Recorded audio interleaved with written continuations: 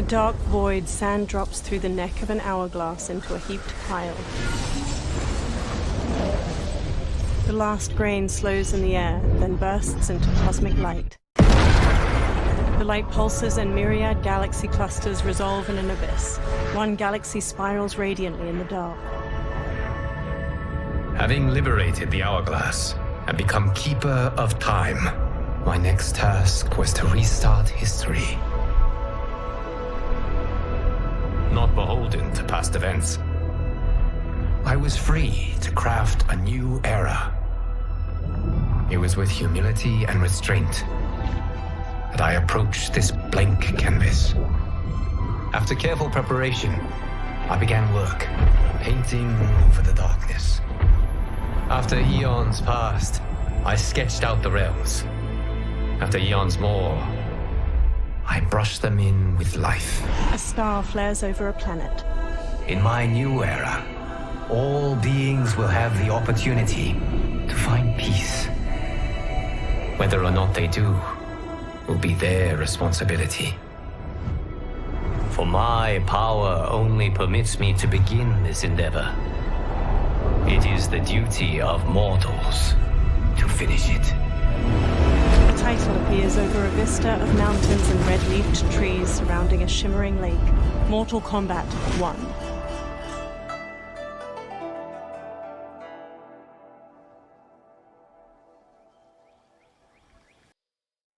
Words appear. WB Games presents a NetherRealm Studios production. An old man stands in front of a caravan near a crowd. My friends, your patience is about to be rewarded. For I have saved the best for last. I have recently discovered a cure-all of unrivaled potency. It will soon be on the shelves in every home of Outworld. This elixir is crafted from an ancient recipe. It has Patreon flowers, Margovian nectar, powdered teeth of an Arctican dragon. All this and more, infused with powerful Licorian magic. There is a village in the next canton over, where everyone has purchased this miracle cure. Overnight, all diseases, even Tarkat, have disappeared. Now, magic this potent is expensive. And I am sure you're asking yourselves, can I afford it? But the true question you must ask is, can I afford to be without it? You lie, Shang Tsung. Your cures are useless. The crowd parts for a bald man as he strides to Shang Tsung, fists hanging at his sides. I'm sorry. You are... Someone fool enough to have believed you. My daughter was dying when you came to my farm. You promised a miracle, and I gave you all I had. But only days later, she was dead. That is impossible. My magic could not have failed her. There was no magic! I took your elixir to an Imperial mage, and you know what she said? The bald man snatches a potion from him and throws it down. It's nothing! Just Bourgeois tea! The mage is mistaken, kind sir. My elixirs are of superior quality. Their efficacy is guaranteed. The bald man flings him to the ground. Shang Tsung raises his hands as the crowd closes in around him. Lightning flashes over Shang Tsung's caravan at night. Lamplight pours out from it.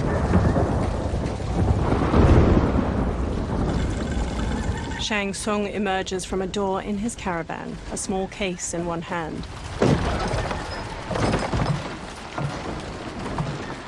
He slowly takes a seat on the small wooden stairway leading from his caravan door. He opens the case, revealing a mirror inside. He squeezes his eyes shut, then reaches for his head. His long gray beard drops to the muddy ground.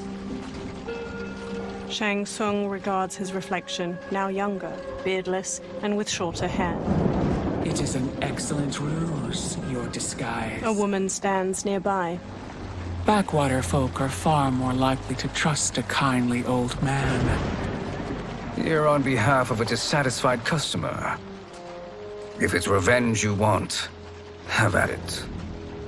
If it's restitution, there's nothing left. What I want, Shang Tsung, is to elevate you, to make you the great sorcerer that now you can only pretend to be. A generous offer. Why me? You are uniquely resilient. Who else could eke out a living traveling Outworld's hinterlands, selling quack cures and fake magic? A living? It is barely survival. And you were meant for more. To live among kings, not peasants. But since before you were born, you have been conspired against by those who fear how formidable you could become. How do you know this? Who are you? I am your deliverer, Shang Tsung. Join me, and I will put the realms at your feet. Water streams down Shang Tsung's face as he meets the woman's glowing blue eyes. He smiles toothfully.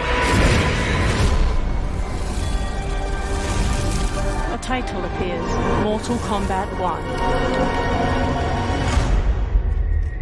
3 men wearing sun hats plow a farm by various cottages. Power line towers hang crookedly near them. An ornate building sits on a mountain peak looming behind. This is a good harvest, Kung Lao. Yes. It is a blessing, Raiden. You would rather we starve? No, of course not. But we've worked these fields since we were kids. In 40 years, we'll still be here. Stooped and feeble like Old Man Wei. An old man glares at them and spits. Kung Lao waves. As long as I've known you, you've dreamed of leaving things young. Why can't you be happy here? Our ancestors fought in great wars. They died with honor and glory. Stories of our great adventures will be passed down for generations. It may not be glorious, but what we do helps the village thrive. I know. But is it so wrong to want some excitement? If that's what you want, may I suggest a bet? Dinner at Madame Beau's tonight. Last to fill their cart pays. You work faster than me? Ha! Since when? You're on, Raiden. Kung Lao and Raiden both smirk while they shake hands. The 2 men pass the day harvesting cabbages from their field and throwing them into separate carts. Kung Lao wipes sweat from his brow, then quickly pushes his cart with Raiden down a dirt road to the cottages. A woman uses a kettle to pour tea into a pair of small porcelain cups on a table in a crowded restaurant. She carries a platter with the cups and kettle away as Kung Lao and Raiden walk in. That is amazing. I am starving. I wonder what Madame Beau is making tonight. An old woman approaches. For you two, whatever you want. Thank you, Madame Beau. You spoil us. Like the sons I never had. Madame Beau leads them to an outdoor dining area. They sit at one of the many tables. Have you two been practicing my lessons? As we can. The harvest leaves us little time for martial arts. Since your first words, Kung Lao, you've mouthed nothing but excuses. If you fail to prepare... Your preparations will fail you. Good. You haven't forgotten. But we'll see if I make you anything special tonight. I'm glad you're paying. Madame Beau might just pad the bill with her anger. I am paying? You finished work last. But I delivered my cart first. Delivered? Huh. The bet was filled. That's not what I remember. So that's how it is, eh? What do you say we settle this man to man? They walk off. Wait, you mean fight? Yes. Right here, right now. Madame Beau can watch, critique our form. A hooded man with glowing white eyes watches them pass by. Best 2 out of 3? Fair enough. We must be careful. Madame Beau will kick us out if we break something. Oh, this won't last long enough for that to happen. You will be down in no time. Fight!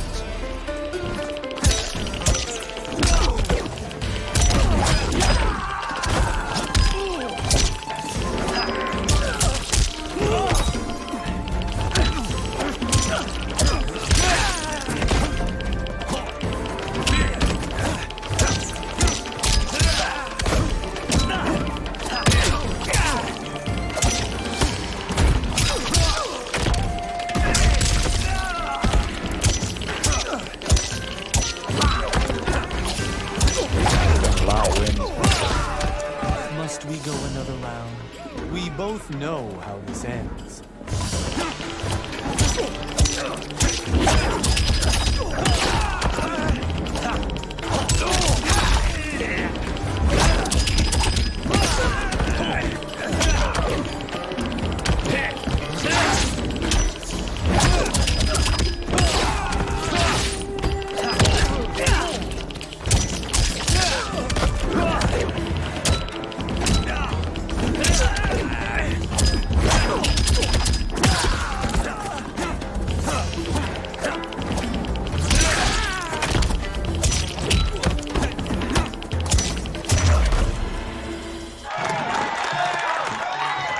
Kung Lao bows to the watching crowd while Raiden kneels. Kung Lao helps him up. You haven't beaten me yet. The day's coming, Kung Lao. Keep telling yourself that. A variety of plates and bowls with scraps of food in them sit on Kung Lao and Raiden's table. You were hungry. Oh, Everything was delicious, Madame Bo.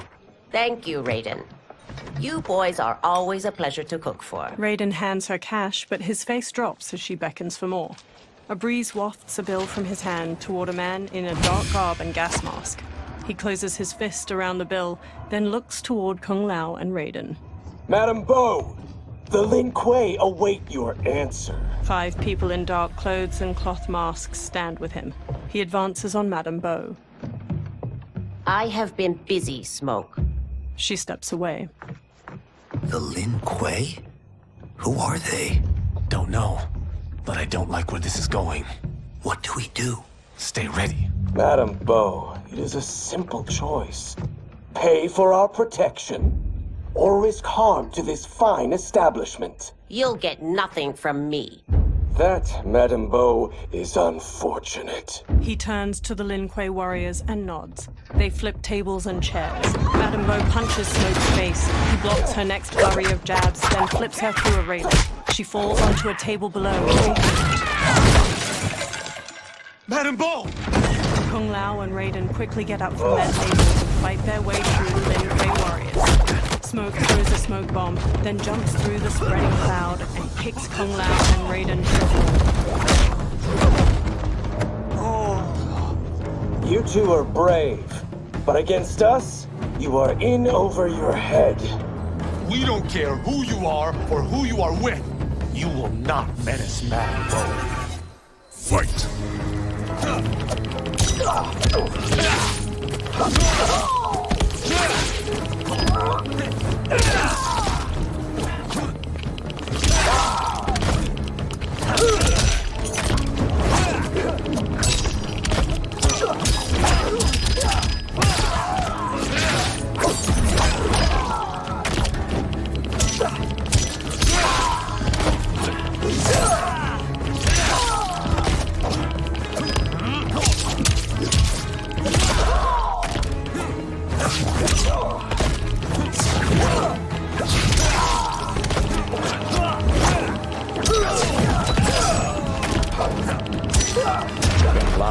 You picked the wrong person to extort, ruffian.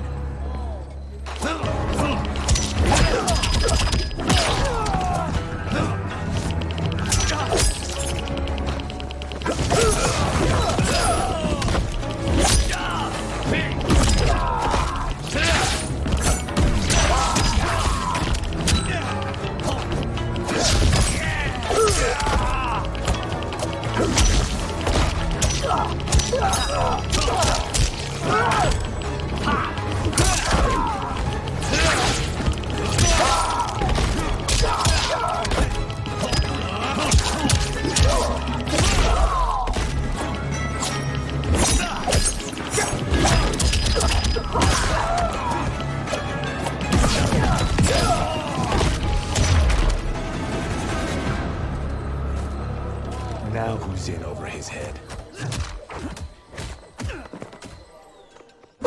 Raiden punches a Lin Kuei, who stumbles back. Kung Lao grabs him, then drops him. This was you? Honestly, I'm surprised too. Come on, let's help Madame Bo. A figure in blue, Sub-Zero, watches from a rooftop. He throws a bolt of ice at their feet. A man in yellow, Scorpion, paces over while spinning a kunai-tipped rope dart. His upper arms are bare, showing a scorpion tattoo. Freeze where you stand. Sub-Zero shoots another ice bolt. It strikes the railing behind them. How does he do that? I have no idea. You interfere with Lin Kuei business. Leave or face our wrath. Abandon Madame Bo? Not happening. Sub-Zero leaps onto Raiden and tackles him down a stairway. The rope dart wraps around Kung Lao's leg. Scorpion pulls at him with it. Get over here! He yanks Kung Lao to the floor and drags him closer. Kung Lao rolls to his feet, then jumps and spin kicks Scorpion's head. Want more? I have plenty. You should have fled when you could. Prepare to regret ever crossing the Lin Kuei. Fight!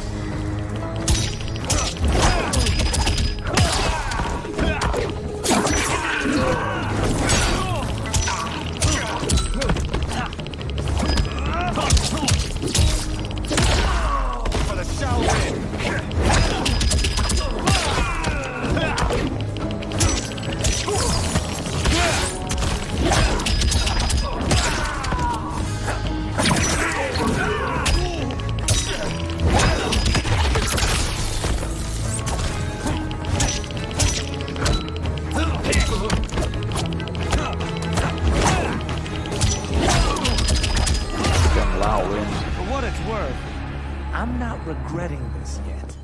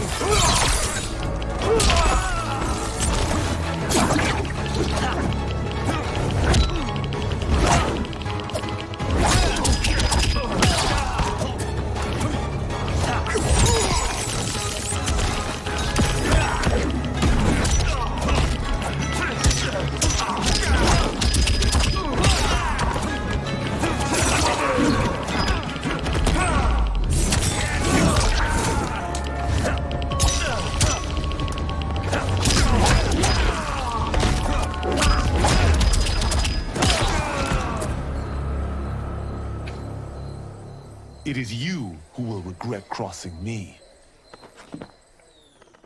Kung Lao watches Sub-Zero kick Raiden into a pillar from the balcony. Raiden looks up, then climbs the pillar to the level above.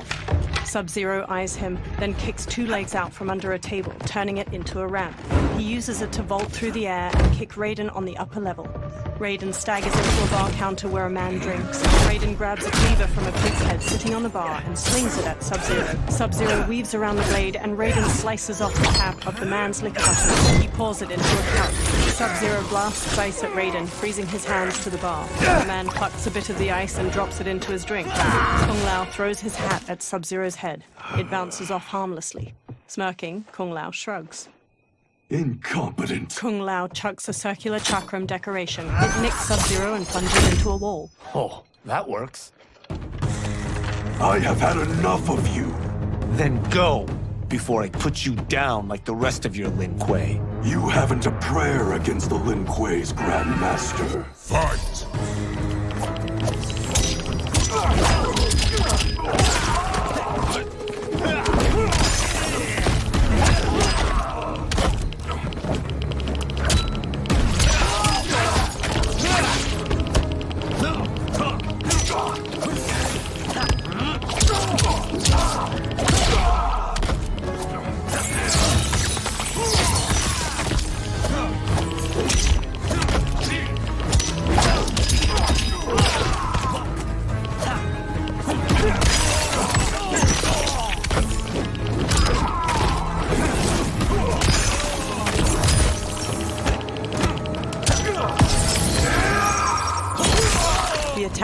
the victim's face with a hook, then twists their arm to break their shoulder. Sub-Zero slides on ice shards which stab up through his victim's abdomen and skull. He then chops down with an ice war hammer.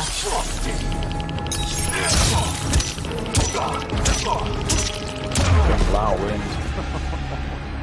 Sorry, but I have to ask. Can any of you...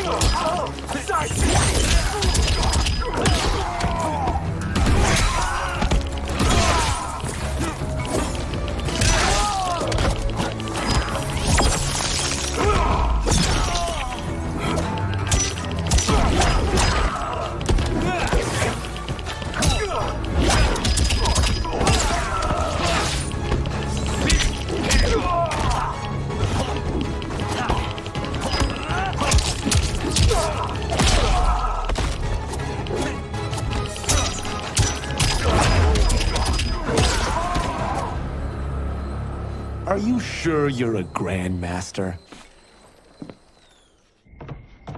Kung Lao picks up his hat, then eyes the chakram decoration stuck in the wall. He strokes the hat's brim. Interesting. Kung Lao! Over here! Raiden checks Madame Beau's pulse as she lies inert, eyes shut. Kung Lao hurries over to them. Madame Beau. She's out cold. Oh no, is she... Dead? Not yet. She gets to her feet, lips a cigarette, then ignites it with a lighter. Madame Beau, how are you... Kung Lao. The hooded man with the glowing white eyes approaches them. Madame Beau takes a drag from her cigarette while the man meets her eye. So, Madame Beau, are they ready? A bit thick in the head, perhaps. But they are ready. His eyes are glowing.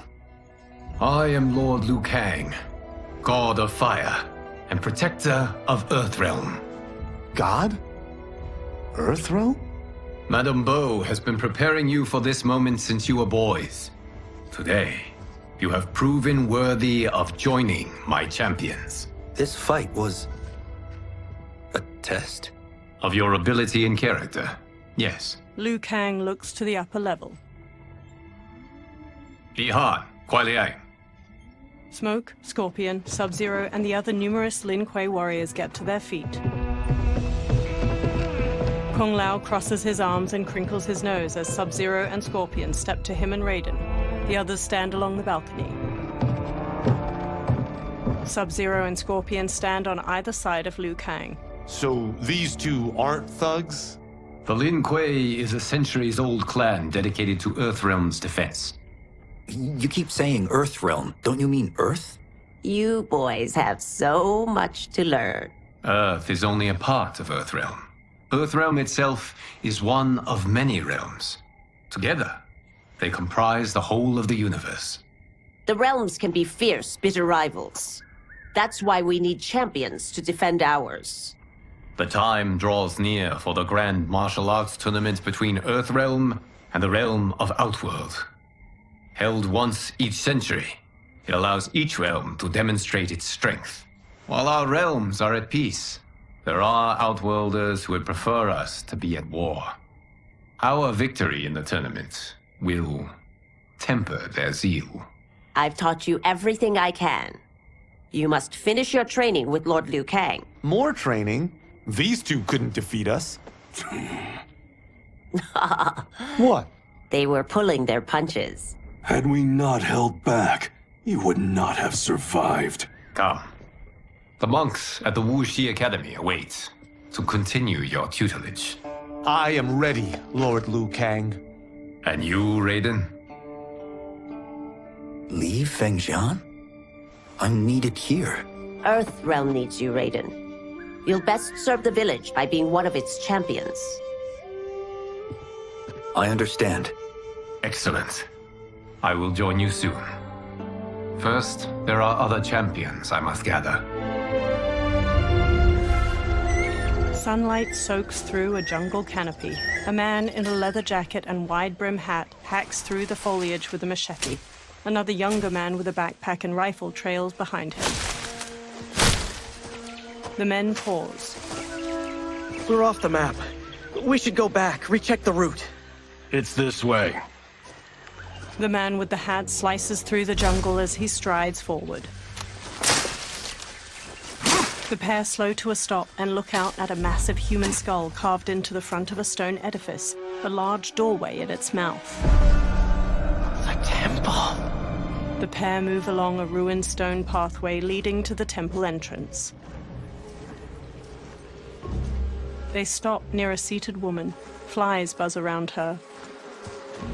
The man with the hat shines a flashlight in the woman's face, revealing her to be a corpse with various darts sticking from her. Rot partially covers her face and her glassy eyes gaze blankly out. A swarm of beetles scurry out of her mouth. God damn it, Alessia. He cringes as the younger man's face draws tight. They examine numerous holes on the temple doorway. The darts came from here. The man leaves through a journal filled with notes and drawings of venomous animals. Can you open it? Without killing us? Let's hope so. The temple doors open. Light streams past the two men and into the dusty entryway of the temple.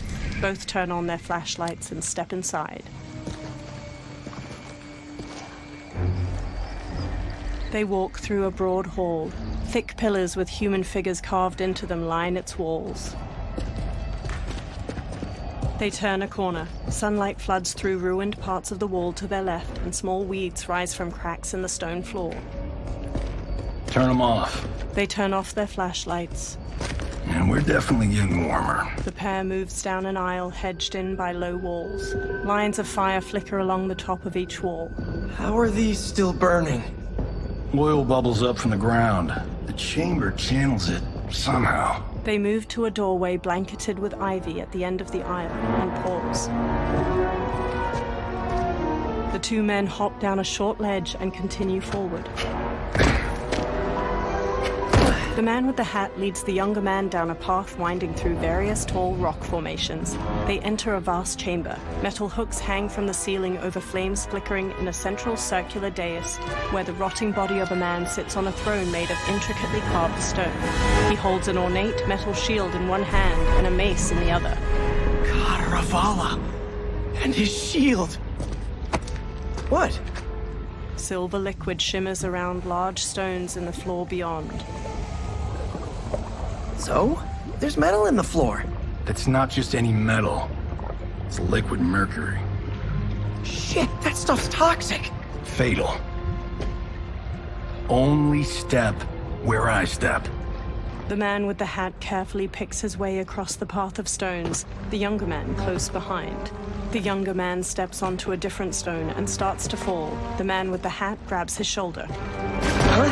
What did I say? The man with the hat steps back on another stone. It sinks a little.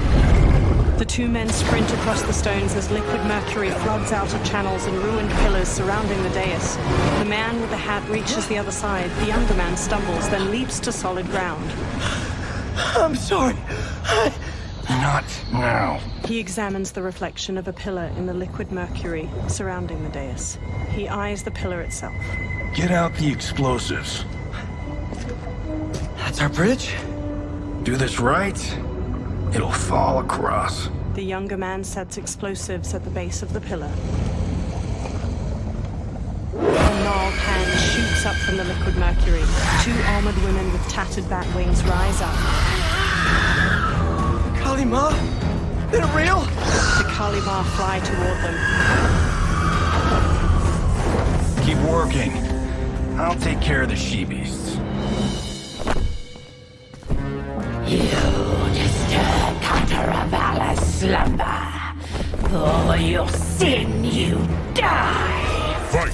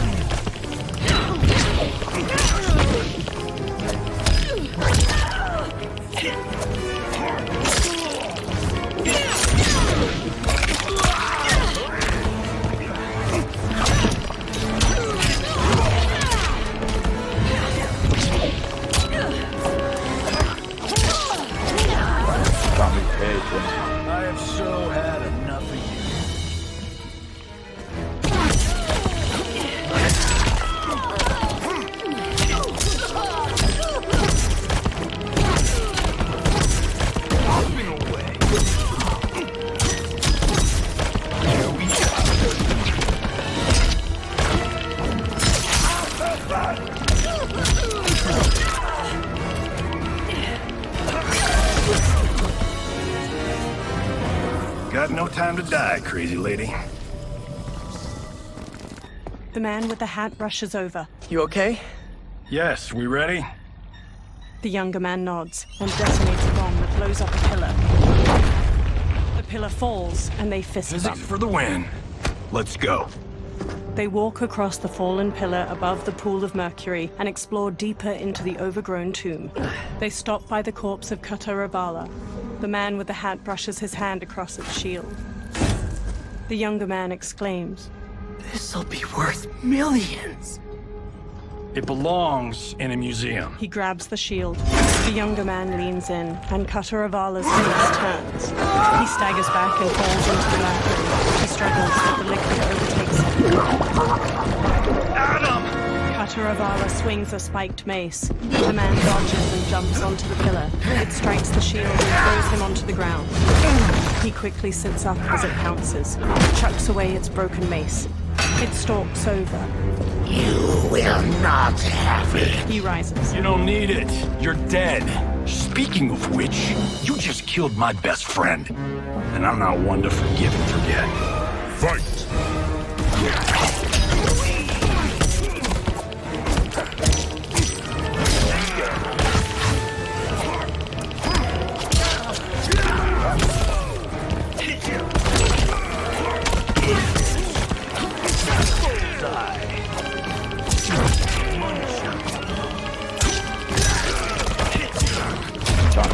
This one's for you, Adam.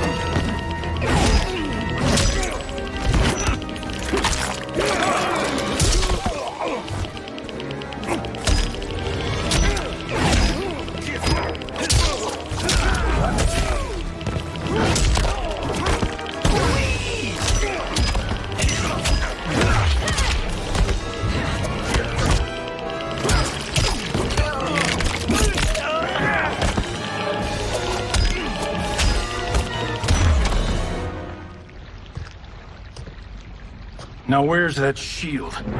He sprints past Kataravala. I am not yet defeated. Yes, you are. He spins, chucks the shield, and cuts its head off clean. The shield slams against the wall and bounces back into his hand. Time to go home. Cut! Freddy! I knew it! Woo! I felt that one. You felt it too, right? Crew member. Temple of Kataravala, take 39, tail slap. Director. That's a wrap. In a studio, crew cheer. The director takes off a headset and hands it to a woman. The hatted man shakes his hand. Steven, this was fantastic. Thank you. Oh, just like the old days. And these props. Jimbo killed it. Steven takes the shield. You did too, Johnny. Hey, about my pitch. You know, the karate zombie thing? I'm thinking 4 films. Maybe a streaming series? Johnny, I don't have... You're right. Not here. I'll swing by your office after I change. I can't. Have to be with the editors. Walking away. Marshall will call you. Johnny pumps a fist in the air. Great! Have your assistant call me. A blonde woman. That was great, hon. Wasn't it, though? We need to celebrate. I'm thinking private party. But, Johnny, we need to talk. She walks off, and Johnny hangs his head.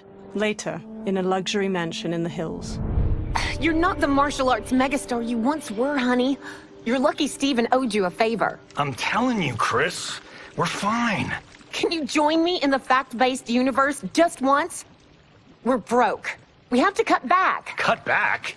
On what? Step 1 is selling this place. I need a refill. Johnny, we can't keep this up. You spent $10,000 on that sculpture. 30,000 on that drone. And this damn sword. $3 million? Hey, Sento is history. That sword comes from... That's not the point, Johnny! Chris, honey, the parts, the money, they're coming. Steven's movie is just the beginning. That's why I can't cut back. To be a success, I have to project it. If I don't, Johnny Cage is done. She frowns. Johnny rests his hands on her shoulders. She pushes one hand aside. I did marry Johnny Cage. I married John Carlton. I'd give anything to have him back. She leaves. Chris, come on, Chris, where are you going? Johnny puts his hands on his head. Fuck! He grabs his drink and downs it, then walks back to pour himself another. How you like that, Mr. A-list? A black-haired man strides in. Thank God. Oh, Chris, honey, Johnny turns and sees the stranger, who wears a sleek black suit and brandishes a long sword. Where's my wife? What did you... Your wife left. She's fine. You will be too, if you cooperate. What do you want? Sento. It hangs above a fireplace. You some kind of hired gun? Or do you know Sento's history? I know it. It's my family blade. They circle each other. No. No way you're Tyra clan. They've been dead for centuries. Not dead. Hiding. With Sento in my hands, I'll lead us out of the shadows. That's a great plan, stranger. Except for one thing. Sento's mine. And I won't give it up without a fight. Fight.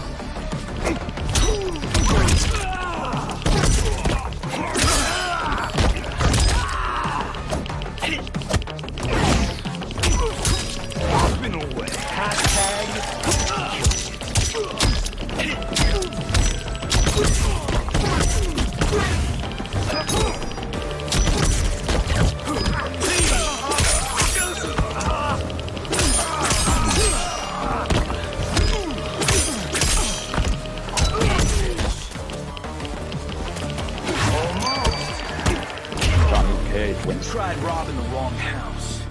I am the ultimate home security.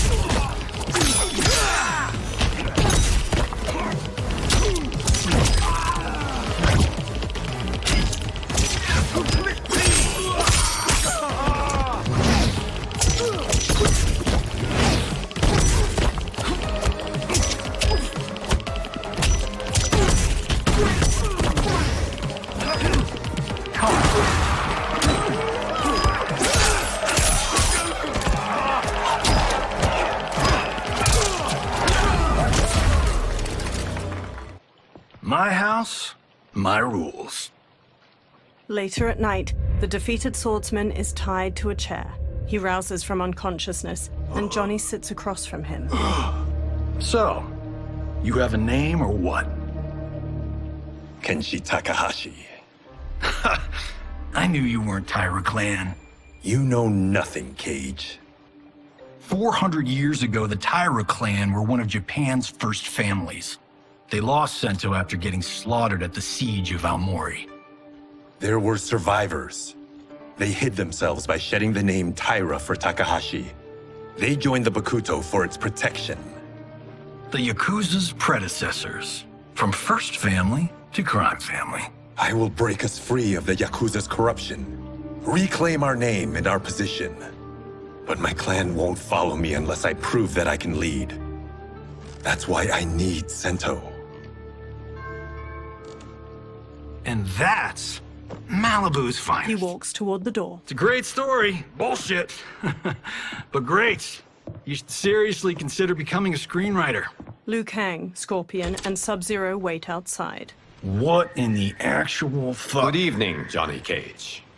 I am Liu Kang, protector of Earthrealm. May we enter? Nothing's being shot here tonight. You sure you're in the right place?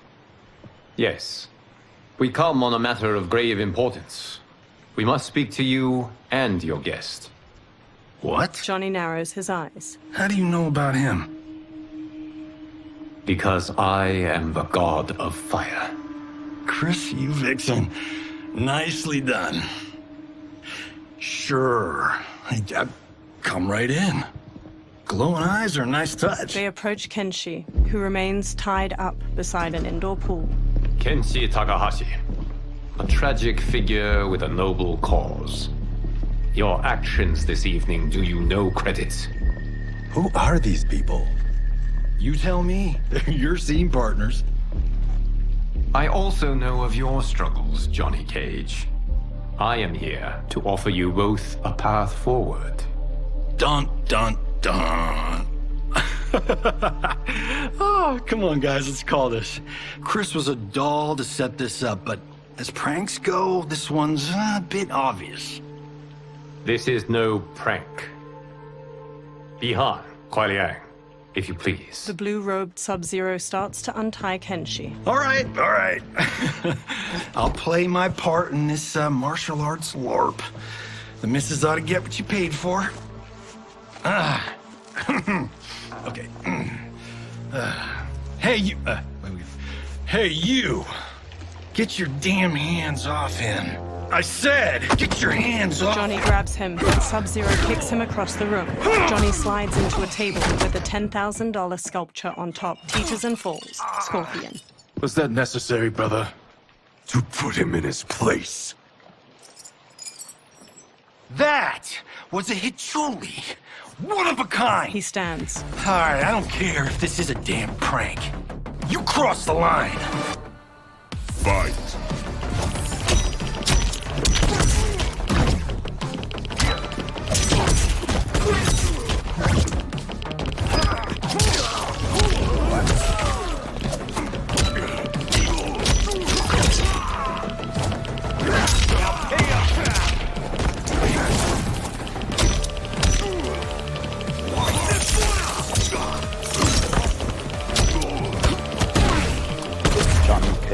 You guys need a better fight choreographer.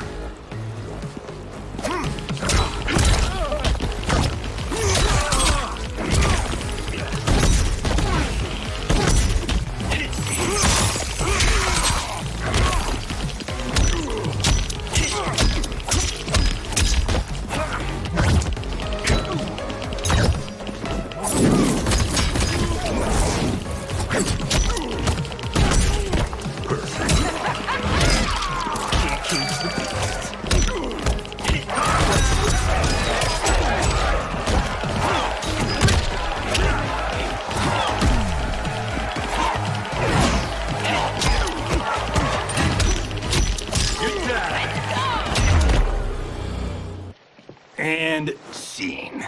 I hope you're insured, because you're paying for my Hichuli. Imbecile! You have no idea with whom you're dealing. Liu Kang bursts into flames. The flames dissipate. That's no special effect. Indeed, Johnny Cage. Johnny shifts his footing and glares. Kuai Liang. Scorpion bows. Okay, let's go back to one here. Who are you again? Lord Liu Kang, protector of Earthrealm, god of fire. Well, that last one tracks. But what's an Earthrealm? All will be explained, Johnny Cage. For now, what is important is that you both have been chosen to join its champions. Why him? Or me, for that matter. Because I have faith that you will rise to the challenge.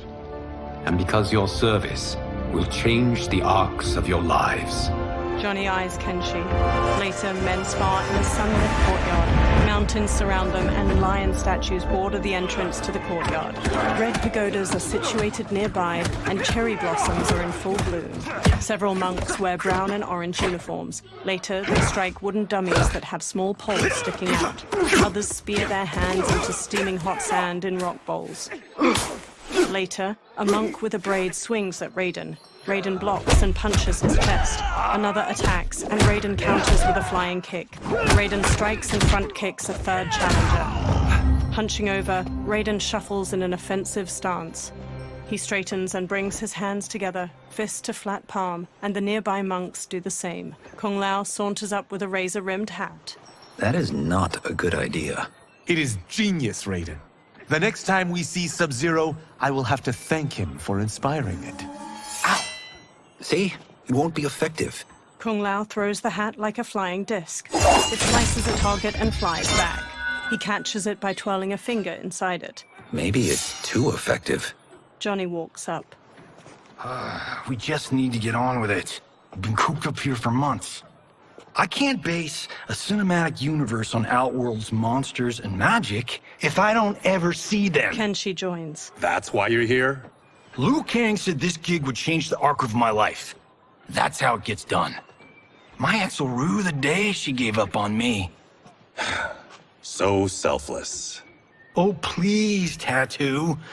You're just here to get your sword back. We all have our reasons for being here. Some better than others. But we are not here to fight among ourselves. We are here to fight for Earthrealm. It's about damn time. Liu Kang steps out. And today, one of you will be chosen to fight for it at the tournament. Only one of us, Lord Liu Kang? Isn't Outworld fielding several champions? The tournament's rules give the host realm that advantage. And it is Outworld's turn as host. You know, I don't know why I've never asked this, but, what's our record at this tournament? Earthrealm and Outworld have long been evenly matched. But Outworld is gaining strength. Should it win, its more militant factions will be emboldened. I thought you admired Outworld. It is a place of great knowledge, wealth, and beauty. But our realms do not share goals and beliefs. We coexist peacefully, because Outworld respects our strength. Should we show weakness, our rival will become our enemy. I will not lose, Lord Liu Kang. First, you must win the right to represent us. Whichever one of you outlasts the others will be chosen. He sits on a chair in the middle of the courtyard, and every man except the four kneel. Raiden, step forward. Raiden bows. Good call. Call the weak first. You shall face him, Johnny Cage. Ready for your close-up? All right, let's do this. But remember, farm boy, I'm a global martial arts icon. I don't think you can handle this much boom. Liu Kang rolls his eyes. I am ready, Johnny Cage. My mind and spirit fight as one. Fight!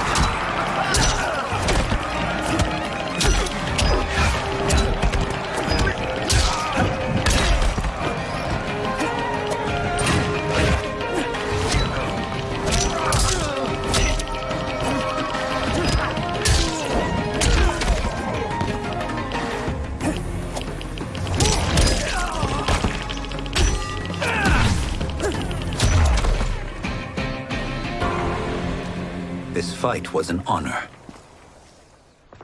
Raiden helps Johnny up by the hand. You're welcome. Kenshi Takahashi, you are next. Kenshi steps toward Raiden, his sword in hand. He shoots a hard look at Johnny as they walk past each other. You have skills, Raiden, but you're inexperienced. Whatever experience I lack, I make up for in heart. It's nerve, not heart, that wins fights. I should know. I've been in hundreds of them. Fight!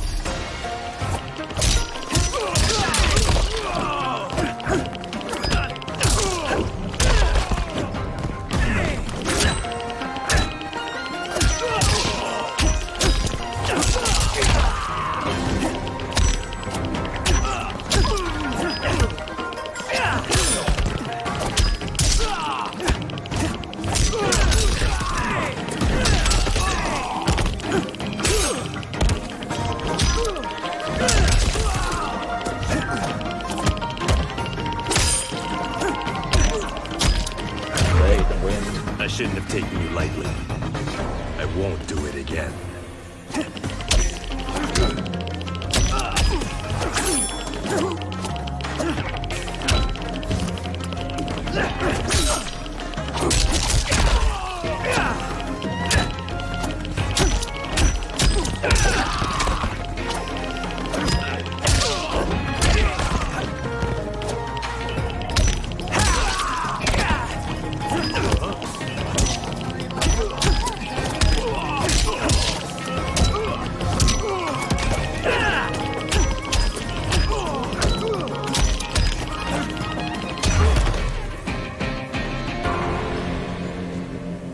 Do you still question my nerve? I do not. Yours was a well-earned victory. Kenshi and Raiden bow to each other. You may rest, Raiden. This evening, you will face your final opponent. Kung Lao smiles at Raiden. That night, Liu Kang sits on a chair among the other monks. Raiden and Kung Lao kneel facing each other, then get to their feet in unison. $50 says Kung Lao wins. Make it interesting. Bet me cento. Not on your life. Liu Kang stands. Raiden, Kung Lao, the winner of this match will represent Earthrealm against Outworld. It is a grave duty, not to be undertaken lightly. You may step back now and suffer no dishonor. I choose to fight, Lord Liu Kang. As do I. Then may the best person win. Liu Kang bows to each of them in turn, then returns to his chair. Kung Lao grins at Raiden. Concede, Raiden. You have never beaten me. That won't change today. No. If the monks have taught us one thing, it's that the only constant in the universe is change. Fight!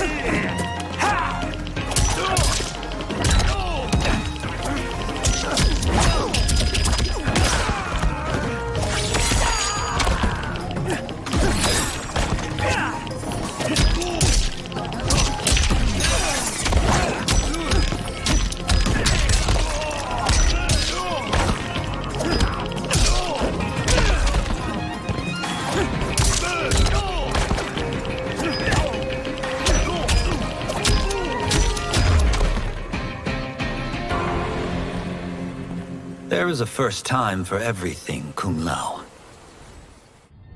Raiden helps Kung Lao up. Although you have all trained well, Raiden has excelled. This outcome does not surprise me. Kung Lao hangs his head. How could I have... He gathers Congratulations, Raiden. For the tournament, you will need this. Raiden takes a small metallic amulet with a dragon symbol glowing on its surface from Liu Kang. Electricity crackles from it onto his palm. Forged by the Elder Gods, it gives the wearer power over lightning and thunder. Go ahead, try it. Kung Lao and Liu Kang watch as Raiden slowly turns around, staring at the amulet. Electricity surges from it into his fingertips. Johnny records video with his phone as Raiden channels a bolt of lightning at a large statue. Holy Ark of the Covenant. Raiden stops. It is incredible. But is it necessary?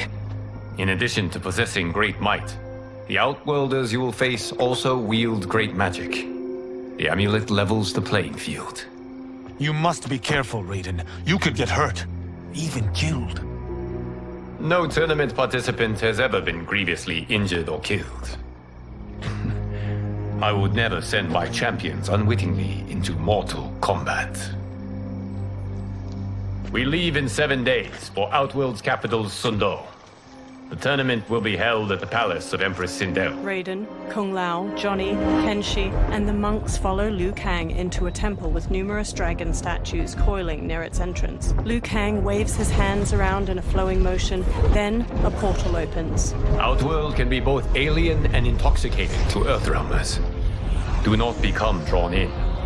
You must focus on the task at hand. Johnny records the portal, a swirling vortex of fiery light as it washes everything in orange. He turns the camera to Kenshi while they all step toward the portal. Kenshi smacks his hand away. One by one, the fighters step through the portal. Blue, white, and purple light flows out of a tall stone gate like mist. Liu Kang and the others emerge from it and enter a courtyard filled with lush greenery and flowers. Johnny smirks as he records their surroundings. Toto, I have a feeling we're not Kansas anymore. 2 women approach them from a row of others wielding spears. Oh my. Are those? Empress Sindel's daughters, yes. He casts Johnny a look. They do not disappoint. We are Earthrealm's ambassadors, Johnny. We'll show them respect, not unwanted attention. Johnny gives Raiden an exaggerated wink as they walk past a guard. The Earthrealmers bow to the 2 elegant princesses. One, dressed in a deep magenta, inclines her head. Lord Liu Kang, welcome. Thank you, Princess Melina. You remember my sister? Of course. Princess Kitana. May I introduce Johnny Cage, Kung Lao, Kenshi Takahashi, and Earthrealm's champion, Raiden. Raiden bows his head. I hope you're prepared, Raiden. Our champions are determined to win. None more so than me. It's been too long since we've known victory. Princess Melina, we should be on our way. Empress Sindel awaits. Thank you, Tanya. Follow me, please. Melina, Kitana, and the guard Tanya lead the fighters down a tiled pathway lined with numerous armored women holding spears and shields. Grinning, a large 4-armed humanoid plays a drum while leading 2 luxurious carriages, each pulled by teams of horses. Groups of spear women march alongside them as they gradually travel down a broad path hedged in by buildings made of bamboo and wood. Dozens of people in colorful clothes and costumes stand on either side of the pathway and watch or dance. The royal daughters and the Earthrealmers watch the people go by from the carriages. Those are Centaurians. And Shokan. The 6-armed beings are not Nodens. The monks described them, but seeing them in person? I see that Her Majesty once again spares no expense on the festival. Should she not? It commemorates my late father. I admire, Princess. I do not judge. As did all of Outworld, I valued greatly Jared's fellowship. Melina looks over her shoulder at a woman with a ponytail observing a group of people walking away, hands bound behind their backs. Melina scowls, then pounds on the carriage. The carriage grinds to a halt and Melina steps out. She stomps to the woman with the ponytail. First Constable, our route was to be clear. This couldn't wait? Should I allow Tarkatans to infect the city, Your Highness? Those arrested were harboring some here, rather than report them for quarantine. The Earthrealmers cannot be privy to our secrets, Li Mei. As Sundo's first constable, you must show better judgment. Perhaps that's too much to expect. Melina looks Li Mei up and down before walking off. Princess Melina doesn't seem to like her very much. Li Mei used to lead the Umgadi, the palace guard. It was on her watch that the princess's father was murdered. Decorative waterfalls pour around the front of a vast, ornate palace. The Earthrealmers stand inside a throne room crowded with Outworlders. Worry expends energy for no purpose, Raiden. But the tournament, if I lose... Focus on your actions, not the outcome. It is all you can control. A large, armored humanoid with 2 twisting horns approaches. He shoulders his way past onlookers. Red alert. Incoming stock villain. General Shao. Do not let him goad you. General Shao stops before the warriors.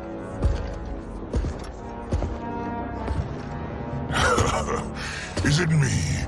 Or is Earthrealm's champion scrawnier than usual? Would you care to test his strength? Raiden will prove himself soon enough. Have you still not told most Earthrealmers that Outworld exists? It is safer that way, General. I suppose so. Your people's frail minds couldn't handle the truth. You presume them frail, General. Should you, given how frequently they win this tournament? We will destroy your champion, Liu Kang. He will taste no victory. He stomps off. A silver-haired woman in rich purple and silver armor approaches the warriors with Melina and Kitana on her right and left. Sunlight falls onto the 3 women in patches, glimmering on the silver bands and accents of their armor. Melina's a deep pink and Kitana's a vivid blue. The silver-haired woman sits on a purple and silver throne resting on a dais. Kitana and Melina take lavish chairs on her right and left. Welcome, members of the Royal House. Welcome, our esteemed Earthrealm guests. We gather once again to honor my late husband's legacy, to continue the tournament that he founded with Lord Liu Kang, in hopes that it would foster peace among realms. May Jared's soul watch over us with pride from its resting place in the living forest. She smiles tightly. Lord Liu Kang.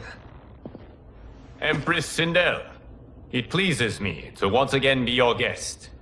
Here, you are always welcome.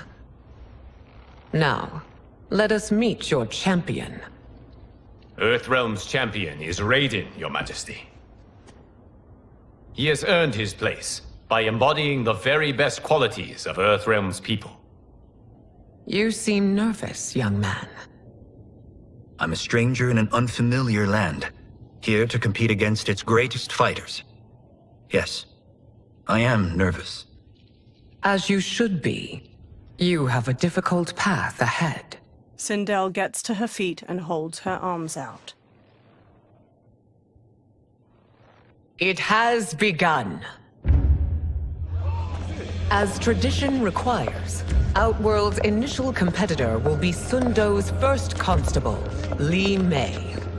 May she defend our realm's glory, as well as she preserves our capital's order. Li Mei steps to the dais. Your Majesty, I will honor both the Royal House and all of Outworld with my combat. If so, you will vastly exceed my expectations. Remember, were it not for Jared's tradition, you would not be here. Li Mei's face falls as the Empress shoots her a sharp look. Liu Kang places a hand on Raiden's shoulder. All you need do is your best. The rest will take care of itself. Yes, Lord Liu Kang. Shall we see what you can do? Hopefully, this will be the first of many victories. I will prevail, Earthrealmer. This fight is more important to me than you can ever know.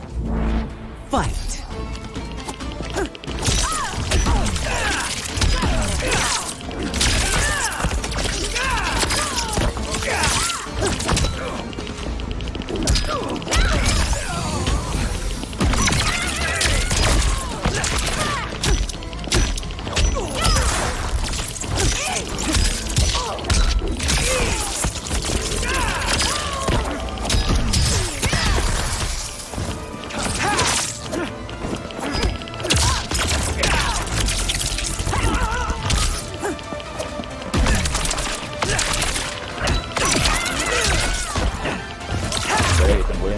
I will admit it. That tested me.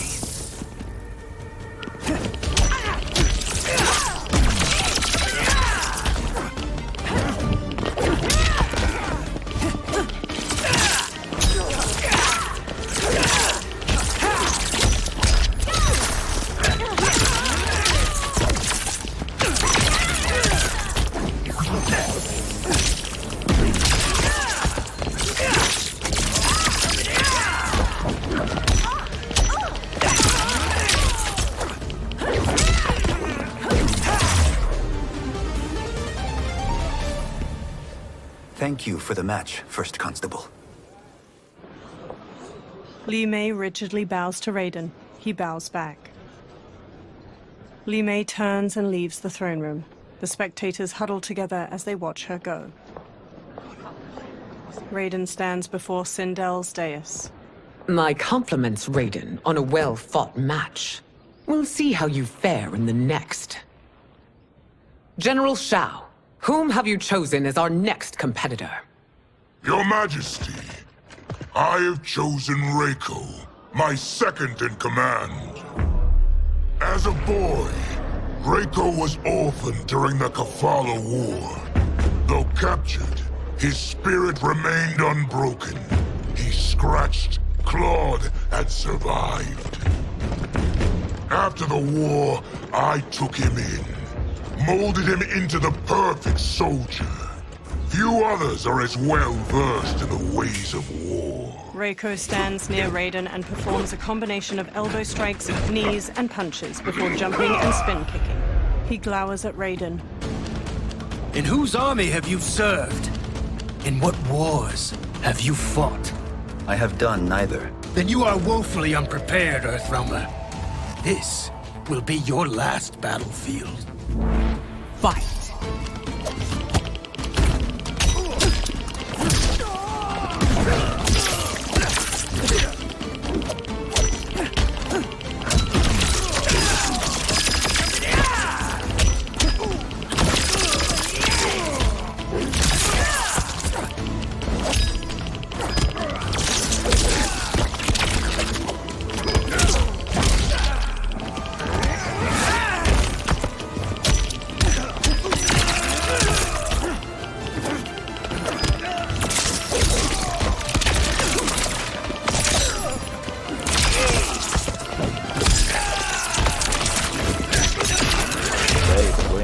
I may not have faced war, but I am a warrior.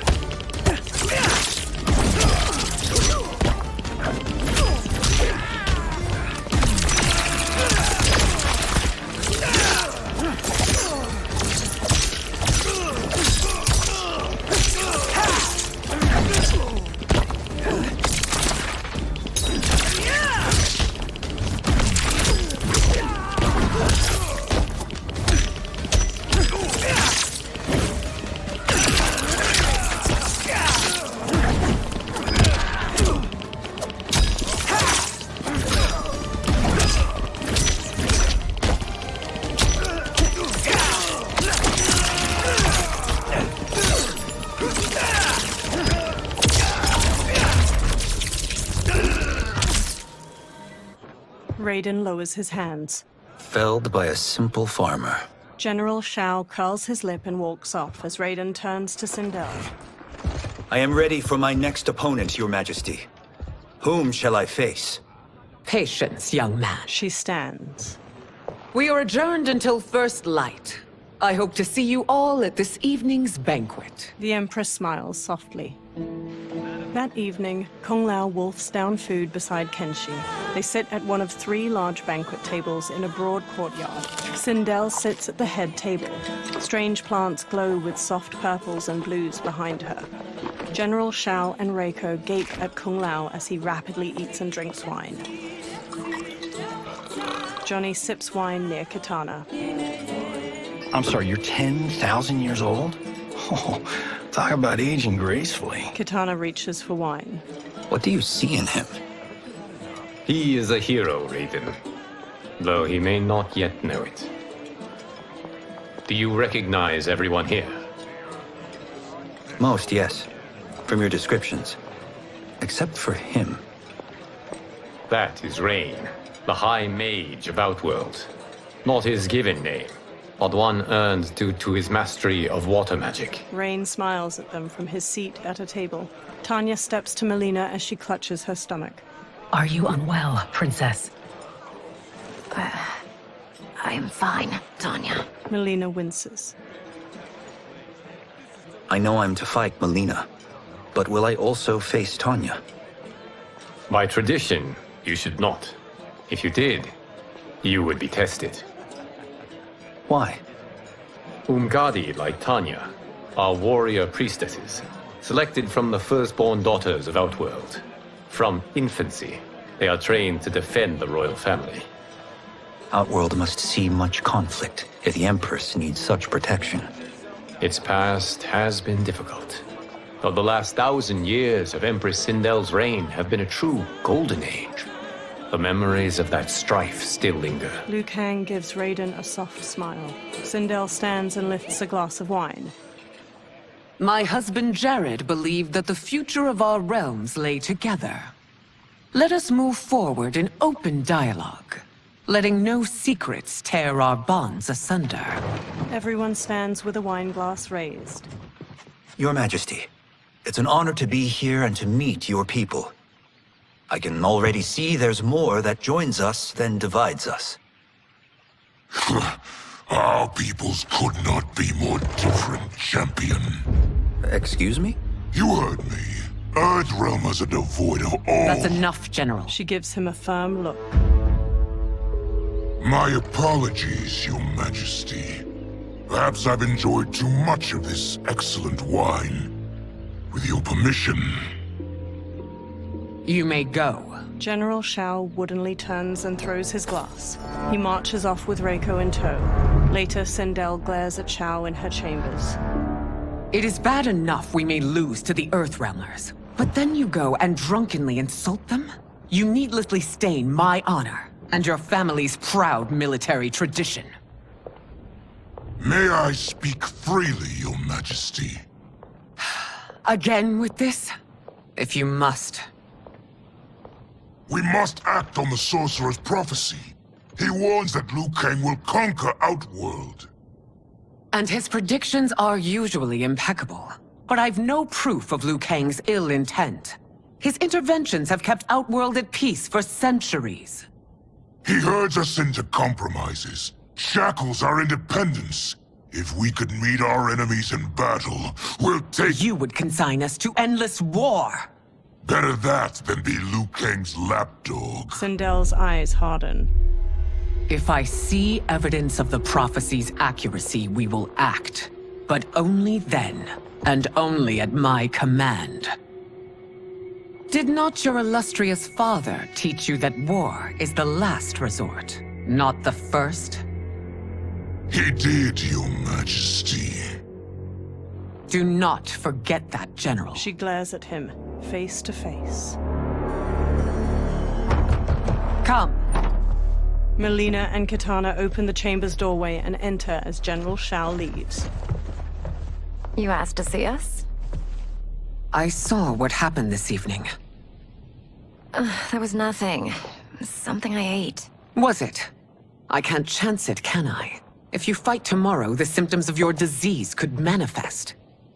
Katana will take your place. What? There are already whispers she should replace me as your heir. This will make them screams. Your illness is your fault. Why you left the palace that night unattended is still beyond me. I just needed time alone, away from all this. I never thought that... That's your problem, Melina. You never think.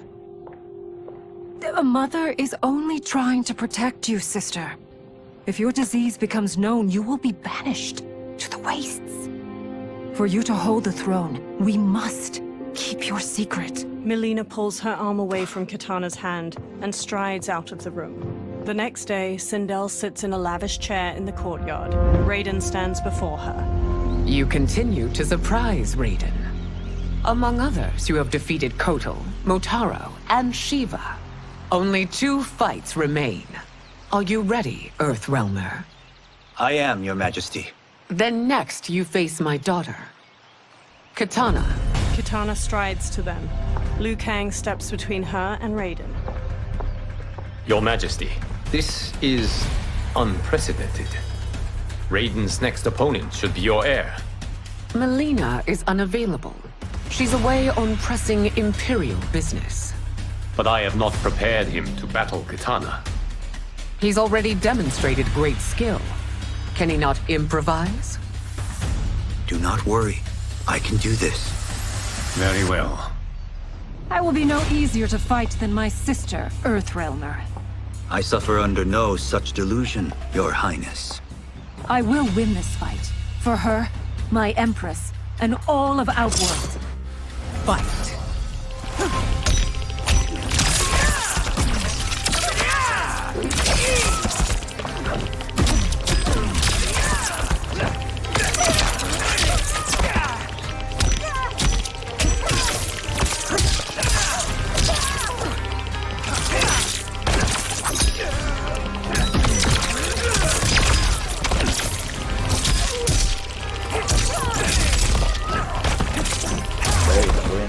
This isn't done yet. Face me.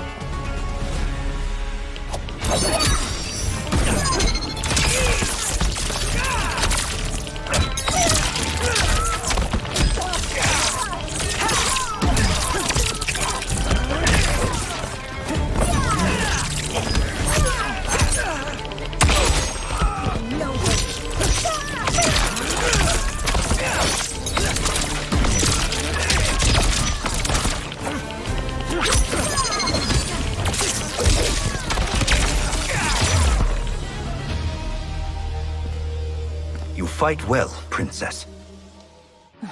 Kitana stands. As do you, Earthrealmer. Surprisingly so. I hope we meet again. Under different circumstances. He beams at her. It's time for the final match. It's a testament to your abilities that you've made it thus far. But now you must face General Shao. General Shao approaches. Victor of the Tavarian War. Conqueror of the Kwatan Plains. Defender of the Navala Coast. As has his family for generations, General Shao defends us with zeal and tenacity. All of Outworld is grateful for his service. That's a notable list of accomplishments, General. It is a mere fraction of them. A full recitation would take days. Fight!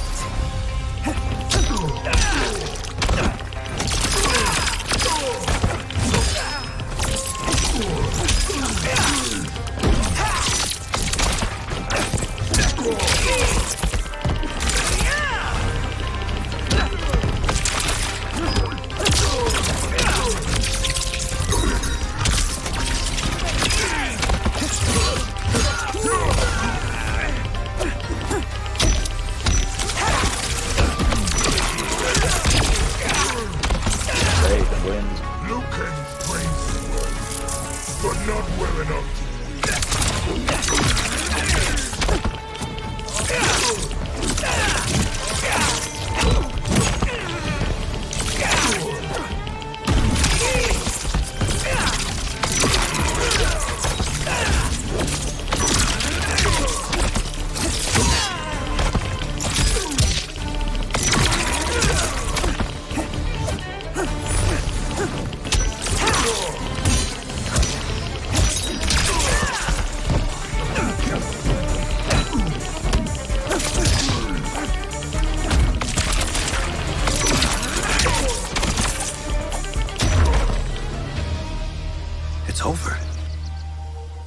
I have done it!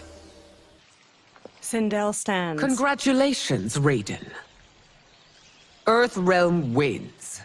Head held high, Sindel leads Katana away from the courtyard. Raiden steps to General Shao as he tries to get up. Raiden holds a hand out to Shao. May I assist you? Stay away, Earthrealmer. Raiden's face tightens. Well done. You have exceeded my greatest expectations. Thank you, Lord Liu Kang. Because of you, the Outworlders who would disturb the peace will once again be held at bay. Smiling, Liu Kang places a hand on Raiden's shoulder. Come. Let us bid our hosts farewell and return to Earthrealm. Kung Lao, Johnny, and Kenshi bow to Raiden. All right, yeah! That was great! Very impressive. That night, Liu Kang sits in an ornate room before a fire in a brazier, his eyes shut. He opens his eyes. Sand whirls on the other side of the room. It resolves into a dark-skinned man with glowing eyes and a bald head. Geras, my old friend. It's been eons. It's good to see you. Likewise, Lord Liu Kang. I have watched you with the Hourglass. You are relishing your role as Earthrealm's protector. It suits me far better than being Keeper of Time ever did. I never wanted to replace Kronika. Being history's architect drove her mad. I had no wish to share her fate. Which is why I am forever grateful that you volunteered to safeguard the Hourglass. Despite my having relinquished its power, the new era has unfolded as it should. Geras takes a Jaguar figurine from a shelf. You created me in your own image. Duty is my highest calling.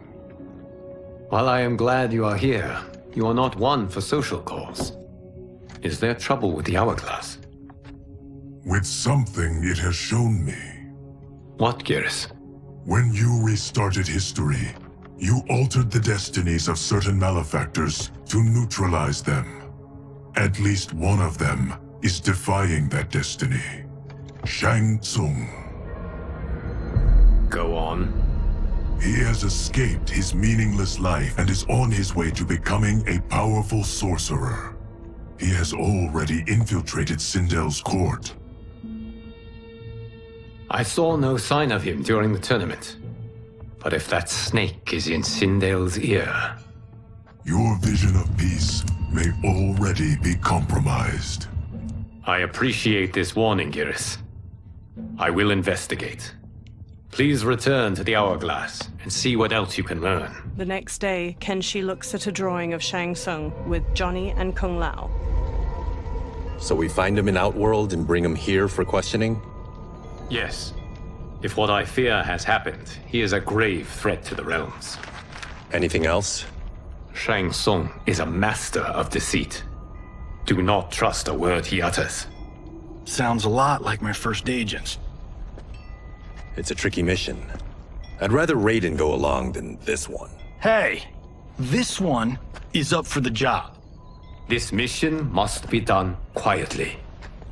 I am breaking my word with Empress Sindel by sending you into Outworld without her knowledge. Due to the tournament, Raiden is now a familiar face there. Sending him will only increase your risk of being discovered. He raises a metal device. This talisman is attuned to Shang Tsung's chi. Follow it to him. And be careful.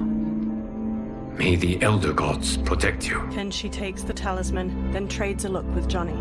The three men walk through a vast desert at night, flashlights shining through the dark. Are we there yet? Again? How old are you? 5? What can I say? These boots weren't made for walking. If that is the most pain you feel today, consider yourself lucky. Oh, I'm already lucky. I've got Sento strapped to my back. I will reclaim it, Cage. Got 3 million? It's yours. You know I don't have it. I bet your Yakuza pals could come up with it. Oh, that's right. You blew them off. If there's one lesson Hollywood's taught me, it's never burn bridges. You never know who can help. The Yakuza are leeches, bleeding out those too weak to resist. I grew up in that life, and I never understood it. Why my gain required others' pain. I got out. I need my clan out too. We can't be part of their crimes any longer. Scowling, Kenshi looks down at the talisman in his palm as it glows red. He turns around and walks off. Kung Lao shines his flashlight in Johnny's face before following Kenshi away. Johnny walks after the other two. Kenshi holds the talisman out while standing on the edge of a cliff. They survey a village made of buildings carved from large rock formations. A mass of soldiers with spears battle a horde of humanoid creatures with long fangs jutting from their mouths.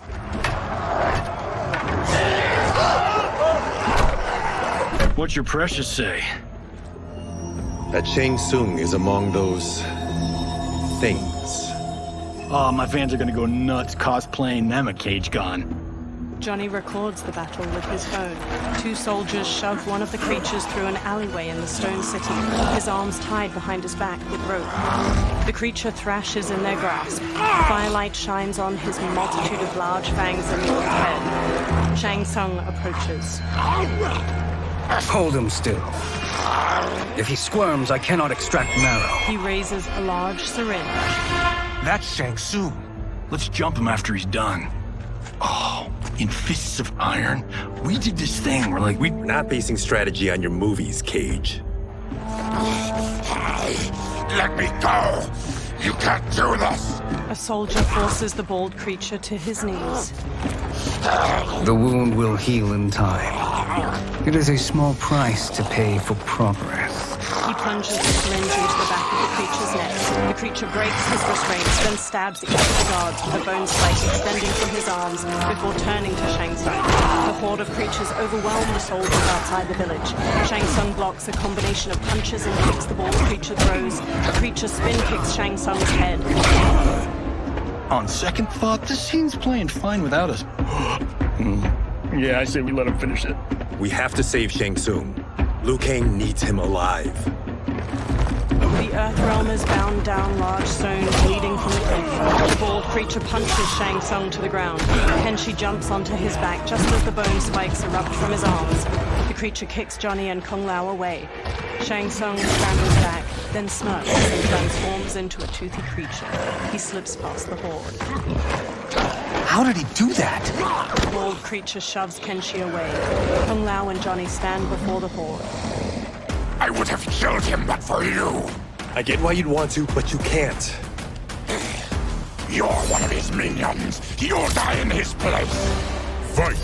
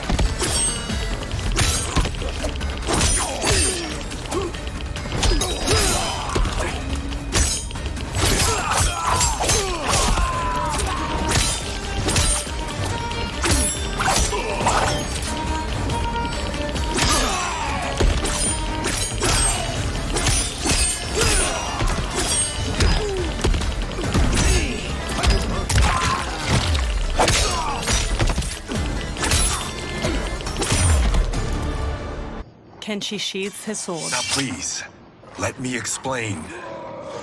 The horde surrounds them.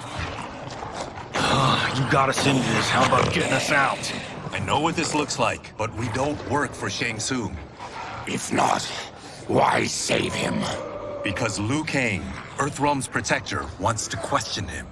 He thinks Shang Tsung may be a threat to both our realms. He holds out his hand. I'm Kenshi Takahashi.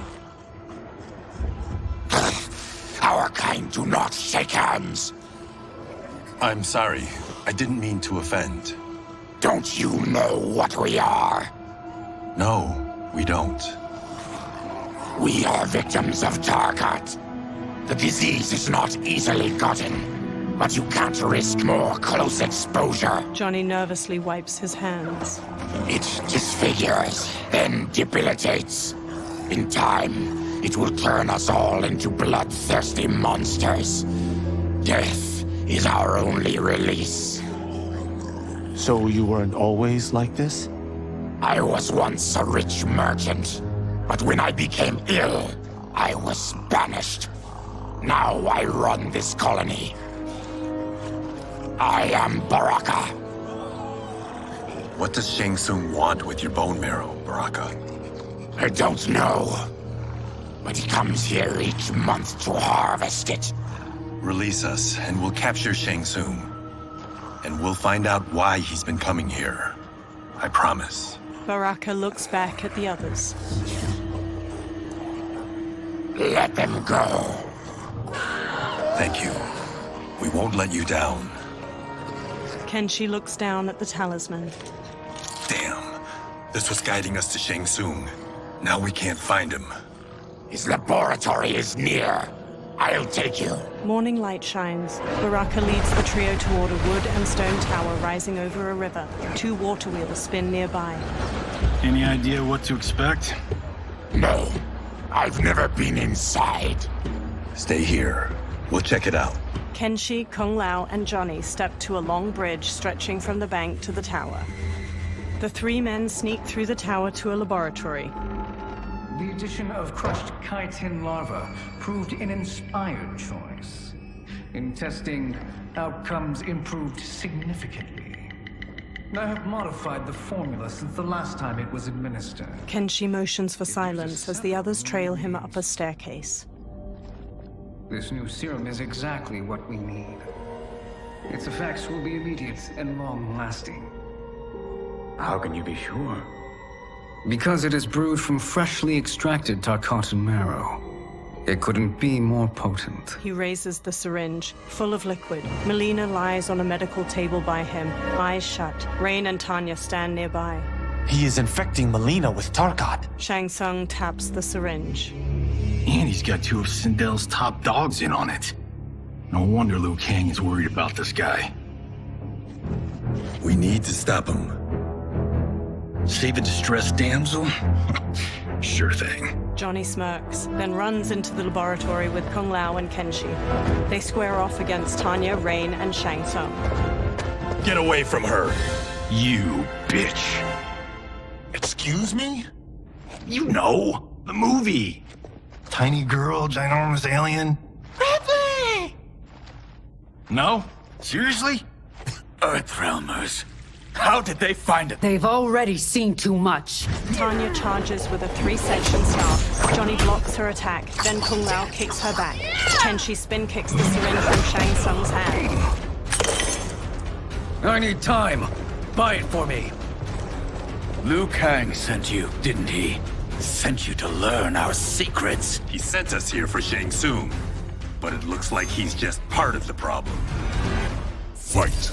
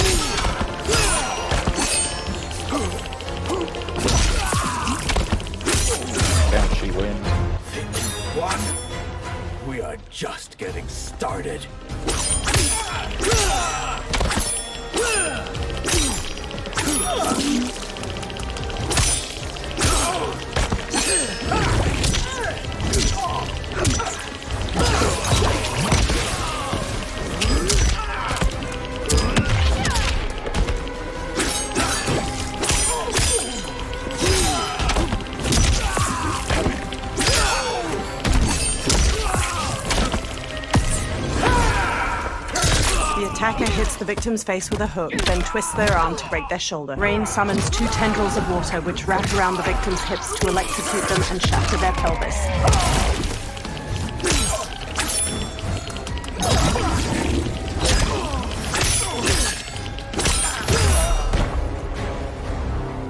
The High Mage is brought low. Tanya whirls her 3-section staff around and strikes Kung Lao's face, then jumps and bashes Johnny's head. Then she grabs her from behind. He starts to throw her back, but she rides the momentum and flips away. I thought Umgadi were loyal to the royal house. Yet here you are, scheming against the princess. You trespass in Outworld, interfere in Imperial matters. It is you, not I, who is the schemer here. Fight!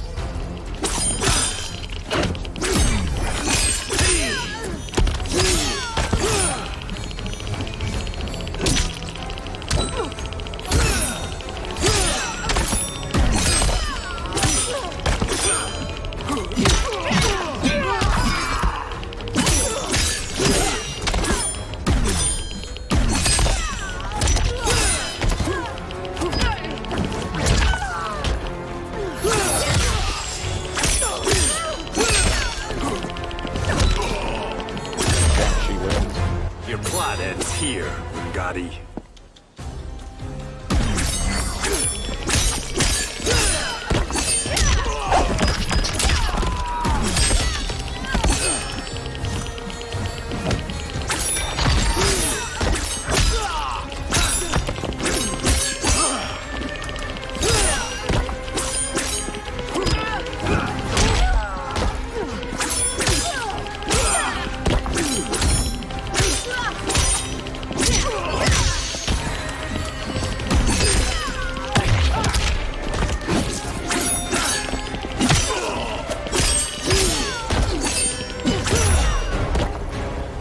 Plot is over.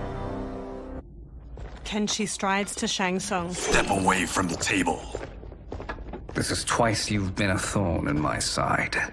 You Earthrealmers do have unhealthy habits. You heard him. You're not infecting her with Tarkat. I am trying to protect her, not infect her. We've heard about how you lie. Excuse us if we're skeptical. Cover him. Kung Lao and Johnny move to Shang Tsung while Kenshi rushes to Melina. He holds a hand to her head as she lies inert. Princess, are you all right? Is it over? Yes, you're safe. We've stopped Shang Tsung. Stopped him? Why? Melina starts to violently spasm. Princess! Princess! She hits him. What did you do to her? It's what you've done, fool. Let me help her before it's too late. Kenshi backs away while Melina's teeth transform into fangs. Convulsing, she sits up and turns to Kenshi. Mandibles unfurl from her jaw and a long tongue waggles out. She breaks the metal restraint on her wrist and stands. Now do you believe, Earthrealmers? What do we do? Keep her occupied. I need time to finish more serum. Johnny, a hand? We got pages for this? Or are we winging it? Whatever we do, we can't hurt her. Her? I'm worried about us. Melina bounds to Johnny and claws at him. Princess, we can help you. Your blood. I smell it. How sweet it will be to lick off my fingers. Fight.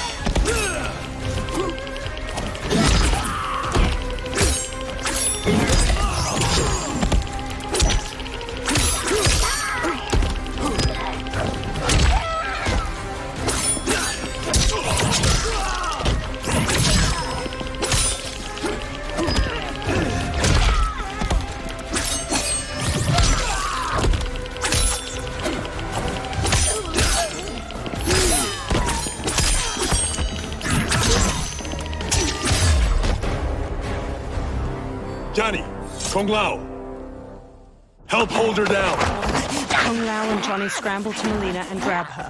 It's now or never, Shang Tsung. Shang Tsung fills a syringe with liquid as Melina throws Johnny and Kung Lao off. Melina dashes to a table and grabs her side blades from it, then leaps at Kenshi and impales the guy's face. Kenshi! She rips the blades free. Shang Tsung injects the syringe into her neck. He holds her as she goes still. She sags to the floor as her Takatan features transform back to normal. By the gods! Melina! Katana, General Shao, and an armored Shokan burst into the lab. What's happened here, sorcerer? These men were sent to disrupt your sister's treatment and scandalize Outworld by revealing her illness. What? That's totally fake news! Princess, we were... The Shokan punches him hard, then pummels Kung Lao to the floor. Thank you, Goro. I've no stomach for Earthrealm lies. We should detain the Earthrealmers and the Tarkatan we found outside. At least until the Empress is ready to respond to this incursion. Agreed. General Shao gestures to 4 soldiers. They haul Kenshi, Johnny, and Kung Lao away. But she must realize that this incident proves Earthrealm's bad faith. We must strike them now to protect ourselves. No. They would not do this. There must be a misunderstanding. They all turn to a portal made of spiraling green light opening nearby. A bald outworlder with tawny skin emerges from the portal and regards them all. He has black markings around his eyes and a red symbol tattooed on his head. It is no misunderstanding, Princess. It is a confirmation of my prophecy.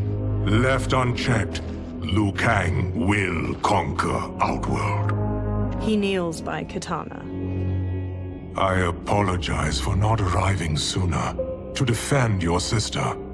I am glad she received her treatment. The princess is safe, but the threat from Earthrealm remains. Yes. Quan Chi, when do you anticipate they will strike? Soon. Today's events were foretold in the final quatrains of the prophecy. Then I am right. We must act now, Princess. I will take your concerns to the Empress. It is for her to decide. Rain, Tanya, assist me. Rain and Tanya lift Melina from the floor. Rain carries Melina out of the laboratory with Tanya supporting her lolling head. What truly happened here, sorcerer? That the Earthrealmers interrupted the princess's treatment was happenstance. They were here to capture me for Liu Kang. You? Why? That I must investigate. For now, let us revel in our good fortune. The Earthrealm's serendipitous arrival has given us ample evidence to convince the Empress of the truth of Quan Chi's prophecy. Conflict with Earthrealm is now inevitable. Not necessarily. The Empress has never been eager for conflict. If she resists, she will be replaced. Outworld needs a steadfast leader. A leader like you, perhaps. If my realm requires it of me. Shang Tsung smirks at Shao. Kill the Earthrealmers. They cannot report back to Liu Kang. Oh, their deaths will also feed the ire between realms. 2 birds, 1 stone. Our benefactor will be pleased. She needs the realms at war, not at the brink of it, in order to conquer them both. Only then will we rule at her side. Before she found me languishing in the mines, I would not have thought such a thing possible. But soon, she'll have transformed us from serfs into scions.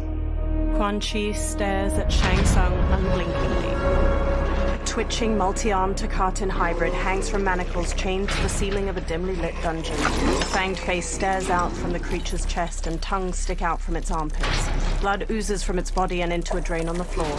Another creature missing its lower body hangs from manacles. Its guts hang to the floor. Baraka slams on the bars of a cell he stands in. Kenshi sits near him by Johnny's and Kung Lao's unmoving bodies. You've been at that for hours. If you could see, you'd know why. That's not happening, is it? Keep talking, will ya? To keep my mind off this.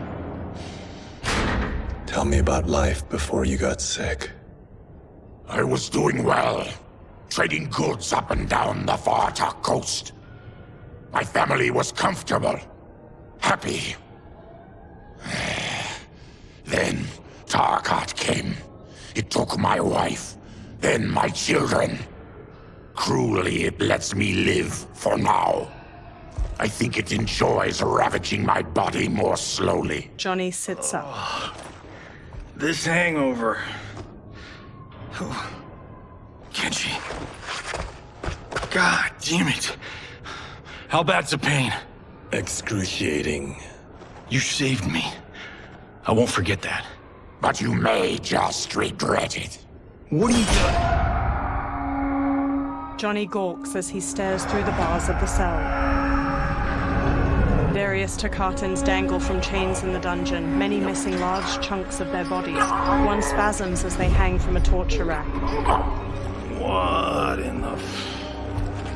When did we take the left turn into survival horror? This is Shang Tsung's real laboratory. We're beneath where we were before. That was a false front. Reminds me of this cheap-ass film I did in my early days. Flesh Pits. God, that was trash. Reptile, a masked man in a green cloak, opens the dungeon's doorway and enters. Who's that? Our jailer. Reptile strides through the broad cobblestone space. By a cell, he stops by a bucket filled with chunks of bone-in meat. He throws one of the chunks to a Takatan hybrid inside. The creature grabs it and rips into it with their fangs. Reptile steps to Baraka's cell and looks at Kenshi. How is he? His eyes are gouged out. Guess. Reptile hands Johnny a small jar. That will dull the pain. You're vile to be part of this. You are Shang Tsung's prisoner. I am his slave. He has my family. He'll kill them if I don't obey. Johnny opens the jar, then pulls a long red cloth from his belt. He smears some of the jar's ointment onto the cloth. He covers Kenshi's gaping eyes with the cloth, then ties it around his head.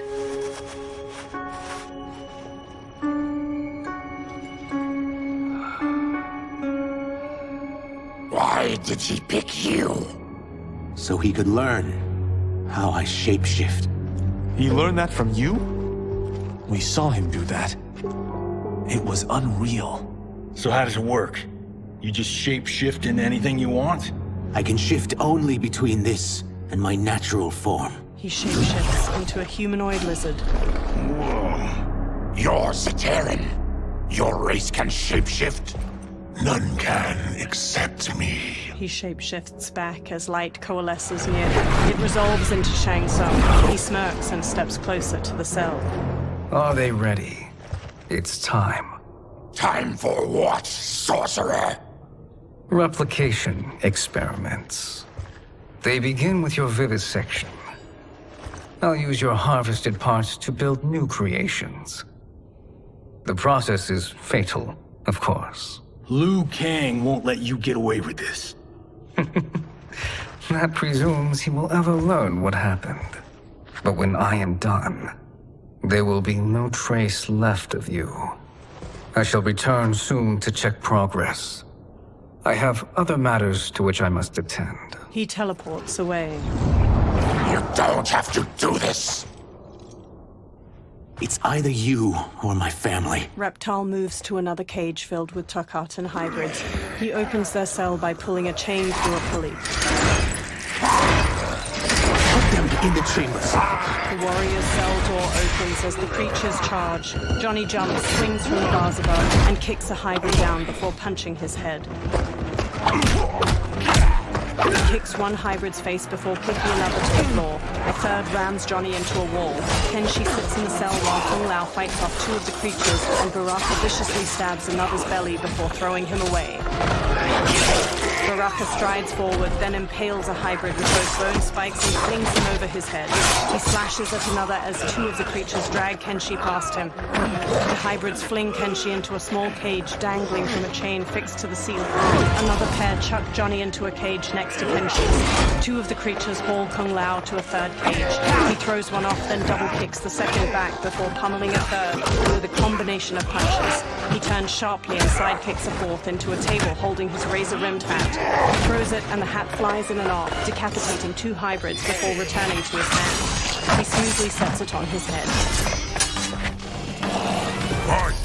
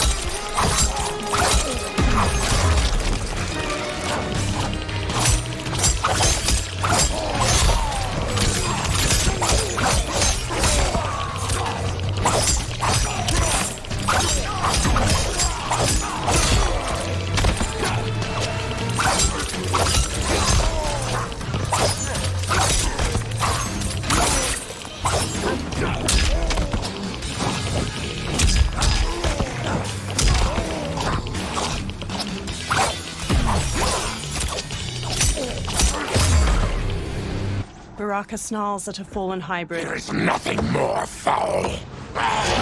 Electricity arcs along the bars of Johnny's and Kenshi's. You spoke too soon, Baraka. Reptile holds a sparking lever nearby. As the hybrid on the ground crawls pitifully, a Takatan hybrid root stomps on his head. Fight!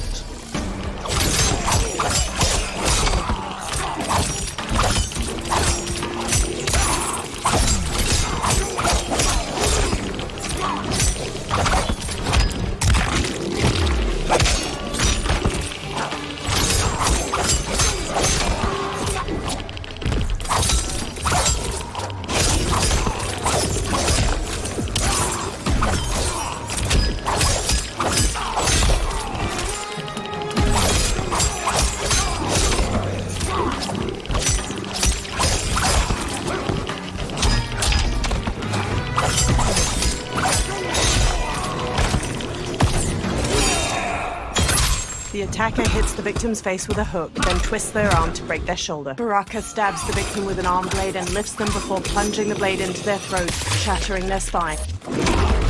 Baraka, you're an unwelcome glimpse of my future.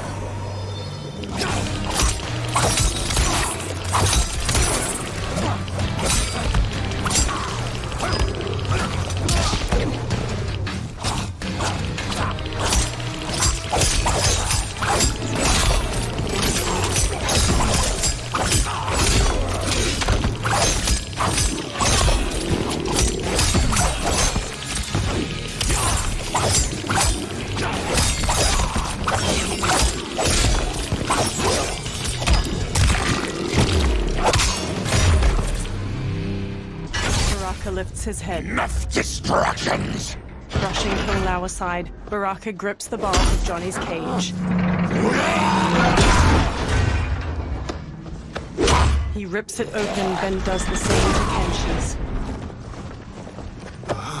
Kenshi stumbles weakly.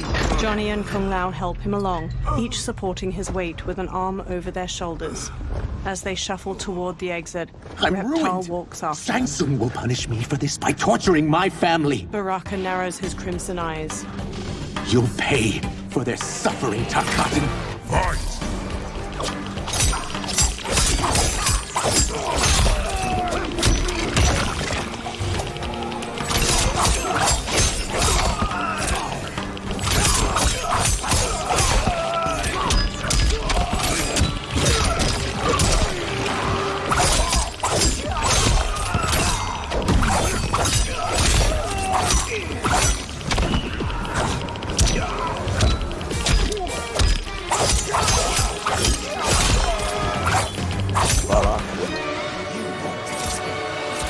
I won't let you.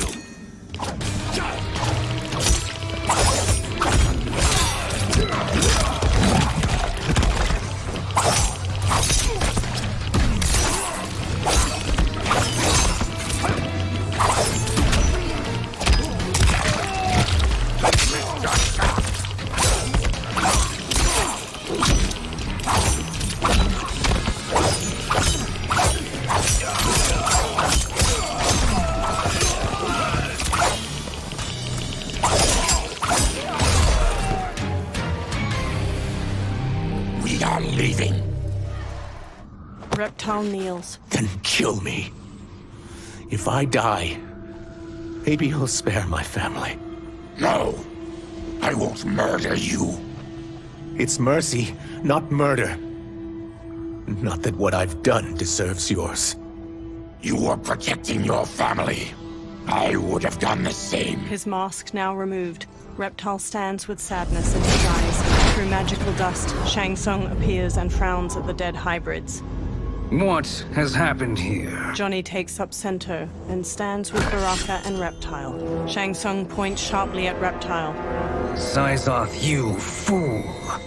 You've let them ruin everything. We're going, sorcerer. And we're taking you with us. Liu Kang would like a word. I cannot be apprehended so easily. Shang Tsung conjures clouds of green gas. Yeah, I got a bad feeling about this. I bid you all farewell. Cheer up, Sizoth. I'm reuniting you with your family. They're dead? You killed them? Many moons ago. I do hate loose ends. Reptile's lips curl into a snarl, and he charges the sorcerer, but Shang Tsung disappears in a magical dust cloud. We gotta get out of here. Green gas fills the room as Reptile tries the door. What's wrong? The door must have sealed when the gas was released. Baraka strides toward the door. Stand aside. Test your might.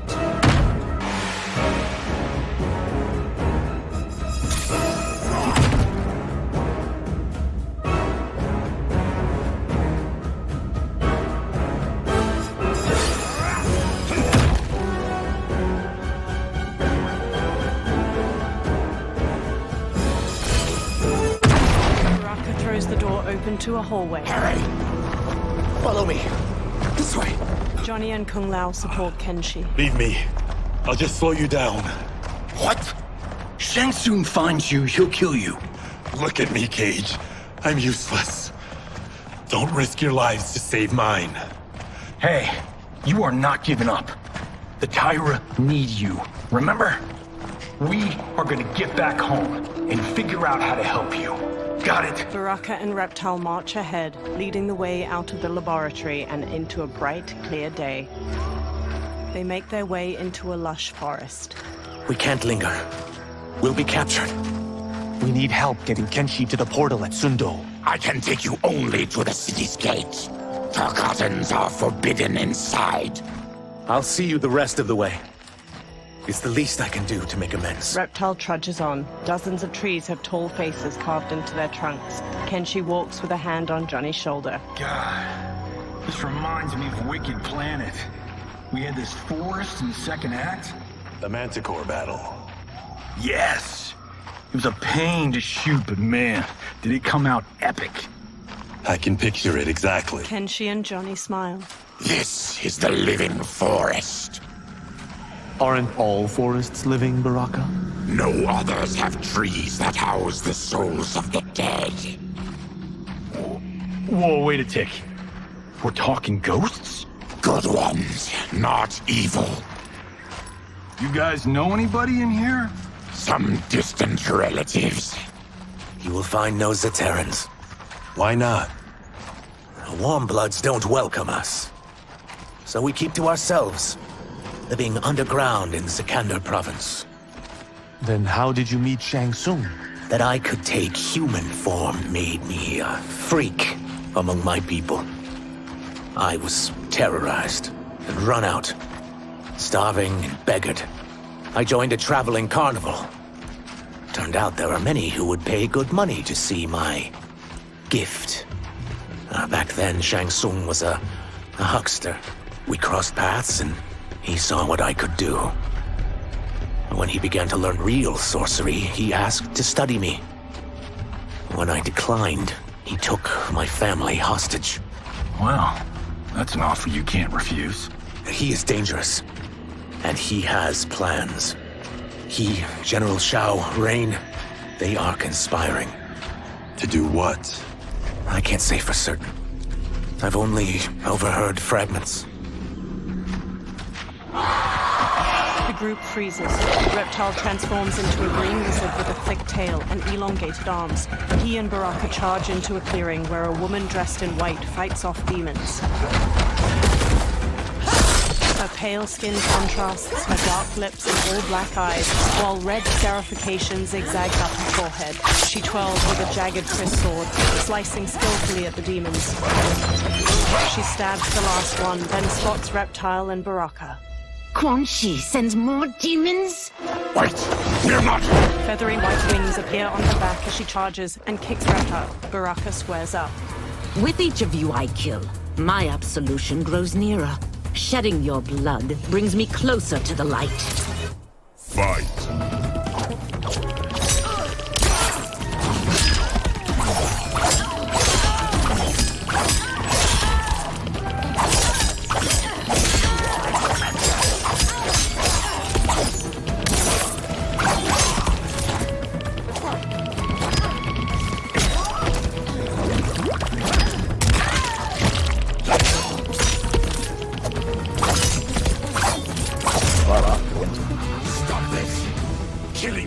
Absolve your sins.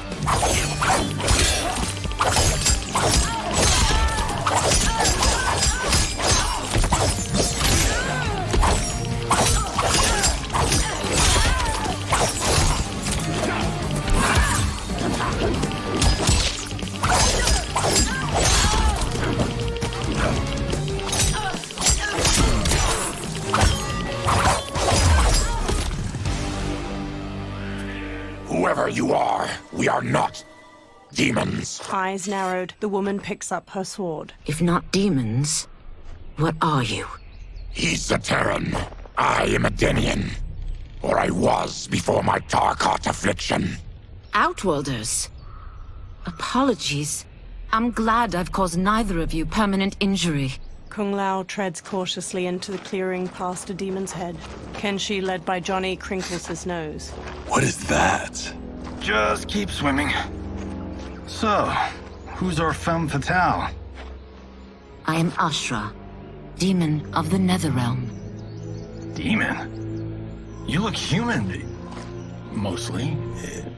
And what's a Netherrealm? The monks covered that with us. Did you sleep through every lesson? That one, apparently. Netherrealm's hell, but real. No shit.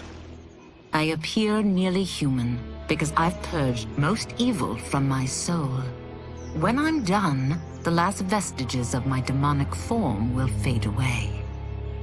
Why were the demons after you? They were sent by Quan Chi, my former master. I was part of his Sisterhood of Shadow. He wanted, still wants, dominion over the realms.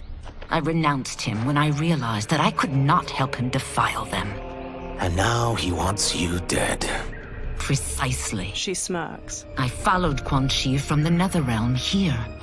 He's building devices that steal souls on a mass scale. He's testing the first on the dead that reside in the forest. Why steal souls, Ashra? To harness their power. To what end, I don't know. But I do know that it's to aid the designs of another sorcerer.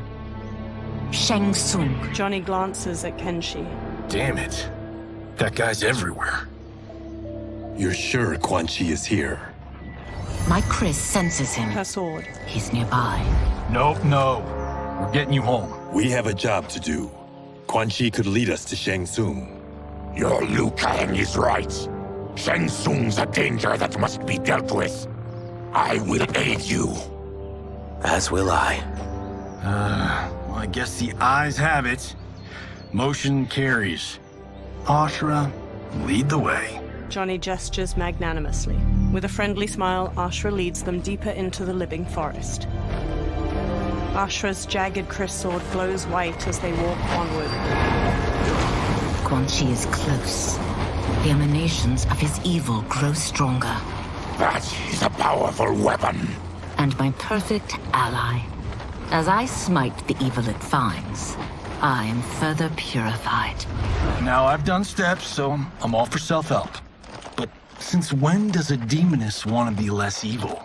I had spent eternity damned to the Netherrealm. I had assumed that's all there was to existence. But then I saw Earthrealm, saw Outworld, saw there was a better way to live, and that to have it, I needed to cleanse my soul. My sister demons were furious at my change of heart. Kia and Jataka were the first to hunt me. Ashra frowns. Quan Chi is also a demon? Actually, he's an Outworlder. But he mastered the dark magic needed for unfettered travel to my realm. A large insect hovers near Reptile's face. His tongue flicks out to catch it, and he hastily stuffs its spindly legs into his mouth. Any idea how he buddied up with Shang Tsung? They share a common benefactor. She plucked them both from obscurity, taught them everything they know. I've never met her, but there's no question that she is a sorceress beyond compare. The Chris sword glows brightly, emanating a golden aura. Quan Chi is near. Quan Chi stands on a wood platform where a twisting statue of skulls glows with green light. 4 onlookers hold red gemstones. I'm ready for your contributions. A woman with bat-like wings steps forward. Ornate silver finery weaves along her thighs and midriff. Excellent, Nitara. I need yours as well. A Saidan man with black hair and deep scars on his chest looks up. Darius and I have been thinking, sorcerer. Do not try to renegotiate, Havoc. We need proof that you'll deliver. That he's delivered for Natara's Vaternians is all the proof you need. Serena's right. Because of Quan Chi's magic, my realm's people are no longer poisoned by sunlight. We've finally escaped the shadows. Rest assured, the spells you will receive will bring down Order Realm's government. When will we have them, Quan Chi? After the attack on Earthrealm, which could be called off if the Soul Stealer's efficacy isn't demonstrated promptly. The Saidan man Havoc hesitates as the green glow looms behind them. He hands over the gemstone to Quan Chi. Quan Chi's eyes widen. Nearby, Ashra steps forward from her new companions. Their gazes are all fixed on the platform. Well, this plot just got thicker. Earthrealm is in grave danger. Just one Soul Stealer can kill hundreds of thousands. If he unleashes a battery of them, millions will die. He must be stopped. I will deal with Quan Chi. The 4 of you subdue the others. Whoa there, big fella. This stops where you get off. Johnny stops Kenshi. You heard her. Millions could die. Which is why we don't want you tripping us up out there. Now, give me your sword. Why? Just give it. A small smile tugs at Johnny's lips. Kenshi hesitantly removes the sword from his back and offers it to Johnny. Johnny takes it, then replaces it with the sword Sento. Kenshi grips its black scabbard tightly. What? I can't. Not when You've saved my life. It's yours. Johnny fixes him with a serious look and touches his shoulder. Kenshi squeezes Sento, thumbing its golden detailing. At the Soul Stealer, Quan Chi casts green magic from his hands. Natara spots Ashra's group charging in. Quan Chi! They stop before the platform as Quan Chi turns. Yet again, you evade capture, Ashra. And now it appears you've found allies. We are joined against you, sorcerer. You won't be stealing any souls. Ashra flourishes her sword and charges in. Natara flies forward to meet her, slashing with red claws. Baraka bowls into havoc, and they brawl with clenched fists. Kung Lao kicks at the demon woman Serena, who parries him with swift ease and counters with a gut punch. Johnny exchanges blows with Darius, a Seder man with dark umber skin and orange sunglasses. Ashra manages to slice Natara's arm. That blade's enchanted. It was forged to destroy evil. It's slain many of your vampire kind. We can't help what we are. That we feed on blood doesn't make us evil. Fight.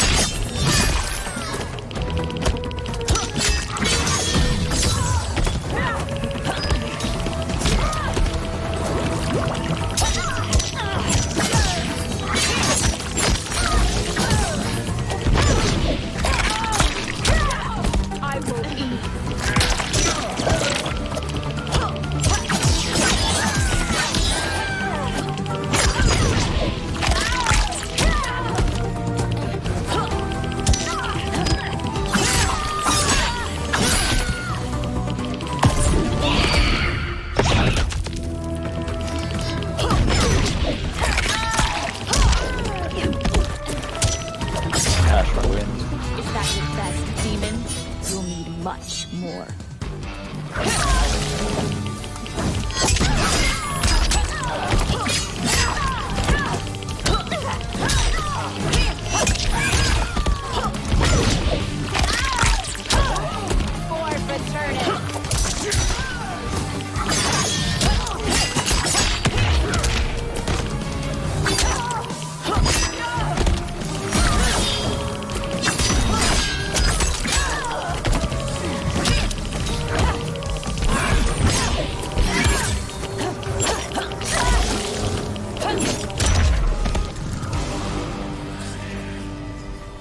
I am one step closer to redemption. Twisting green light erupts from the Soul Stealer and spirals toward the sky. Dozens of ghosts, translucent skeletal figures, fly from the trees toward the Soul Stealer. The ghosts swarm around the twisting light. Johnny gazes up at the ghosts with the others, all awash with pallid green light. My God, it's a soul-nado. The forest withers and rots as the faces carved into the trees turn skeletal. Quan Chi conjures green light in his palms, then lifts them overhead.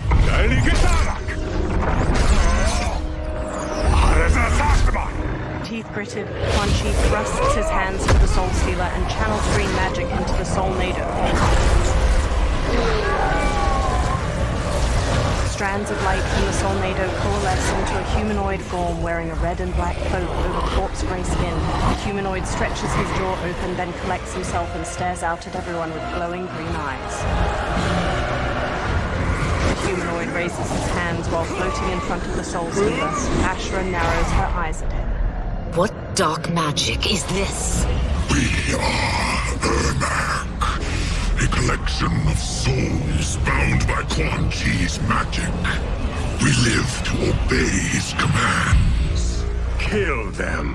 Ermac throws bolts of green energy at Johnny, Lao, and Ashra, knocking them to the ground.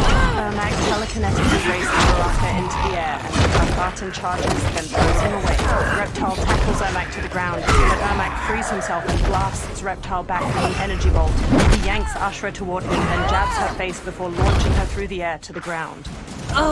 Quan Chi must succeed if I'm to liberate Order Realm. I'll not let him fail. Killing one realm to free another is a heinous proposition. One I won't let you fulfill. Fight.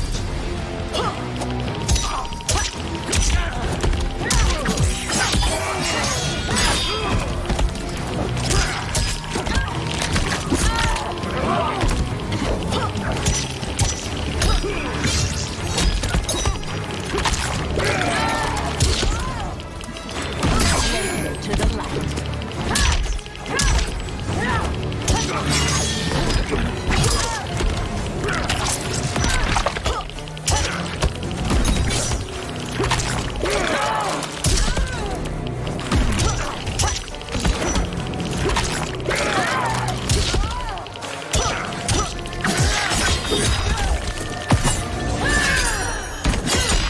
The attacker punches the victim airborne, then grabs their ankles to slam them down. Ashra impales the victim with a bladed wing, then her wings break into dozens of feather knives. She slashes with her kris as the knives pierce them. That you aid Quan Chi speaks volumes about you.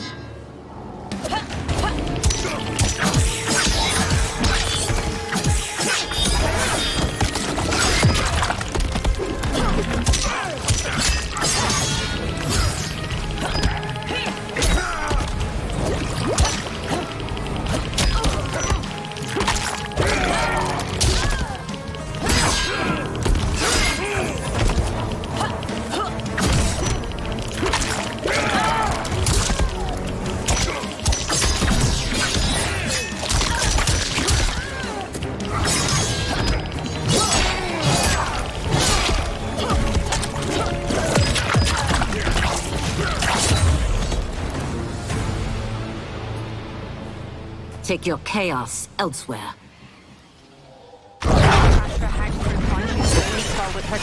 I always feared you would be trouble, Ashra. You are not compliant like your sisters. And now they're dead by my hand because you sent them against me. I'll never forgive you for that, Quan Chi. Fight!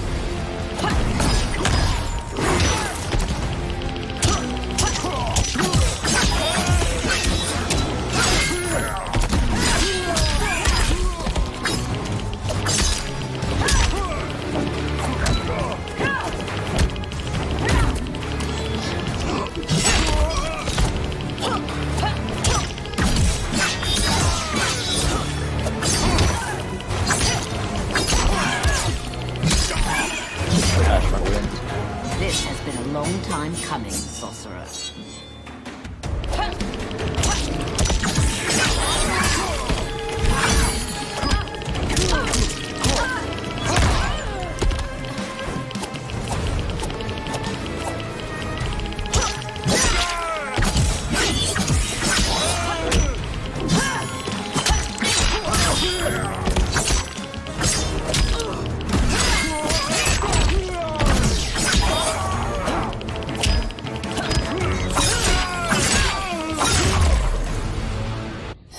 Ashra scowls. When I'm finished here, I will finish you. She flings her kris at Ermac. He stops it telekinetically. Ashra grabs the kris and slashes at him. Ermac weaves around her attack, then blasts her back. Johnny kicks his head, then Ermac smacks his face, making him stumble away. Ashra spins while slashing at Ermac. He evades her, then slams Reptile into the ground as he charges. He levitates Ashra into the air and hammers her down. She lies inert. Ermac throws a fallen log at Reptile and Baraka, then floats Johnny up and slams him into the dirt. He raises Johnny again and flings him away. Johnny goes still. Kenshi raises Sento, face hard. I can't let them die. He charges Ermac. Ermac launches him away. Sento pierces the ground.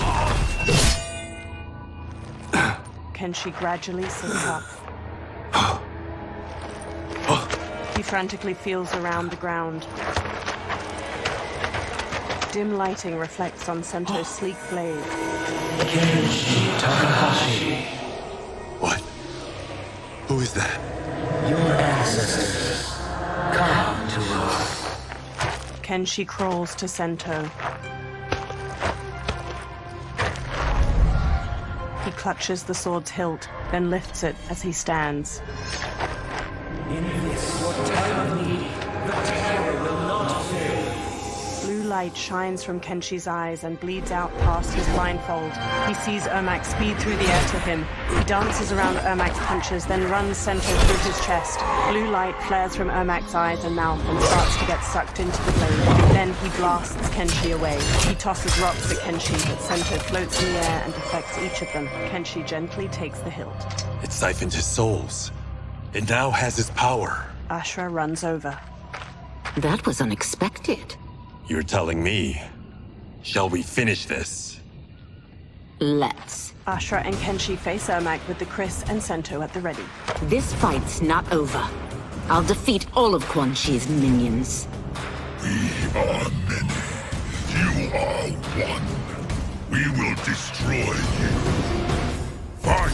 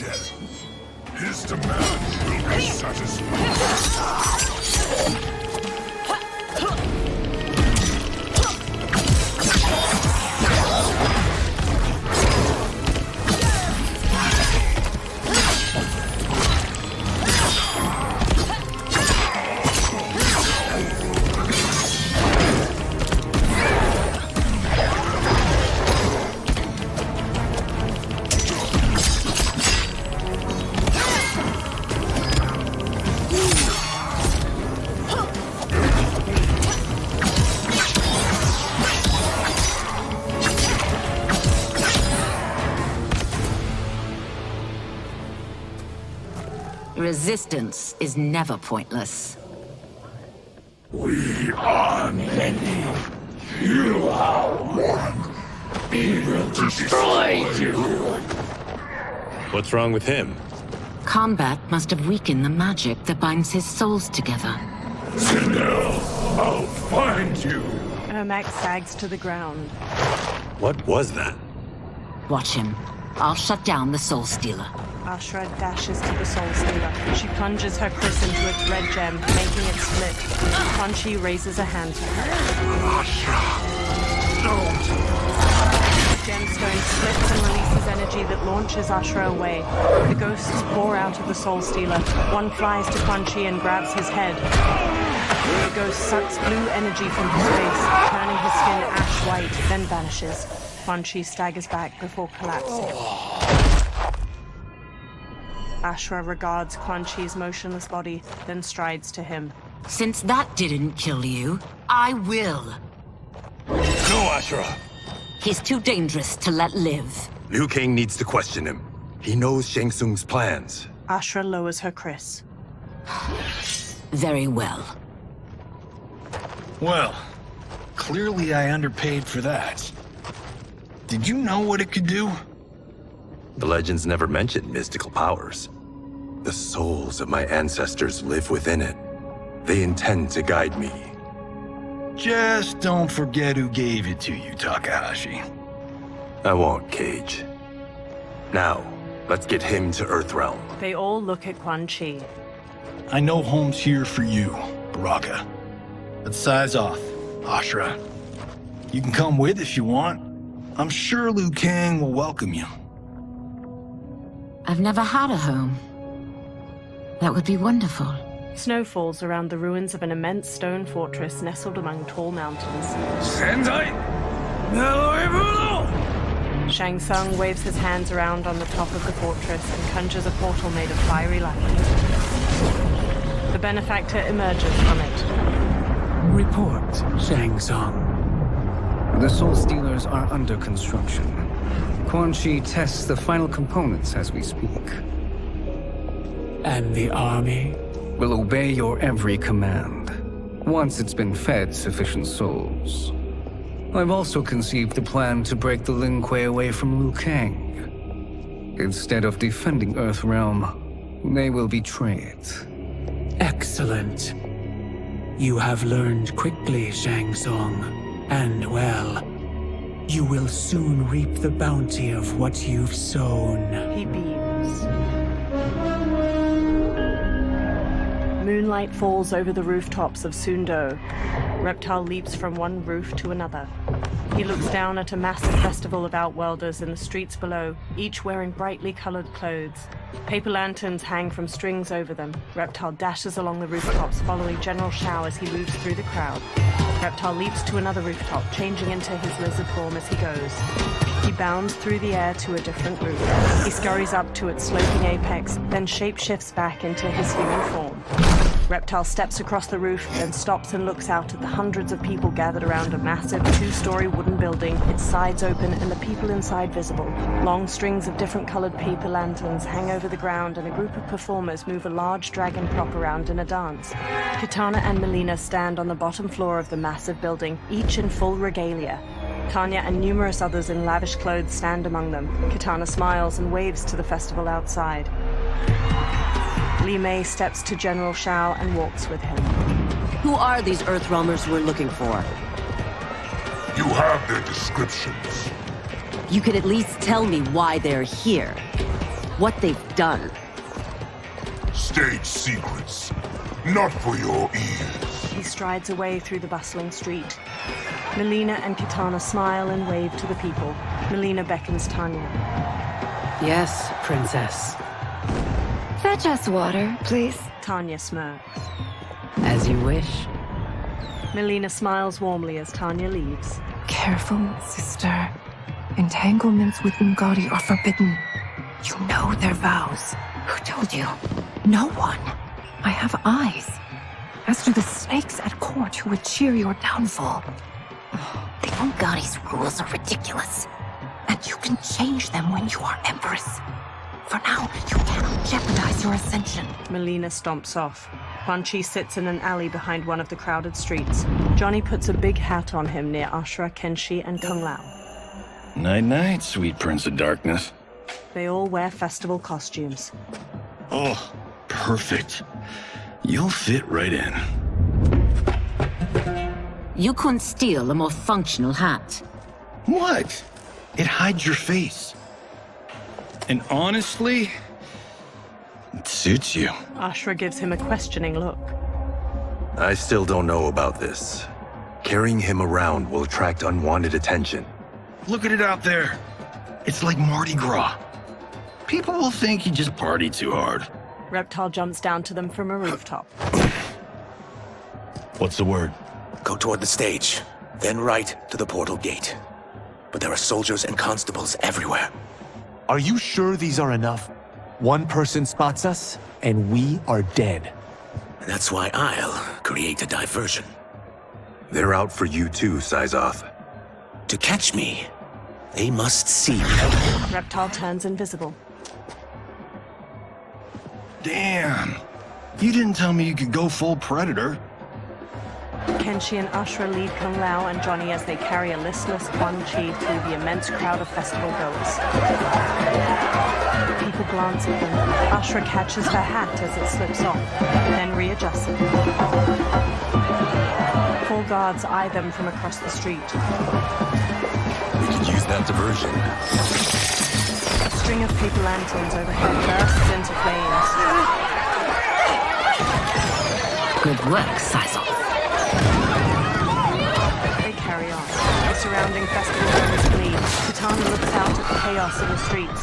Tanya grabs at her arm. Come, Princess. Unhand me. I'm going nowhere. More paper lanterns explode near General Shao and a row of soldiers. Douse the fires! Find who set them! Stand down, General. This is my problem, not the military's. Li Mei spots Reptile on a rooftop. Look.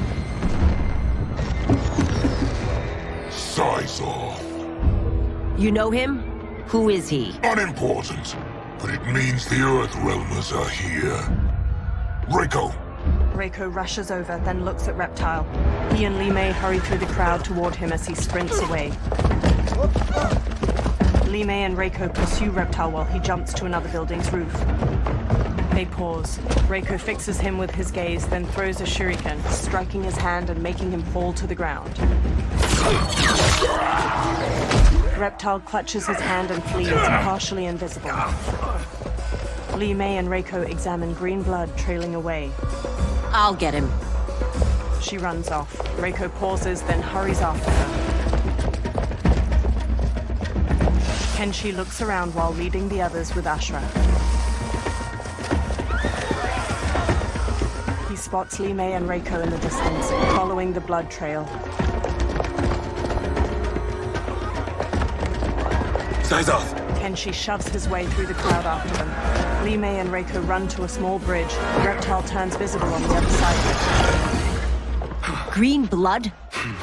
You're Zaterran. How can you— There is much you don't know. Like what the General is truly up to. Surrender and I'll hear you out. I can't if you resist arrest. You arrest me, he'll execute me. That's not how I intend to die. Fight!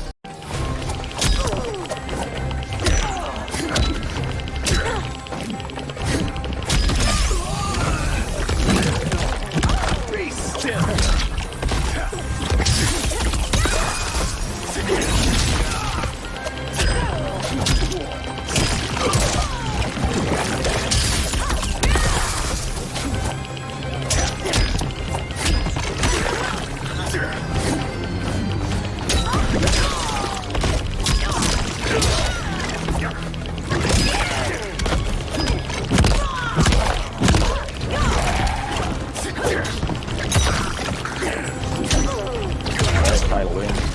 My quarrel is not with you.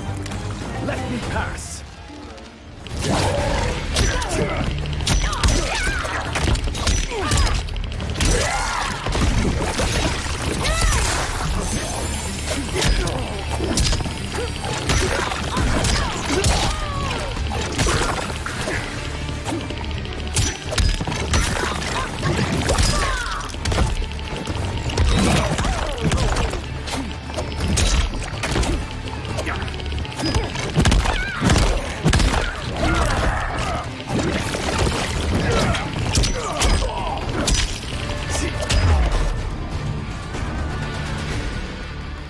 Know that I am sorry for disturbing Sundo's peace.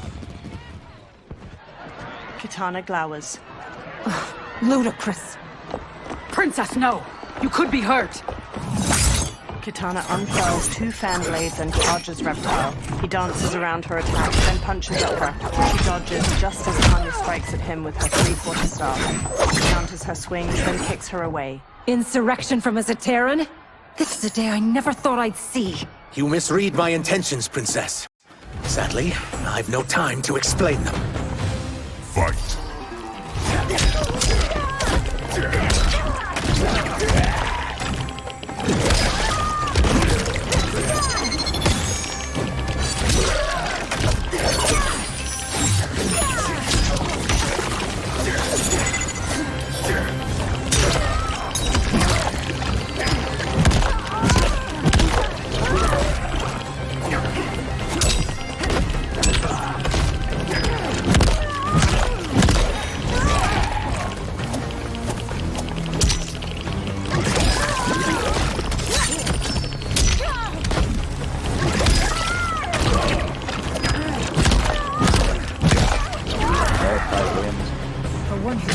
Not to be a rebel. We fight tenaciously.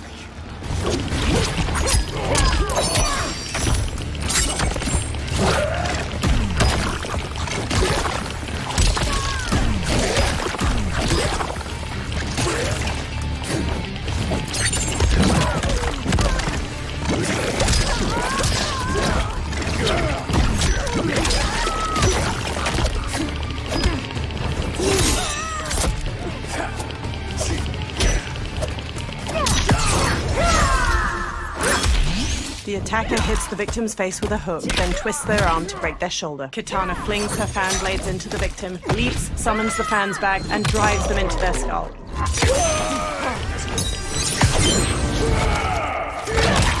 The attacker jabs the victim with 3 strikes, then knocks them away with an elbow to the head. Reptile's tail ensnares his victim to ragdoll them around. He then crushes their chest in his maw. Soon, you will know the truth. Tanya gets to her feet. She throws off an Umgadi priestess trying to help her up. Take the princess and go. My fight's not with her, or you. It is now that you've laid your hands on her.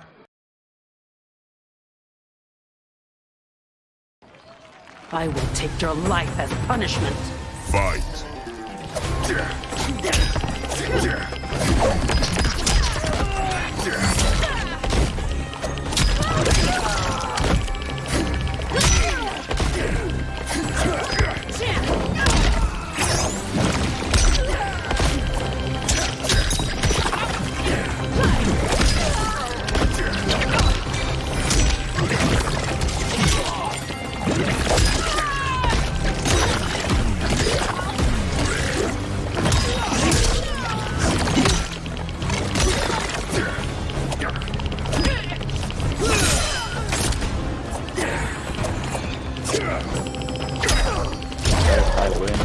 I have hurt the princess.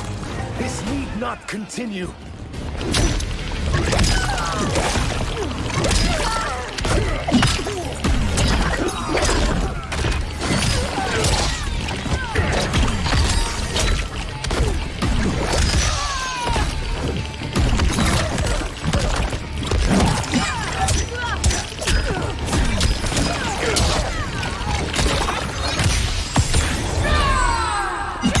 The attacker jabs the victim with 3 strikes, then knocks them away with an elbow to the head. Tanya bolts forward, leaving her staff lodged in the ground. She leaps to kick the victim's face through the staff.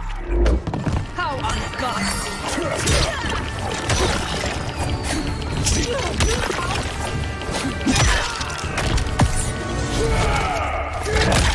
The attacker jabs the victim with 3 strikes, then knocks them away with an elbow to the head. Reptile's tail ensnares his victim to ragdoll them around. He then crushes their chest in his maw.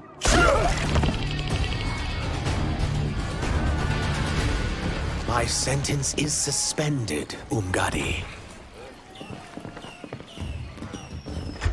General Shao advances with Goro and other soldiers. Found you. Johnny and Kung Lao let go of Quan Chi as he stirs. Kung Lao and Johnny swap looks, then shrug. They punch and kick Quan Chi until he collapses. General Shao rests his large axe on his shoulder as he paces over. Quan Chi staggers to his feet, then stumbles away. Worry only about the Earth Realmers. If this was one of my movies, we'd get saved by a plucky comic sidekick. Reptile and Tenchi zipline across a rope leading from one roof to another. They land by them. If we die today, we die together. Not comic, but definitely plucky.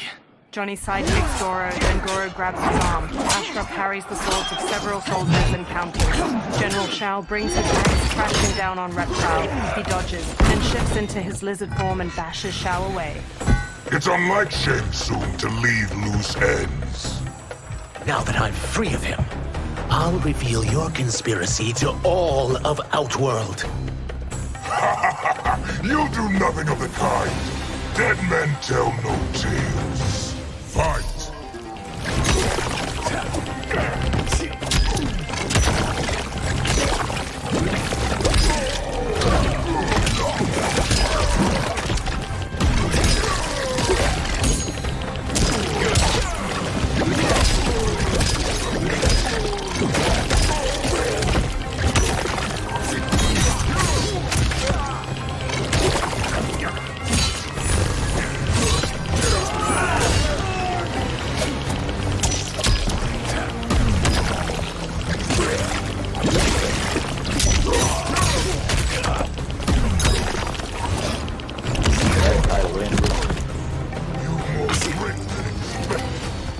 It will make your defeat that much more satisfying.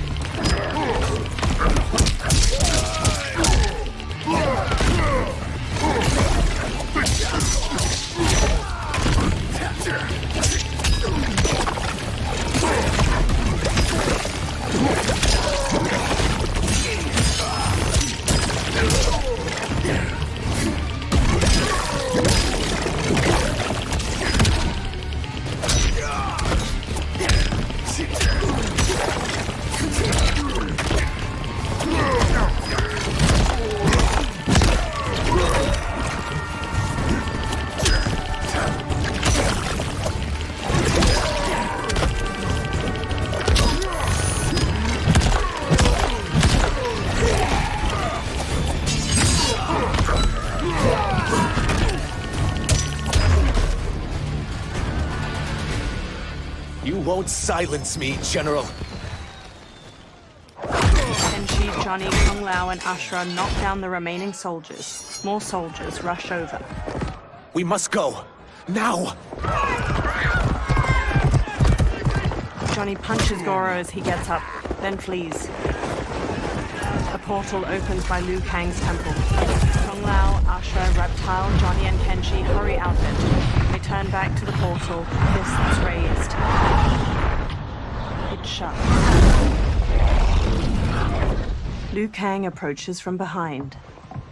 Johnny, Kenshi, Kung Lao, you have safely returned. He looks at Kenshi. By the Elder Gods. We had a run-in with Princess Melina's inner demons. She took my sight, but Sento, in its own way, restored it. I am glad that Sento bonded with you. Though my hope was that the means would be different this time. This time? Forgive me, Kenshi. I misspoke. Go. The monks will tend to your wounds. We found Shang Tsung, but he got away. I can see why you're twitchy about him. He's neck deep in some serious shit. Rest. Eat. Then we will discuss. Can I also get a martini? Shaken, not stirred? Liu Kang smiles. I'm sorry. Meet the newest members of the Earthrealm players. We wouldn't have made it back without them. Ashura and Syzoth. You know us? As Earthrealm's protector, there is much I know. Do you also know of my former master, Quan Chi? He colludes with Shang Tsung. A new deadly alliance? Come, all of you. You must tell me all you know. Liu Kang leads Reptile and Ashura away. Johnny stands alone. He bows his head. Well, so much for that martini. He walks after them. Liu Kang and Geras pace around Liu Kang's brazier in the ornate wooden room. Shang Tsung and Quan Chi again conspire against Earthrealm? What Johnny and Kenshi report should not be possible. You witnessed how I rewrote history. I gave the sorcerers meaningless lives. They should have never gained power, let alone join forces. And your work was flawless. Such would their lives have been, had someone not interfered. Interfered? What do you mean? Geras conjures images of the benefactor with both Quan Chi and Shang Tsung. Liu Kang examines the images. Both sorcerers were visited by this person. It is her intervention that bent the arcs of their lives. Who is she? Unknown. Her identity has been obscured from the hourglass. Who could have that power? Is it Kronika? Somehow resurrected? Impossible. Titans once destroyed cannot be revived. That someone else must have survived the previous timeline. Someone with a vendetta against me. It is the only plausible theory. The benefactor circles Quan Chi. You must determine its validity, Geras. The fate of the realms may depend on it. Sub-Zero paces near Scorpion and Smoke as they sit on a bench in a large room illuminated by lamps on the walls. How long are we expected to linger? Patience, Bihan. There are many demands on Liu Kang's attention. Were he here, Father would advise us to wait without protest. But now he is gone, and I am Grand Master. His teachings did not pass with him. They should still guide us. Guide us, yes. Shackle us, no. We can't abandon tradition. Mind your place, Tomas. Father may have taken you in, made you one of us. But your blood will never be Lin Kuei. Kung Lao and Raiden approach. Kung Lao bows. Lord Liu Kang can see you now. It is about time. Sub-Zero, Scorpion, and Smoke watch Liu Kang move a metal figurine across a map on a table. Shang Tsung is here, at the ruins of Ying Fortress. His soul stealers are already under construction. You must destroy them, and capture Shang Tsung, before either can inflict harm upon Earthrealm. We will leave immediately. And we will join you. You are not Lin Kuei. You would only hinder the effort. Raiden and I are more than... We're trained differently. It takes years to master our ways. You and Raiden have my full confidence, but you are needed elsewhere. Go to the Wuxi. The monks must prepare you for war. Sub-Zero stands on a cliff with Scorpion and Smoke while peering through a spyglass at Shang Tsung's ruined fortress. The only way in is over the walls. We must find a less guarded section before attempting an ascent. Finally, we face a worthy foe. Victory will bring us glory. Glory? We fight for duty. Does our father's ghost possess you? All I hear is his voice. We must honor his vision, Bihan. Vision is what he lacked. He was blind to our superiority. We settle for defending Earthrealm when we could help lead it. Our clan doesn't govern. It serves. That is our past. It won't be our future. Smoke and Scorpion trade looks while Sub-Zero marches off. Smoke slowly hovers in a tornado of smoke, ascending behind Sub-Zero and Scorpion as they climb the rampart. Scorpion uses his kunai-tipped rope dart as a grappling hook, while Sub-Zero uses ice spikes to pierce gaps in the immense stone wall and haul himself up. Scorpion yanks his rope dart out of a wall after reaching the top of the rampart with Sub-Zero. Smoke flies up behind them, then he turns toward the sky as Natara dives toward him, fangs bared. She rams him, knocking him out of his smoke tornado and sending him plummeting to the ground far below. He pulls out a knife, then stabs the rampart to gradually slow to a stop. Sub-Zero and Scorpion step to the rampart's edge and bump a stone over towards Smoke. He pulls away, narrowly dodging it. Natara darts through the air and tackles Sub-Zero to the ground. He kicks her off as Serena and Scorpion approach. They both stand. As a boy, I heard tales of battles against your kind. I had fought them tall ones. All Earthrealmers will soon know of Eternus. My realm starves, and it's coming here to feed. Fight!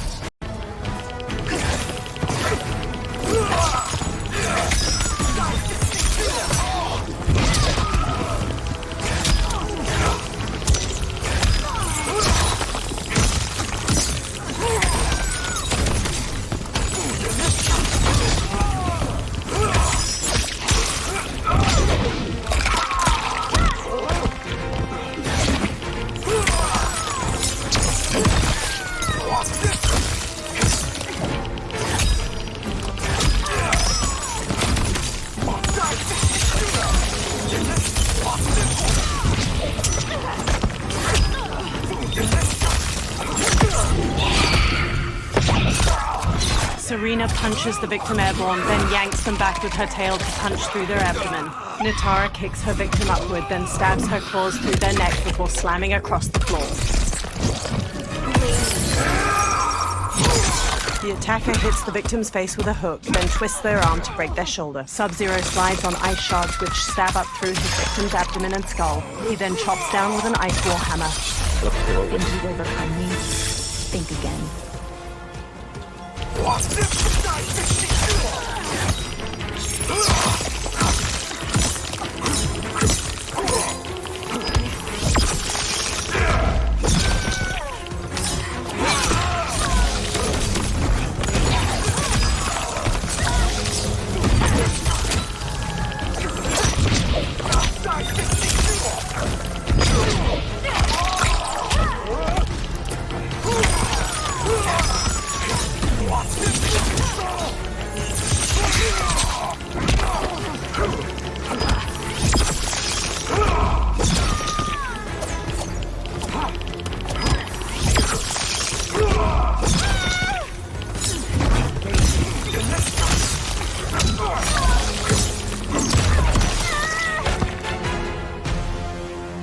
You will end this day hungry. Kinetic energy grabs Sub-Zero's legs. What is this? Ermac flies to him. We are charged with defending the fortress. None will escape us! Kinetic energy grabs Sub-Zero's arms and forces them out to his side. Test your might.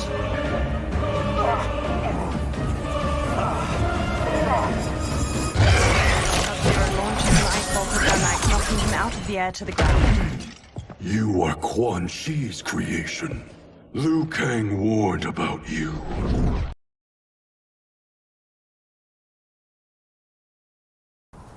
I had hoped for the chance to battle your dark magic. Fight!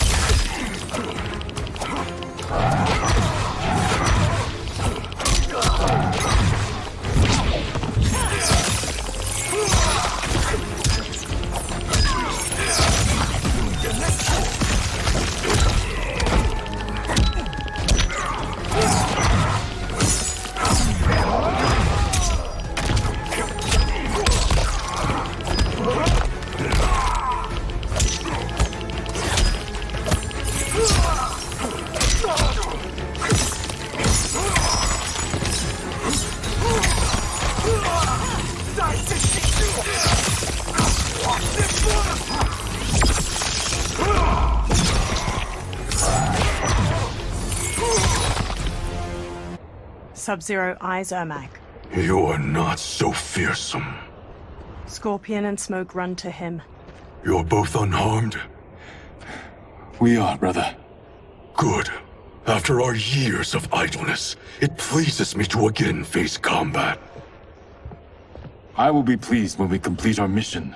They sprint across the fortress. Sub-Zero blasts a trail of ice and slides across it to a wall beside a portcullis. Scorpion and Smoke stand on the other side of it. Sub-Zero peers through the opening, then nods to the other two before sneaking through it with them. They step to an inactive Soul Stealer, its fused humanoid bones bound to strips of cloth and shaped into a tall spiral. Sub-Zero reaches toward it. Be careful with what you're handling. We have no time for mistakes. Scorpion, Smoke, and Sub-Zero slink away toward numerous other Soul Stealers. Continue working. I must oversee production of the remaining basins. Quan Chi steps away from cloaked workers constructing a Soul Stealer. He walks through an enormous archway lined with terracotta soldiers leading into the fortress. Sub-Zero covers the mouth of a guard from behind and impales his chest with an ice dagger before setting him down. That's Quan Chi. The other sorcerer Liu Kang described. Kuai Liang and I will capture him. Stay here. Do not let them activate the Soul Stealers.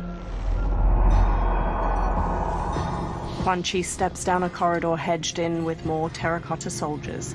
Flames flicker in numerous braziers lining the walls and gold coins litter the stone floor. Sub-Zero and Scorpion slowly follow him as he steps through a doorway into another room. Sub-Zero pauses by a heap of gold coins. He picks one up and inspects it in the firelight.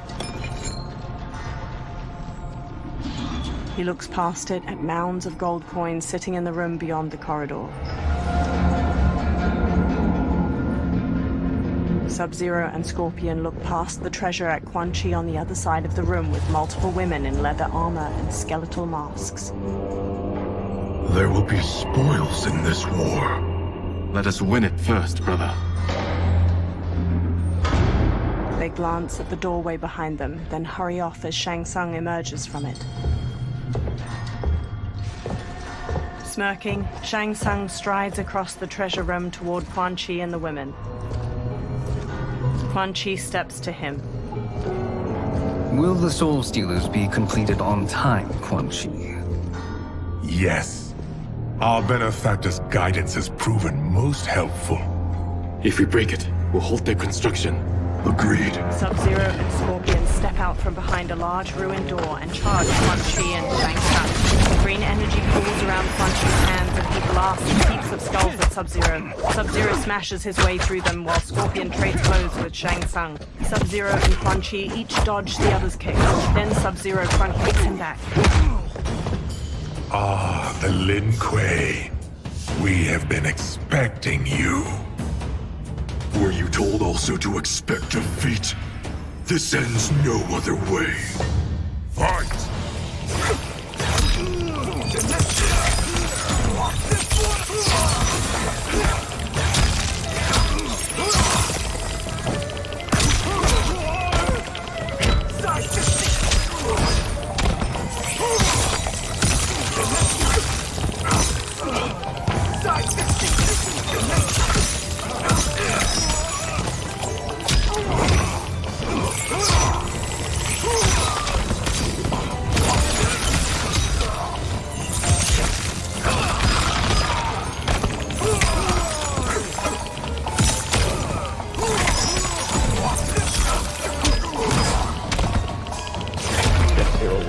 You should never have come here.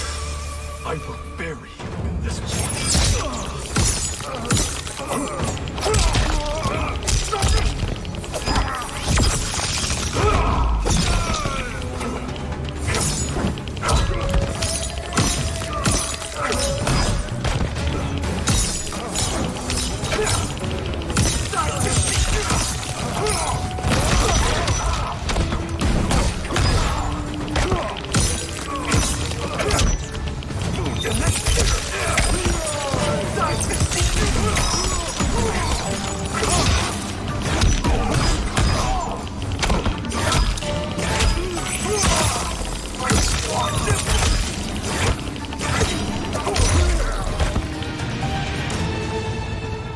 Your failure was inevitable. Scorpion evades Shang Tsung's knife hand strike, then jabs his gut and sidekicks him back. Shang Tsung shoots a fire pellet, a giant pile of coins into the air behind Scorpion, sending it sliding down and burying the warrior. Sub-Zero shoots an ice beam, but Shang Tsung blocks it with a shield of fire. This is so unnecessary. What I can offer you, you won't decline. Unless it's your surrender, I am not interested. Fight!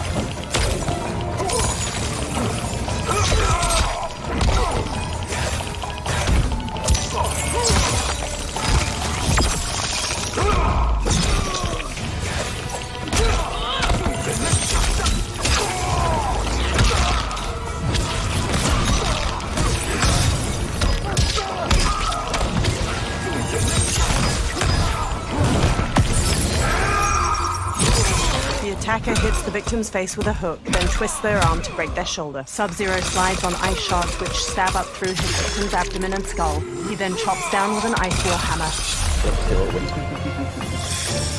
It is your choice.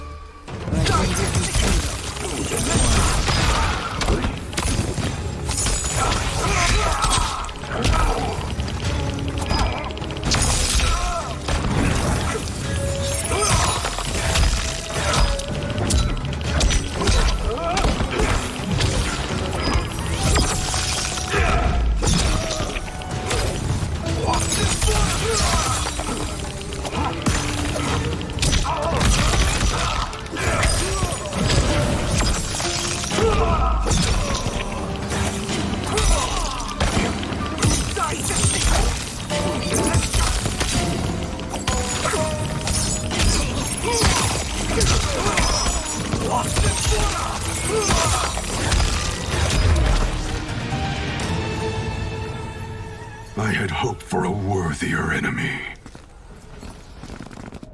Sub-Zero steps to Shang Tsung's body and punches a large axe made of ice. Scorpion watches him raise the weapon, but he stops when guards pour into the doorway. One shatters Sub-Zero's ice axe with his sword, and another jump kicks Scorpion. Sub-Zero grabs a guard's arm and twists it around so his sword cuts another's throat. Scorpion weaves around one guard's sword, then throws him into a second. A guard bashes Sub-Zero's face with his shield, knocking him down. The guards quickly grab him and Scorpion, then force them to their knees. Shang Tsung staggers to his feet. He dusts himself off, then steps to Scorpion and Sub-Zero. Perhaps now you wish to entertain my offer. How would you know what I value? We're strangers to each other. I know that you wish to break free of Liu Kang's control, to gain your clan unrivaled power. I offer the means to do both. Ignore him, brother. He promises only corruption. Grandmaster, I am sure you're asking yourself, can I afford to trust a man I have never met? But the true question you must ask is, can I afford not to? Sub-Zero stares at Shang Tsung. Geras stands before a giant hourglass and shifts his arms around. Sand weaves through the air, then images of the benefactor and Shang Tsung appear in the bottom of the hourglass. And you were meant for war, to live among kings, not peasants. But since before you were born, you have been conspired against by those who fear how formidable you could become. I am your deliverer, Shang Tsung. Join me, and I will put the realms at your feet. Geras examines her. Who are you? He steps closer to the hourglass. Impossible.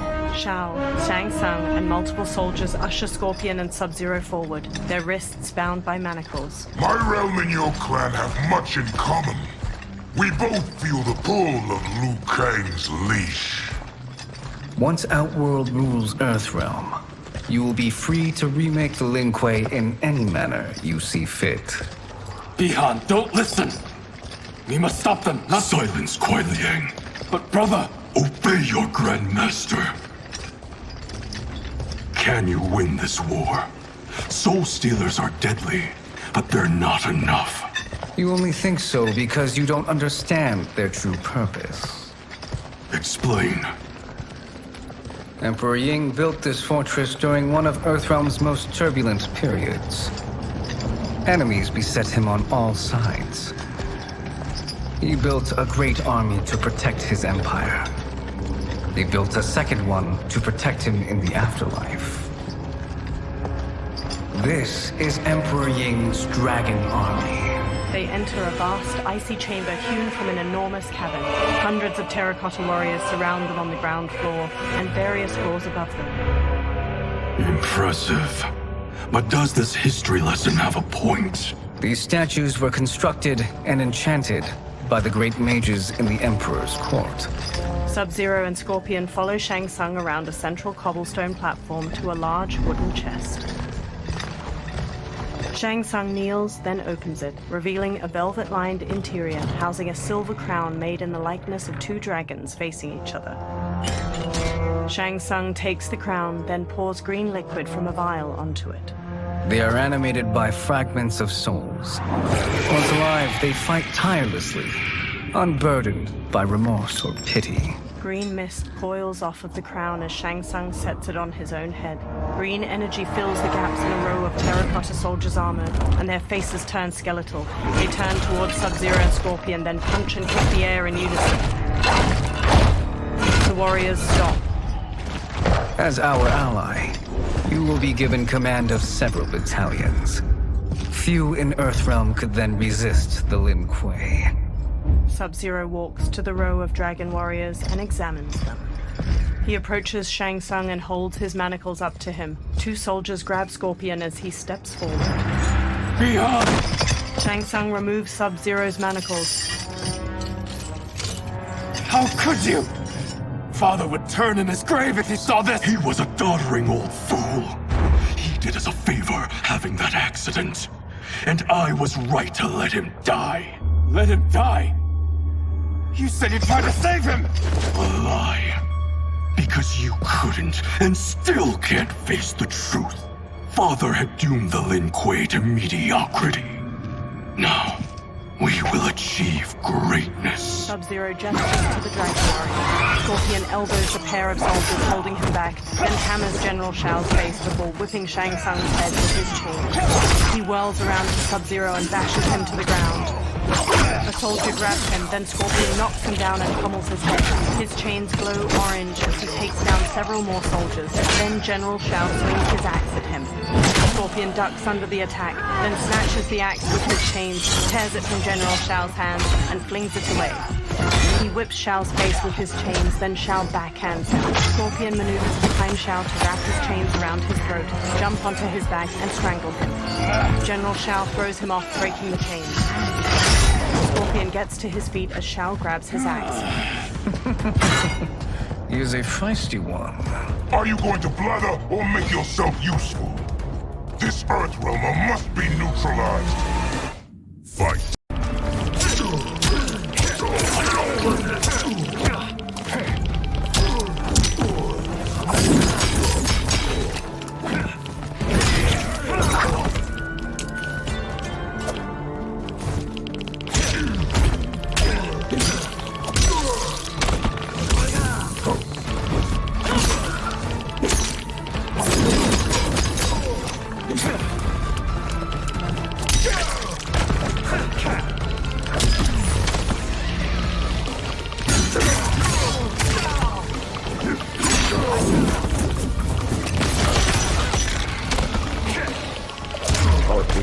You may corrupt Bihan, but you won't corrupt me.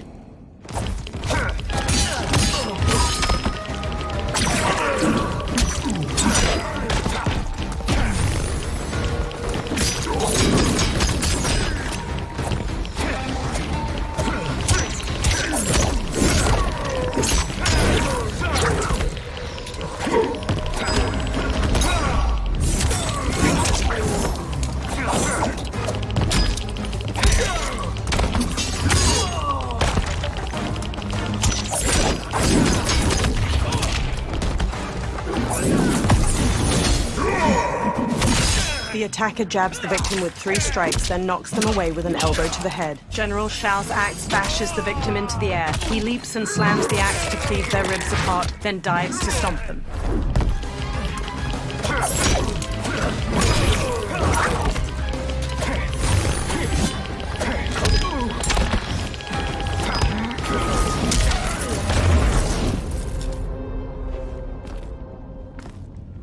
Neither of you are up to the task.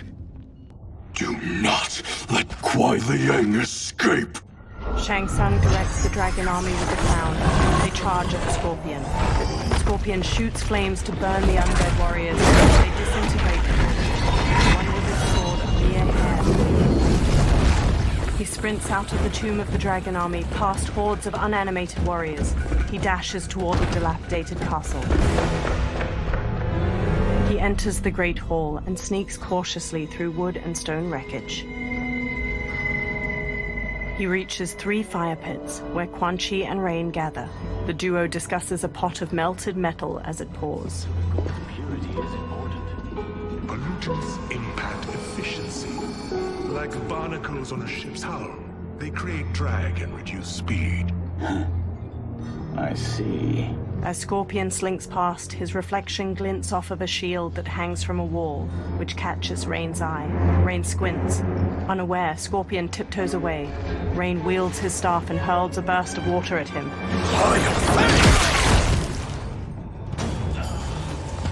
So you've declined Shang Tsung's offer. I assume your brother has not. The sorcerer tempted him into forsaking his oath. He can be convincing, can't he? Spurning him. is a grave mistake. Fight!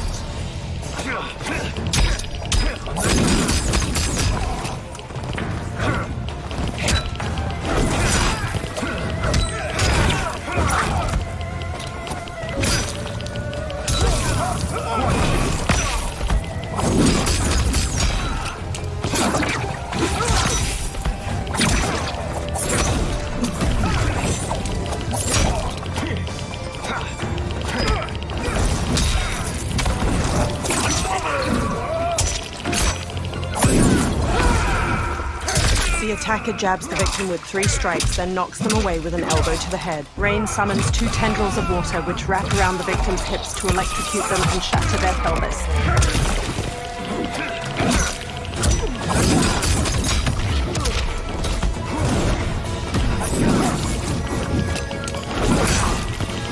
Our team wins. Your scheme will fail.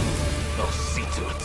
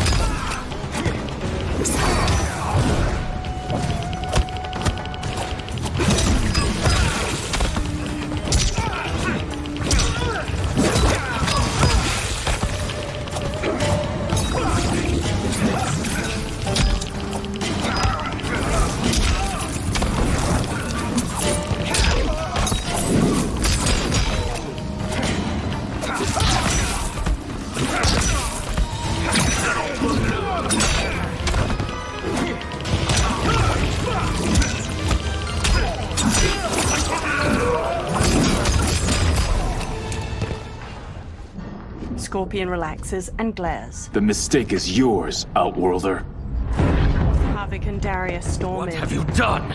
They rush Scorpion. He dodges Darius's punches and blocks Havik's kick. He grasps Havik's arm and slashes his head. He kicks him away and brawls with Darius. He whips out his rope dart, lances Havik's stomach, and slams him against a wall. He throws a series of punches at Darius. Havik kicks Scorpion towards a pot of melted metal. He holds out his hands to stop himself from falling in and burns them. They hold him down and lower his head as he struggles. Test your might.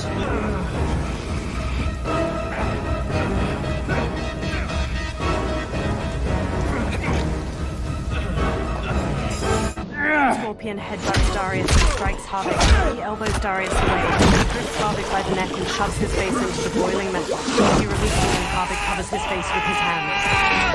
Havik staggers away, dripping blood that sizzles when it hits the ground. Havik turns to reveal his disfigured face. His nose and lips have dissolved, and his charred teeth are exposed from his blistered jaw. I am not finished. For burning me, you'll burn in the Netherrealm. Fight!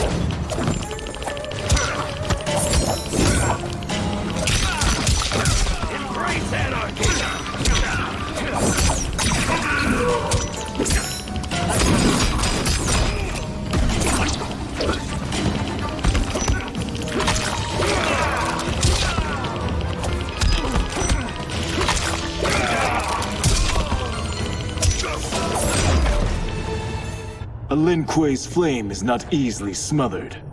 Split up! We must find him! Scorpion bolts out of the castle alone. In the outer courtyard, a sharp wind carries snow onto the sloping roofs of various buildings. Smoke waits behind a giant wheel. He What darts happened? to Scorpion. Where's Bihan? He's betrayed us. We're all in imminent danger. They retreat into a blizzard. Letting Father die. Forsaking Earthrealm. He's abandoned all reason. I knew Bihan's frustrations ran deep, but I never thought they could inspire such madness. We can't let his corruption spread. Whatever it takes, I am with you. Thank you. We may not share blood, but we are brothers. Sub-Zero emerges. Do your oaths mean nothing? It's your duty to obey my will. Not when it betrays Lin Kuei principles. We won't sacrifice them to serve your ambition. An ice dagger materializes in Sub-Zero's hand. He slashes at Scorpion, who swerves. Scorpion stomps his brother's side, then kicks his jaw. He traps Sub-Zero's dominant arm and twists. Sub-Zero breaks free with a kick. He punches Sub-Zero in the throat. Scorpion tries to wrestle the ice dagger from Sub-Zero's hand, but Sub-Zero slices his palm. He squeezes his wounded hand into a fist as Sub-Zero advances. As snow flutters, Sub-Zero stabs and swipes at his brother, who dodges and retaliates with his fist. Sub-Zero carves at his brother's head, but Scorpion grabs his arm with both hands. He looks up and sees Sub-Zero's empty fist. Sub-Zero cuts his face with the dagger in his other hand, leaving a trailing scar. Kuei Liang! Stay back! This is my fight. End this, brother! Embrace the future! I want no part of it! You pervert all that it means to be Lin Kuei! Fight!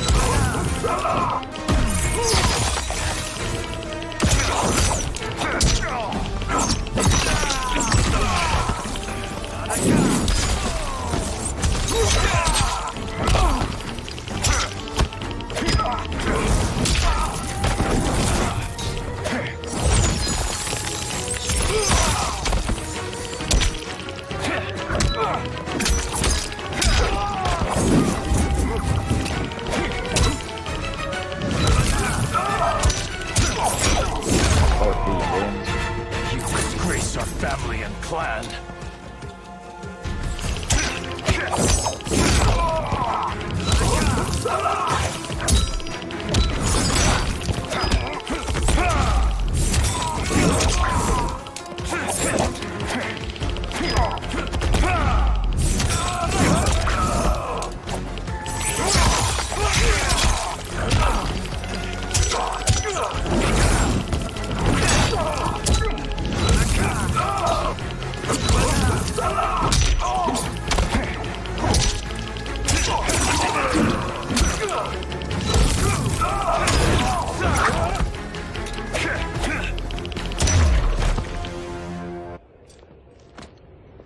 You are my Grandmaster no longer.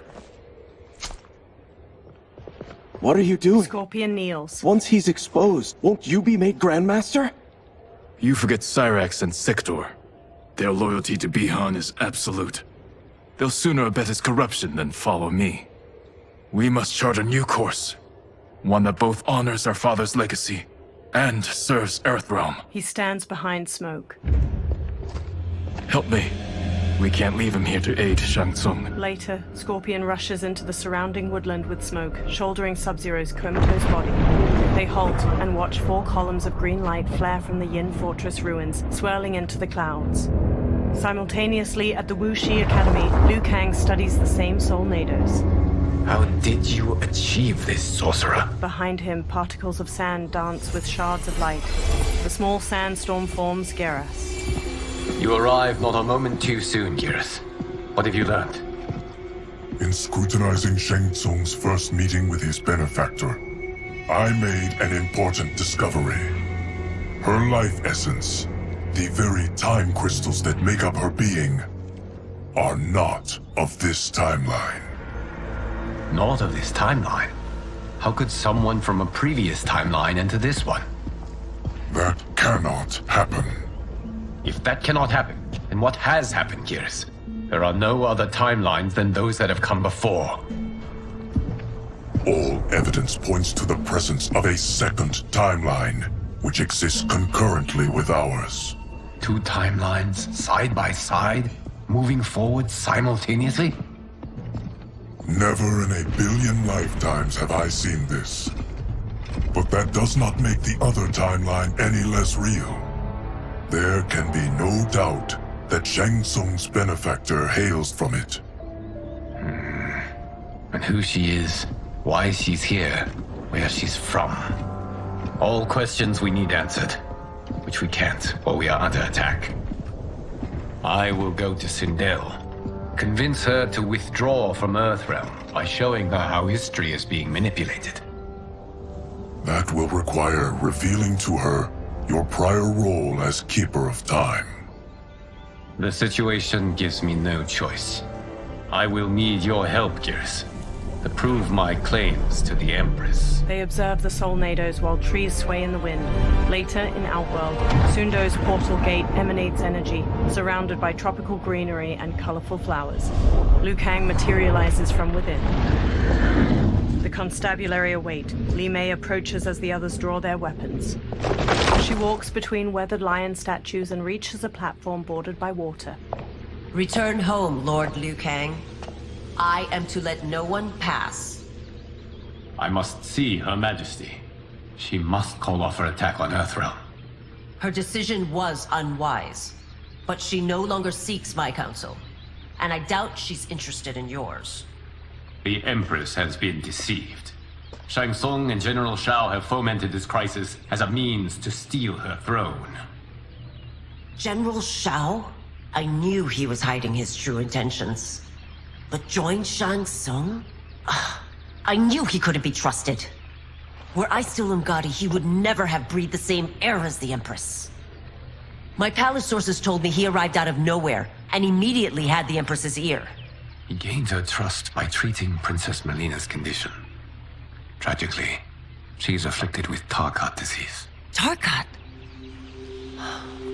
The Empress must be beside herself.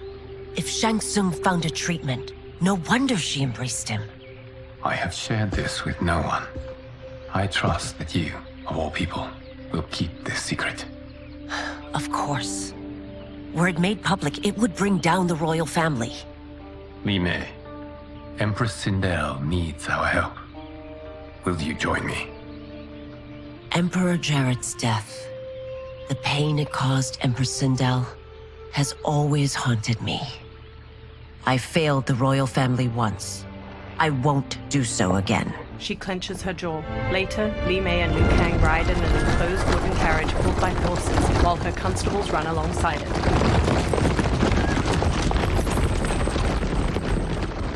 Everything now makes sense. My Umgadi contacts had said the general's soldiers had been encroaching. But still, I can't fathom it. General Shao committing treason? It is the fruit of a poisonous seed planted by Shang Tsung. He played to the general's vanity, inflamed his prejudices to convince him that he alone could save our world. He may be unstoppable. The Umgadi don't have numbers, and my constables aren't trained for war. Know that I, too, will aid in the Empress's defense. The carriage stops. Driver, what is it? She pushes the doors open. Her constables have drawn their weapons. I may need that aid right now. He nods. Reiko and a Centaurian swagger up, backed by General Shao's soldiers. The Centaurian has a horse's body, ram's horns, a metal tail, and a humanoid muscular upper body. Return Liu Kang to the portal gate, Li Mei. He isn't welcome in Outworld. I won't support the general, Reiko, nor his plot to usurp the throne. then you won't live to see the new regime. The Centaurian rips off a constable's arms. He bucks and stomps his victim to the ground with heavy heaves. Reiko slashes constables with a knife. He rolls and stabs the constable in the throat. Blood spurts as he yanks it out. He flings the blood off his knife. Li Mei shuts the doors. They have us surrounded. I am Earthrealm's protector, Li Mei. I am no stranger to combat. Then let's get out there. She throws open the doors and sprints. She kicks 2 soldiers in their chests and sweeps her leg to trip another. Li Mei springs back up and faces Reiko, who tosses a constable over his shoulder. You should have joined us, not the constabulary. We could have used your Ungari skills. Enough! I've no use for a traitor's compliments. Fight!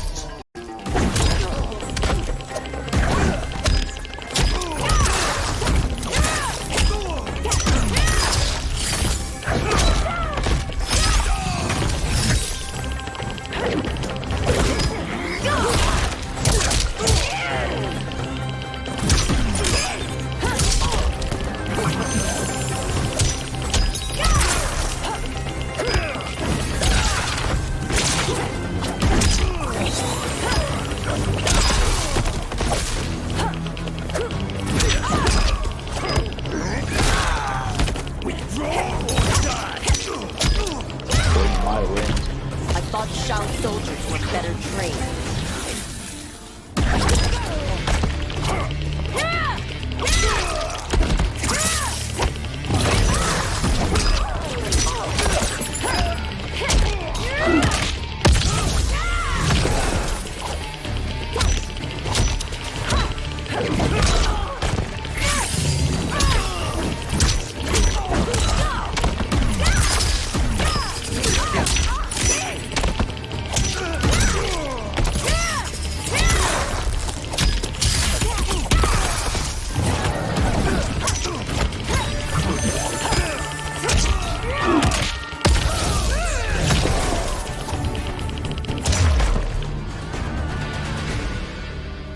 You and your accomplices will face judgment, Reiko. Li Mei hurries Liu Kang as her constables arrest the soldiers. We must leave. Reinforcements will be on the way. He follows her into the carriage and shuts the doors. Later, Li Mei and Liu Kang strike. A purple weeping willow provides ample shade among majestic architecture. They march past lavender drapes dispersed between stone columns. They reach a flourishing garden with vibrant flora and a flowing waterfall. Tanya accosts them, flanked by a second Umgadi. She points her staff at Liu Kang. Word of his arrival precedes you. Surrender if you wish to remain unharmed. Let us pass, Tanya. The Empress and her family are in danger.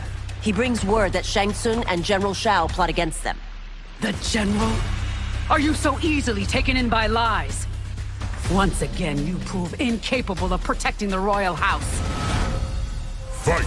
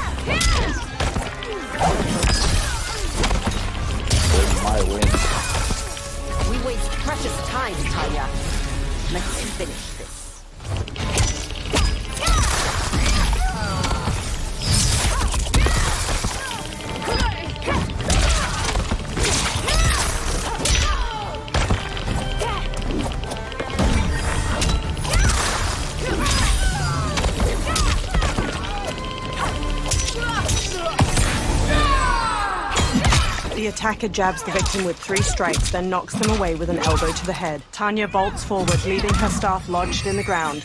She leaps to kick the victim's face through the staff. Pay for your sins!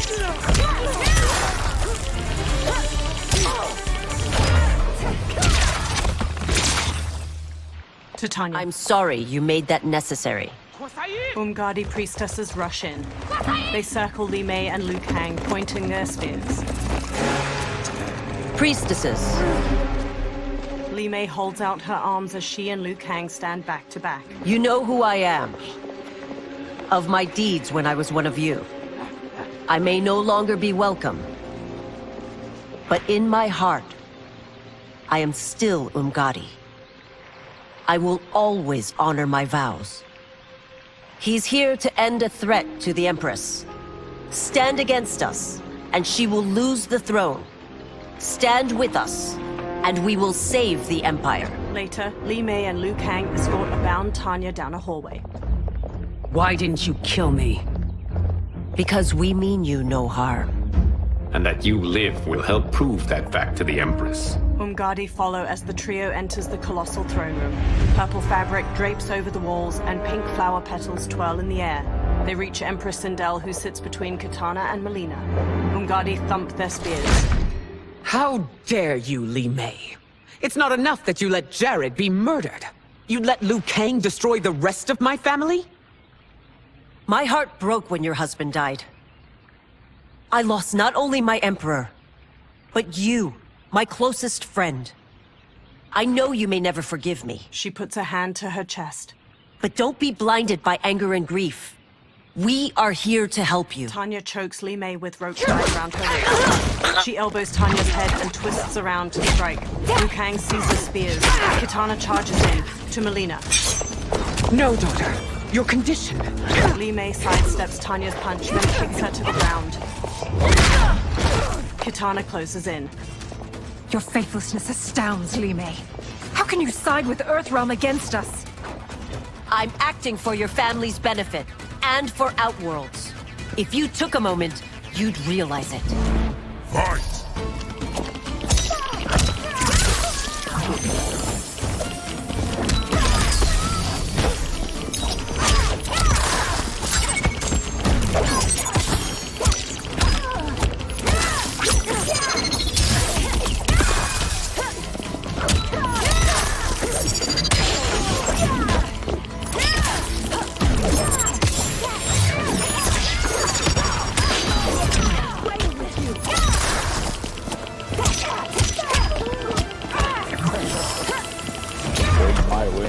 Your Highness, please. You fight the wrong battle.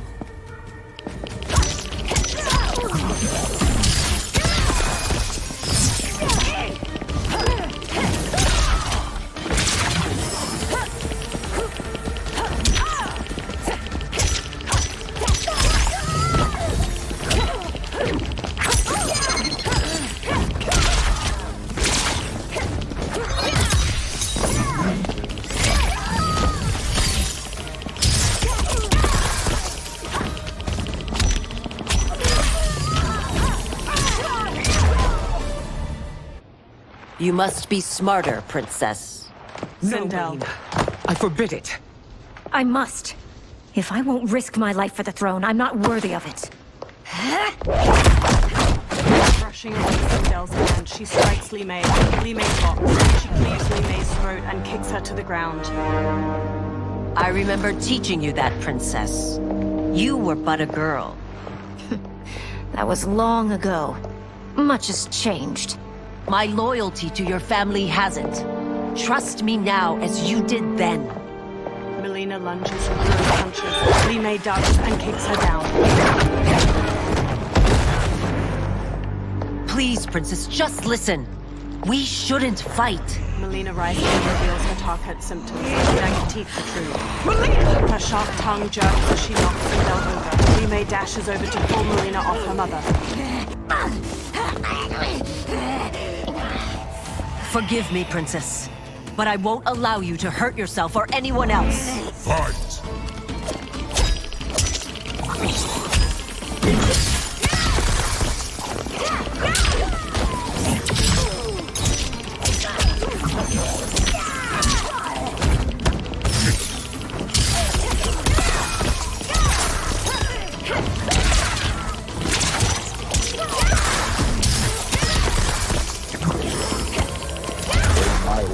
I must be careful. I cannot harm her.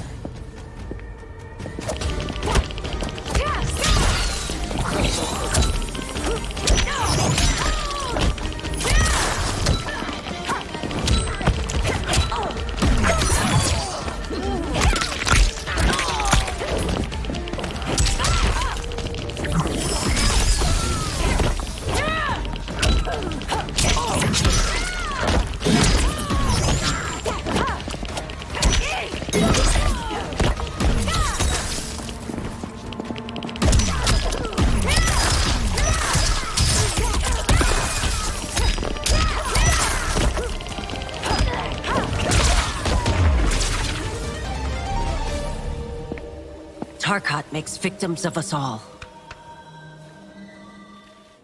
Tanya rubs her wrists and quickly attends Melina, her black braid swaying. She procures a syringe and injects its serum into Melina's neck.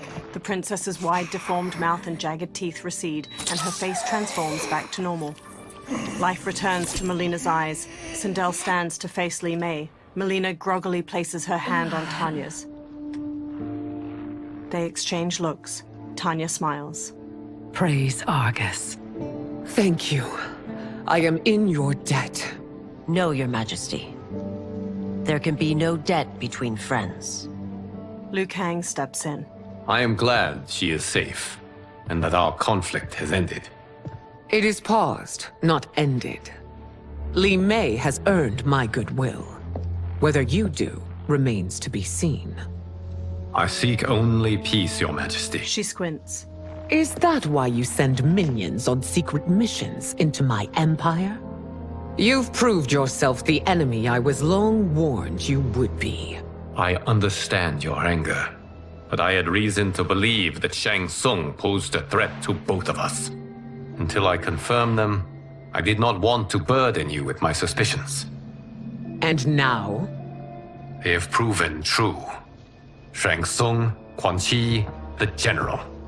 They conspire to conquer our realms. A serious charge. Where is your proof? At Shang Tsung's laboratory. If what you see there does not convince you, I will surrender Earthrealm without a fight. Later in the lab, Sindel grimaces at a chained hybrid with amputated limbs and spilled guts. Liu Kang, the princesses, and Umgadi watch. How could I have so misjudged them? For Shang Tsung to indulge in such depravity, for General Shao to condone it. They are not the men I thought them. Despite my best efforts, neither man nor Quan Chi are who they were meant to be. They're not your responsibility. They're Outworlders. But it is I who crafted their destinies, along with those of all other beings, at the dawn of history.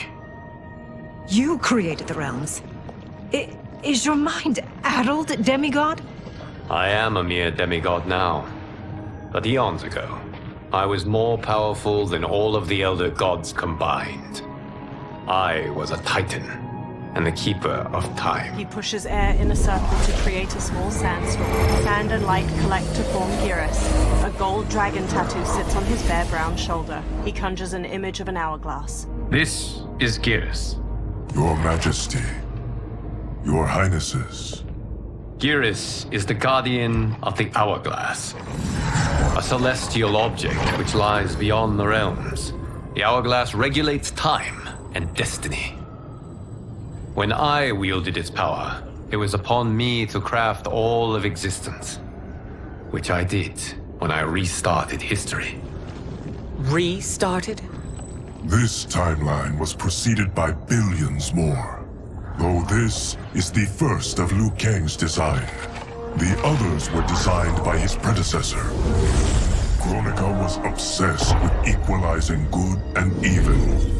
When a timeline veered too far to one or the other, she would halt it and restart history, tinkering with lives and events in the hope of achieving her golden balance.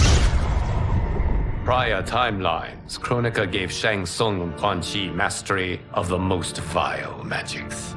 Shao was not a general, a tyrannical ruler bent on conquest. You, Sindel, were his ruthless wife, who would do anything to preserve your privilege. When I took the hourglass from Kronika, I vowed to do better. So in this timeline, the sorcerers would not gain their dark powers. Shao would be your loyal follower, and you would rule Outworld firmly, but fairly. But someone has interfered with Liu Kang's design. Shao, Shang Tsung, Quan Chi, all have been groomed by an unknown entity to be the villains they were in previous timelines. Where to begin? Am I to kneel to my creator? Do you expect worship? No, Your Majesty. My prior role was thrust upon me by circumstance. I am in no way divine. You had power over all of creation, yet you gave it up. Because I saw how it drove Kronika mad. I knew I would fare no better had I kept it. Shao kicks open the door and struts in with Goro, Rain, and the winged Natara. Sindel advances, followed by the others. You. How dare you conspire against Outworld? Not against Outworld, but against your misguided rule. Your deference to him leaves us all vassals. So you sanction these unspeakable horrors? Lie to me about the threats we face? Thanks to you, Earthrealm blood is already on my hands. Bloodshed, without cause or provocation. An amulet. Don't Empress, everyone, stay back. What is it? The Amulet of Shinnok, a weapon of terrifying power. It should not exist. Its maker is powerless, as Liu Kang designed. Yet more proof of foreign interference. Enough prattle! You'll both bend a knee to Outworld's new emperor. Put down the amulet. Its evil is beyond your control. Do you think I do battle not trained with my weapons? I am more than prepared. Thrusts the trembling amulet. Glowing tendrils of orange light pull Geras and the princesses into the amulet's central pool. A fight breaks out and Natara strikes Sindel.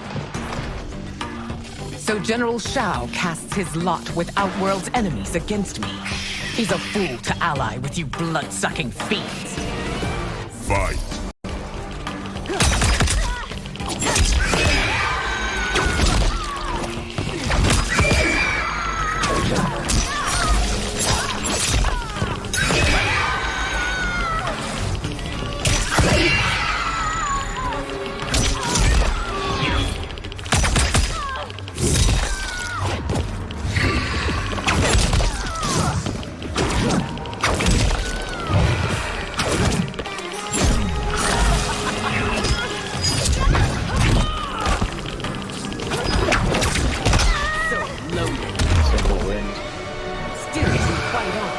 It is a pointless endeavor.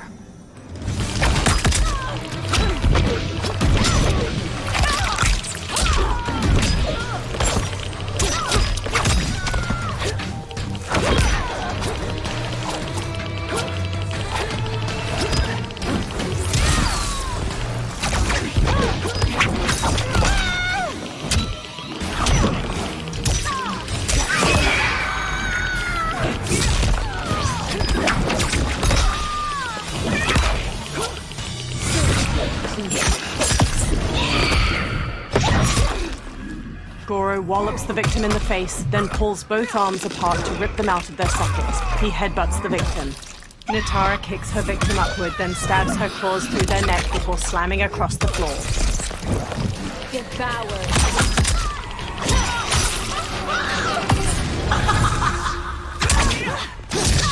The attacker hits the victim's face with a hook, then twists their arm to break their shoulder. Sindel's hair grabs and slams the victim. Two strands hold their ankles to yank their legs apart, twisting their hips. You're no better than Shang Tsung's monstrosities. Liu Kang ducks under Rain's staff swing, then elbows his face just before Sindel jump kicks him to the floor. Tanya and your daughters, they are not dead, but trapped in the amulet. We can still save them. They freeze as General Shao raises the amulet to them. Mei leaps through the air and kicks Shao to the floor, making him drop the amulet. Sindel grabs it. Soldiers chase them into a corridor. Liu Kang turns and blasts a stream of fire at the soldiers, igniting several. Sindel screams purple sonic energy at the ceiling, making it collapse between them and the soldiers. Detain me! They hurry to the lab's upper level where numerous warriors and soldiers fight. Sindel marches to Reiko. It's no surprise that you are party to Shao's treason. Know that it will cost you your life. I owe him mine many times over. Sacrificing it in his service would be an honor. Fight.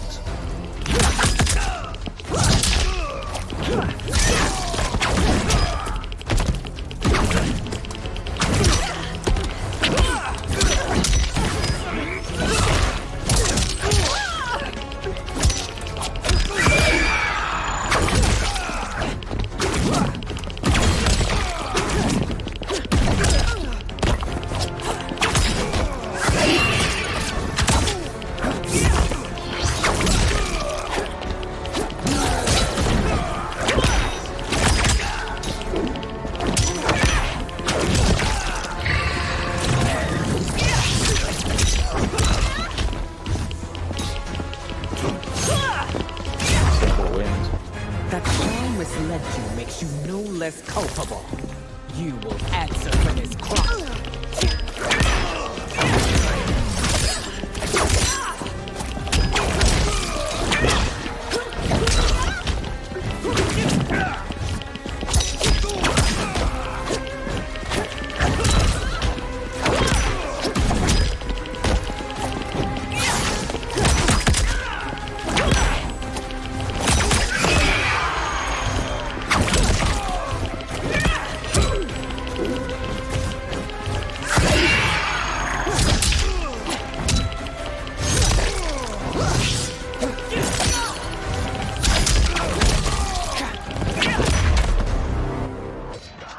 Your rebellion is doomed. Rain and Shao enter. Rain blasts a waterfall at Sindel. Li Mei shields Sindel and gets knocked back. Your betrayal hurts most, Rain. I thought of you as a son. I've outgrown you, Empress. Shang Tsung's taught me that I've scratched just the surface of my power. To explore it, I can't be bound by your limits. Fight!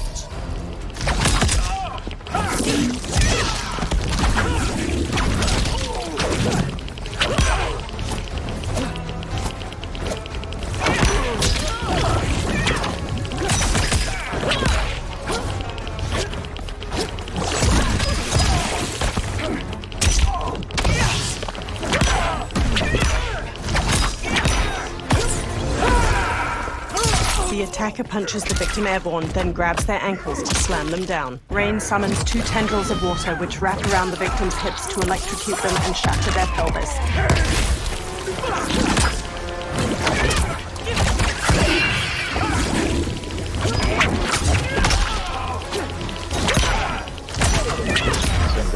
Shang Tsung's taught me more than you know.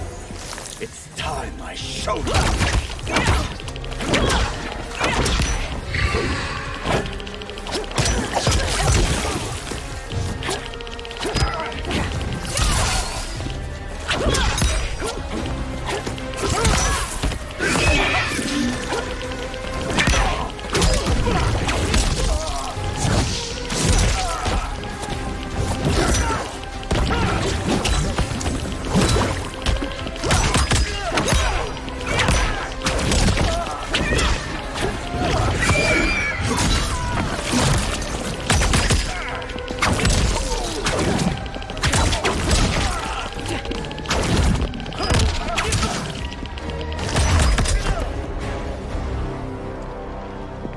You are forever dead to me.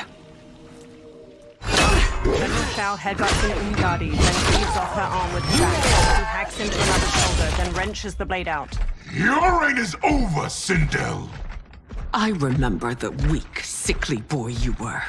How your father fought to push you past your infirmities. Now you repay him by spitting on his ideals? Your revolt shreds every value he held dear. Fight.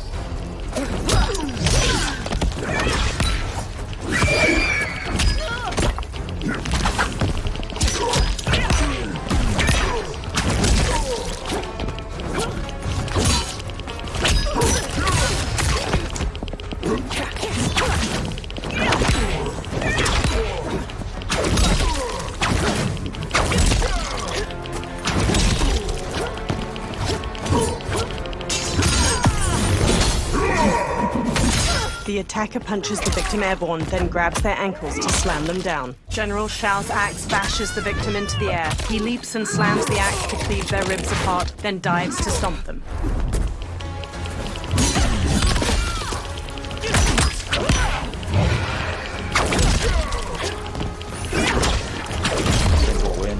You've forsaken both me and the Empire.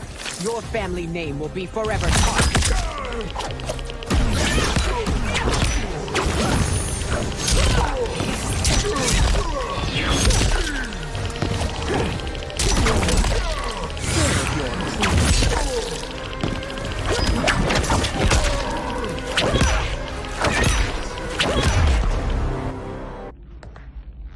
You are relieved, General.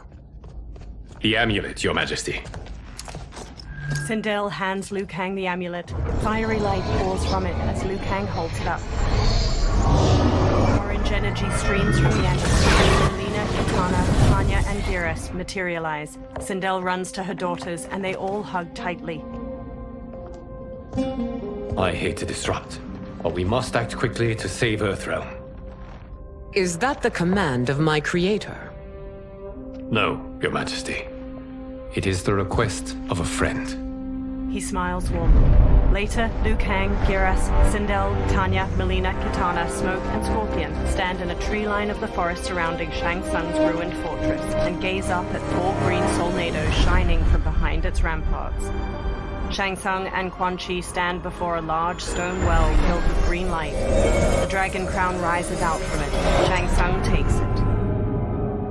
We are ready. And the Soul Stealers? Keep them running.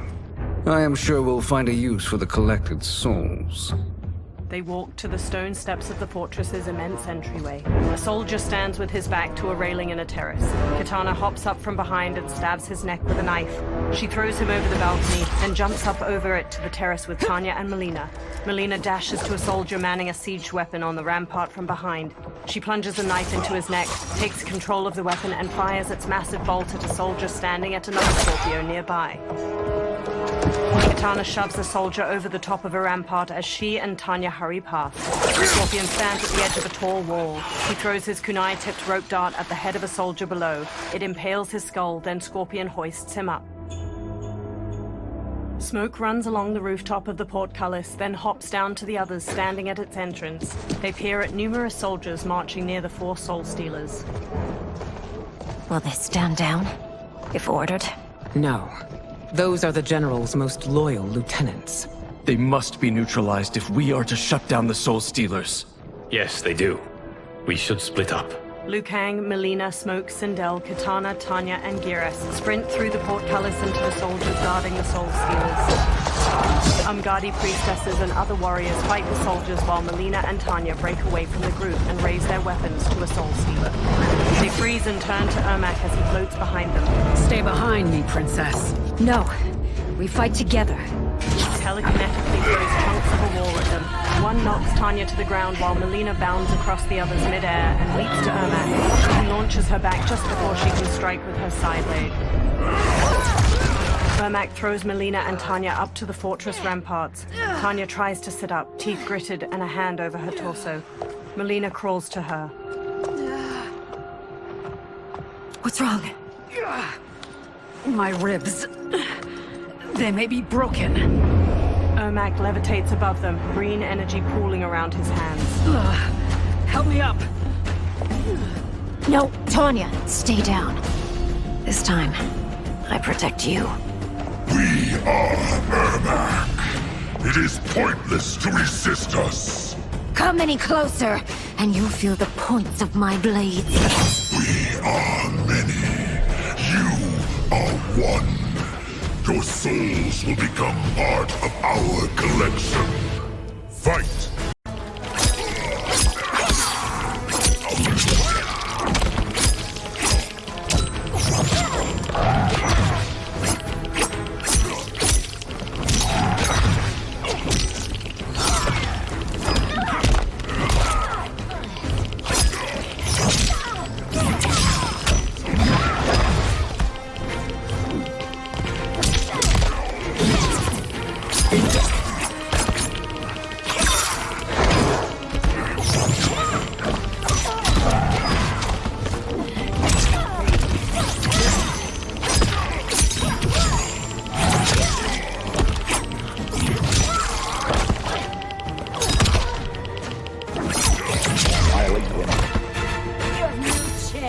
Taking my soul.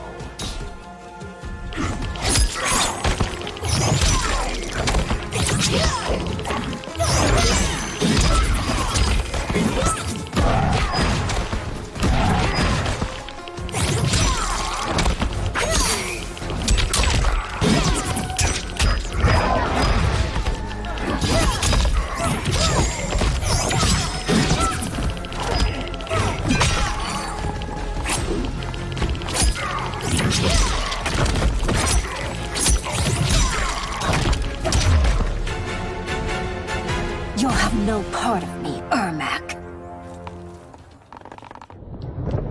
Amazing, Melina. In another life, you could have been Umgadi. I prefer this one, dearest Tanya.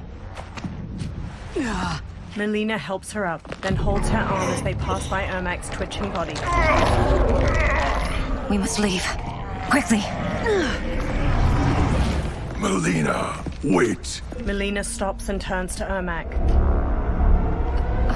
Father? Ermac staggers to her.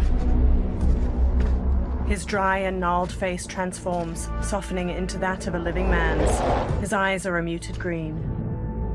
Father? Is it truly you? Yes, Melina. This body was created from the living forest's souls. Mine was one of them. Your attack broke the spell that binds us. Now, I am in control. Father! Melina and Jared embrace tightly. They pull back and he looks at Tanya. You are Umgadi, but not Li Mei. I replaced her after your death, Your Majesty. She left the Order rather than accept punishment. Punishment? It was not her fault. A discussion for another time, Father. We must go. They glance over their shoulders, then hurry off. Liu Kang and Geras stride across the fortress plaza while Jared floats himself, Melina, and Tanya to the ground nearby. Kitana dashes to Jared and throws her arms around him. His smile drops as he turns to Sindel. Jared? She runs to him. Yes, Sindel. It's me. How I've missed you. They share a deep smile as she touches his face. Greetings, Jared. Liu Kang bows. Liu Kang, my friend. We meet again. It is good to have you back. We once again find ourselves in challenging circumstances. And once again, we will prevail. As always, Sindel, I am yours to command. She beams as he rests a hand on her shoulder. Shang Tsung wears the dragon crown near Quan Chi in the tomb of the Dragon Army. They watch 10 dragon warriors punch and kick the air in unison. Melina, Kitana, and Smoke sneak behind rows of inactive dragon warriors on the other side of the cavern. Melina observes Quan Chi and Shang Tsung. How is it they're unaware that the Soul Stealers are shut down? We are deep within the mountain. From here, they couldn't tell. Liu Kang, Scorpion, Geras, Jared, and Sindel join them. Look at them conspiring. It is history we should not be repeating. We must take the crown. Without it, he can't raise more warriors. Our odds will improve if we can surround them. I'll distract them while the rest of you get into position. Leave it to me, Mother. She steps away from the others. Shang Tsung. Shang Tsung turns to Melina as she approaches. Princess Melina. I bring news from Outworld. Sindel is deposed. General Shao now rules. And yet you are still free. To succeed, the General needed help on the inside. I provided it. The heir to the throne gives it up willingly. It is a burden I've never wanted. The realm is better left in General... Emperor Shao's hands. A most mature perspective. Outworld benefits from your wisdom. Yes, Shang Tsung, it does. But not in the manner that you expect.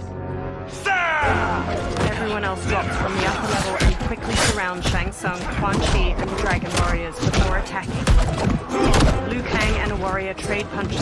Another punches Geras' face. Unfazed, he hammers its head with his fist. Tanya bashes a warrior with her staff. Shang Tsung and Quan Chi face Melina. A bold gambit, Princess. It is an impressive display of guile. Who knew she was so capable? You count yourselves among my doubters. I will count you among the dead. Fight!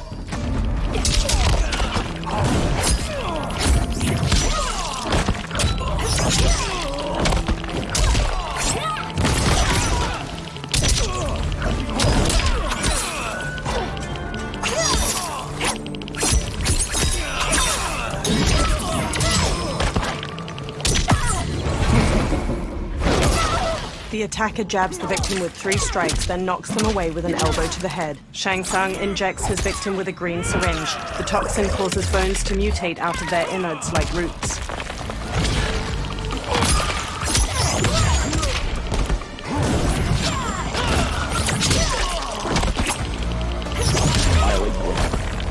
Your betrayal will be punished. Do not expect leniency.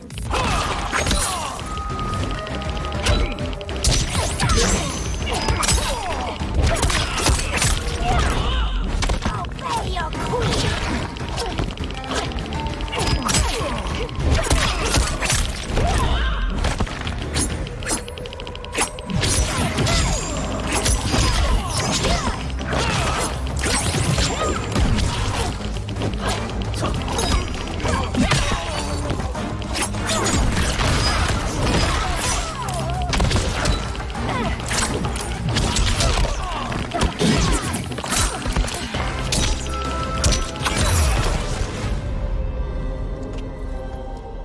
There will be consequences for forsaking Outworld.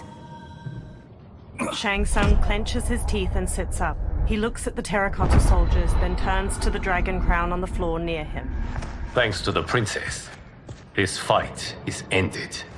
The fight, perhaps. Not the battle. True. Until your benefactor is caught, the realms remain threatened. Who is she, sorcerer? They turn to the crown as green energy swirls around it.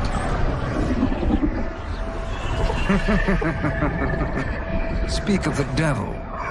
Liu Kang. Meet Damashi. Damashi? The crown shines gold and floats. Sand spirals beneath it. Then another Shang Tsung materializes along with bones of the others. You are the victim of deception, sorcerer. You're not Damashi. You're me. More correctly, you are me. A poor facsimile, anyway. Made lesser by Liu Kang's meddling. What's happening here? Who is he? This Shang Tsung is whom I battled for the Hourglass. I thought him dead. As I did you, Liu Kang. It turns out our battle released mammoth energies which ripped apart time's fabric. The fight had 2 conclusions. In one, I was the victor. In the other, it was you. It was eons before I discovered this. Once I did, I knew the path forward. I took this form and infiltrated your timeline. I elevated these wretches, giving them great power. Together, they sowed discord among the realms, and assembled for me the Dragon Army. I led them to believe they were aiding my conquest of Earthrealm and Outworld. But my intent is to exterminate all life in this timeline, and then merge it into my own. You promised us realms. Now you leave us to slaughter? You were pawns, not partners. Your purpose served. You will be sacrificed. We served you loyally. Built you the Dragon Crown. This? It is a toy. I do not need it to control the Dragon Army. Only the souls contained within. The Titan Shang Tsung from the Dark Timeline tramples the crown, releasing numerous souls from it that stream into the different statues. He smiles with the other dark versions of the fighters. Goodbye, Liu Kang. Neither you nor your timeline will be missed. He teleports away. Dark Sindel steps forward as Dark Raiden stands behind her, eyes red. It appears our interests align. For now. Know that I trust neither of you. I will finish you both at the first hint of treachery. Dark Sindel smiles wickedly as Dark Raiden rises behind her. He crackles with red electricity. The fighters charge and Dark Sindel screams a sonic blast. Melina rushes Dark Raiden, but he shoots her with a lightning bolt, knocking her down. Jared kneels by her. Melina, what's wrong? Her fangs grow. Serum wearing off. Must stay in control. You attack my family, I will make you suffer! Further resistance serves no purpose. This timeline will be destroyed. Fight!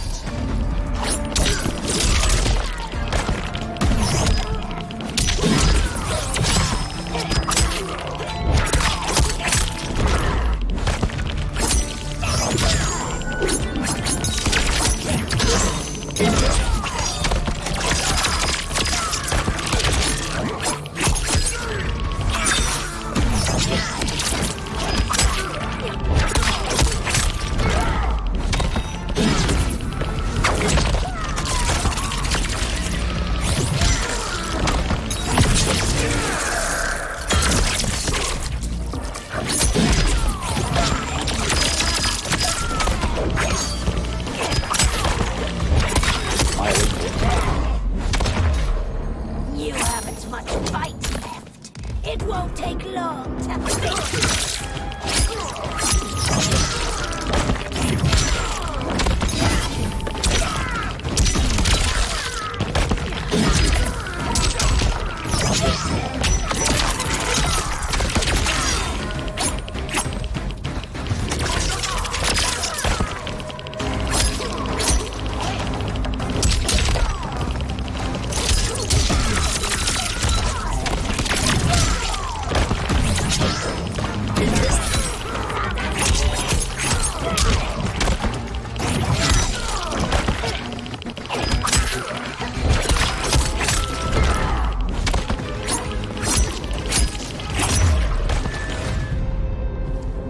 This new Shang Tsung should have sent more minions. The warriors face off against their dark counterparts. Come forward if you dare. I will finish what Raiden could not. Quan Chi and Sindel front kick her. Dark Sindel blocks their attacks, then crescent kicks Quan Chi's face. She jumps and kicks Jared back while punching Sindel away. She stretches her hair out and trips Smoke with it, then Sonic screams Geras to the floor. Her hair whips out and flips Kitana and Liu Kang down. Dark Sindel punches Kitana's face as she gets up. She smashes Scorpion's chest with her arm, sliding him down. Her hair shoots out to grab Shang Tsung and Tanya as they sprint over, then slams them to the floor. Dark Sindel smirks as the warriors lie motionless around her. Sindel takes a katana on the floor and hauls herself up with it. Your tenacity is to be admired. Until our last breaths are taken, as long as blood flows through our veins, we are not beaten. Noble sentiments, which in the end matter little. None of you will leave here alive. Dark Sindel's hair lifts a katana from the floor and places it in her hand. She dashes to Sindel and forces her counterpart's blade to the floor, then smoothly stabs her shoulder and front kicks her back. Sindel locks blades with Dark Sindel, then uppercuts her jaw as she starts to use a sonic scream. She bashes Dark Sindel's face with the sword's hilt and flings her to the floor. Sindel raises her blade over her counterpart, then Dark Sindel's hair quickly grabs her sword and impales Sindel's gut. Dark Sindel's hair coils around Sindel and flings her aside. Oh, it's so sad to see a child lose her mother. If my mother dies, she won't be the only Sindel to perish! Fight!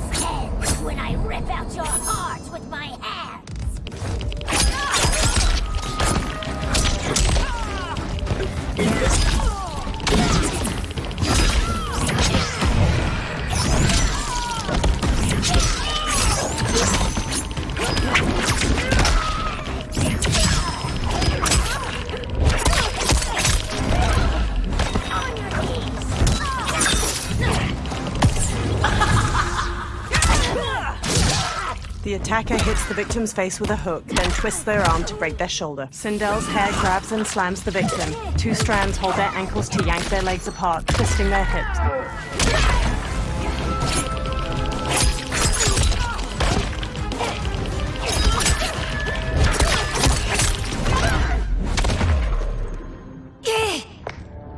Melina stumbles to the floor. Tanya hurries to her, then injects the serum into her neck with a syringe. Kitana and Jared each hold one of Sindel's hands as she sits bruised and bloodied on the floor. She clutches the wound in her belly. Mother, you can't go. Not yet. It's my time, dear. At least we had a few hours more. I will cherish them. Mother. Melina kneels to Sindel and takes her hand. You are now Empress. Rule well. I will, Mother. Father and Kitana will help me. Sindel's expression stills. She gazes up with glassy eyes. Jared waves a hand over her and pink energy flows from her into him. Of course. The others stand around them as the last of the pink energy streams into Jared. Father, what did you do? I collected your mother's soul. It resides within me. She is safe. Liu Kang quickly approaches. Hurry, everyone. We must withdraw. The fighters run out of the Tomb of the Dragon army. They step through the snowy foothills of the mountains as the sun sets, the ruined fortress in the far distance behind them. They all stop and turn back to the fortress as hundreds of dragon warriors march away from it and down a pathway. To move an army that large among realms, he'll need a portal, yes? More than one. You will need a nexus of portal gateways. It must be nearby. We follow them. They will lead us to it. Agreed. But we cannot strike until Raiden and Kung Lao arrive. That the Lin Kuei won't aid us is unforgivable. Bi-Han has corrupted them totally. When this crisis ends, we will deal with that one. This is but the opening battle in a longer war. Titan Shang Tsung has prepared his entire timeline for it. We cannot match its strength. My counterpart said that your battle with him ripped time's fabric, creating two timelines. But how do we know that it wasn't torn further? If there are two timelines, can't there be more? Shang Tsung smirks. Why the thought experiment, sorcerer? You said we lack strength. We might find it in other timelines. How would we do that? We gather allies from across timelines, other titans, to build an overwhelming force. If they exist. We have no proof that they do. We must fight the battle in front of us.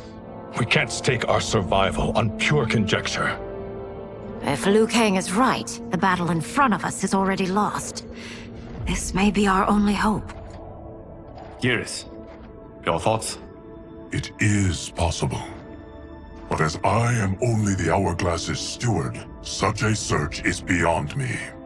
It can only be undertaken by the Keeper of Time. And I no longer wield that power. Geras' brow furrows deeply. You may be able to regain it. What? How do you mean? When you gave up control of the Hourglass, I worried that one day you would find you needed it. So rather than let your power dissipate, I collected it. To this day, it remains safely stored. Why did you never tell me this? Because the process of restoring your power is likely irreversible. Returning to the life you have now, as Earthrealm's protector, a life you cherish, may be impossible. And you did not want me tempted to make that sacrifice, unless it was absolutely necessary. Correct. Thank you, Geras. You have saved us with your wisdom. Now, Where have you stored my power? We must retrieve it. It is at the Fire Temple, stored in the Jade Jaguar gifted to you by the great Kung Lao. Liu Kang smiles and nods. Dozens of dragon warriors march past a large stone archway being constructed in a snowy valley. Dark Geras steps to Titan Shang Tsung as he stands nearby. Yes, Geras. Liu Kang has proven more resilient than anticipated. He and his comrades have escaped the fortress. Forget the others. Find Liu Kang. He alone threatens my plans. Liu Kang and Geras walk down a path leading to the Fire Temple. You could have picked no better vessel to store my power, Geras. I have always treasured the great Kung Lao's gift. It reminds me of his meticulous nature and his generous heart. Once we retrieve the Jade Jaguar, we will proceed to the Hourglass. There, we will transfer the temporal power stored within it to you. It now occurs to me that all along, you have had unfettered access to the power stored within. You could have taken it, become Keeper of Time, but chose not to. Why? Because I have faith in your vision for this new era. I am content to be its guardian. Thank you, Geras. Now, this process you propose, you are sure it will restore my power? As sure as I can be of one that has been neither tried nor tested. But even if successful, it is not guaranteed that you will find any other timelines or allies. They may not exist. I pray this is not a fool's errand. I hate leaving the others behind. Your champions will bolster their strength against the Dragon Army. It is sure to be the mother of all battles. May the Elder Gods protect them. The pair steps to the Fire Temple's entrance, the sun shining overhead. The Dragon Army constructs more stone archways, portals glowing with dim light in the valley. The moon shines weakly through mist blanketing the sky onto Dark Shao Kahn and Reiko as they watch from atop a portal. Dark Smoke, Scorpion, Sub-Zero, Kenshi, Rain, and Ermac stand in front of a regiment of dragon warriors, positioned in a long row that cuts through the valley. A pair of dragon warriors stand on top of scaffolding surrounding a portal. They haul a large stone up with a rope. A small, orb-shaped drone made with sleek, polished metal descends from the sky and hovers over the construction site. A camera lens on the drone's front shifts as it spies on the site and the Dragon Army. Johnny uses a controller and looks at a screen on it displaying the construction site from the drone's point of view. Melina and Kung Lao stand near him. My ex was so wrong. The $30K I spent on this seems like a steal right now. This magic is incredible.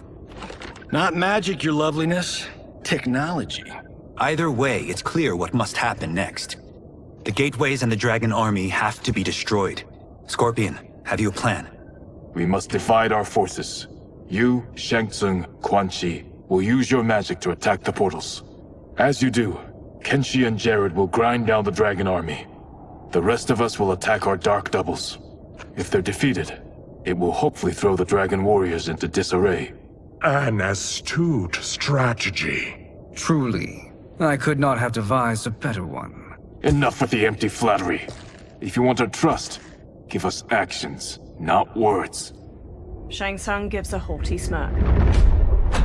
Two dragon warriors hammer stones into place with hammers. It is time. Our venom will spread. It will be the end of all things. Armageddon. Dark Shao Kahn raises his hands to the Dragon Army, all standing in tight formations. Kung Lao, Melina, Johnny, and Kitana crouch on a cliff overlooking the valley. Kung Lao looks up at a cliff above them where Scorpion, Kenshi, Jared, and Smoke kneel. He gestures to them, then Jared and Kenshi step to the cliff's edge. They telekinetically lift multiple boulders and hurl them at a column of hundreds of dragon warriors marching below.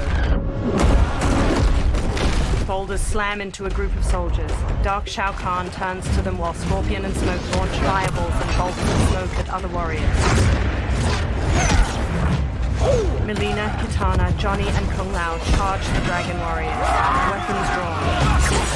Shang Tsung, Quan Chi, and Raiden hurry to one of the portals. They channel beams of fire, green energy, and lightning into the keystone at its top, bringing it down. Green and blue energy beams suddenly hit the keystone from the other side, making it fly back into the portal. Shang Tsung, Quan Chi, and Raiden look at Dark Kenshi and Ermac across from them. A shockwave of energy bursts from the portal, knocking the trio to the ground. That is unfortunate. The battle continues, Shang Tsung. Quan Chi, with me. I, for one, am not pleased we were double-crossed. It is an ire I share. May I suggest we harness our anger and use it to obliterate my doppelganger's minions? Fight.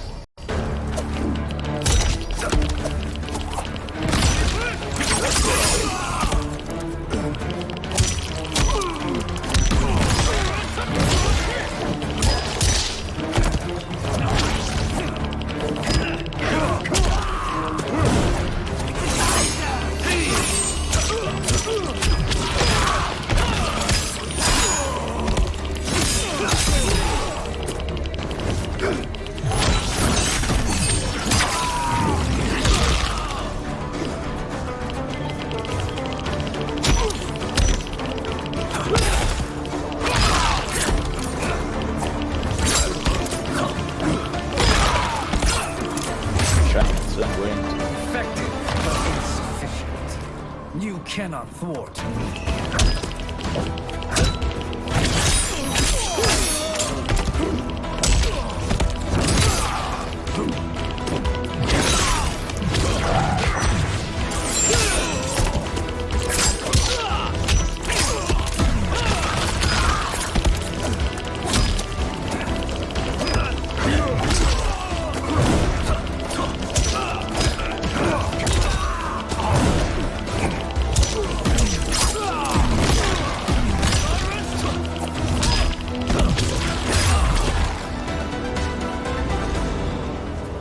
This pair will trouble us no more.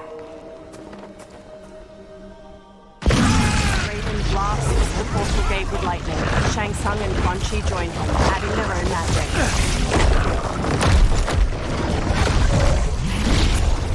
It crumbles, and the trio dashes toward the next one. Dark Rain and Dark Smoke advance on them. Shang There are Tsung more snaps. who require our attention. Raiden nods and starts destroying the next portal gate. Shang Tsung and Quan Chi charge the Dark Duo, but Rain conjures walls of water to surround the sorcerers. Dark Rain and Dark Smoke burst through the water. Quan Chi and Shang Tsung have no time to turn and meet their attackers, and are swiftly knocked to the ground. Two blasts of lightning knock Dark Rain and Smoke to the ground. Quan Chi and Shang Tsung stand. You're welcome, sorcerers. Is it me, or is that Raiden becoming insufferable? You are not wrong, but it is tomorrow's problem. Let us first solve today's. Fight.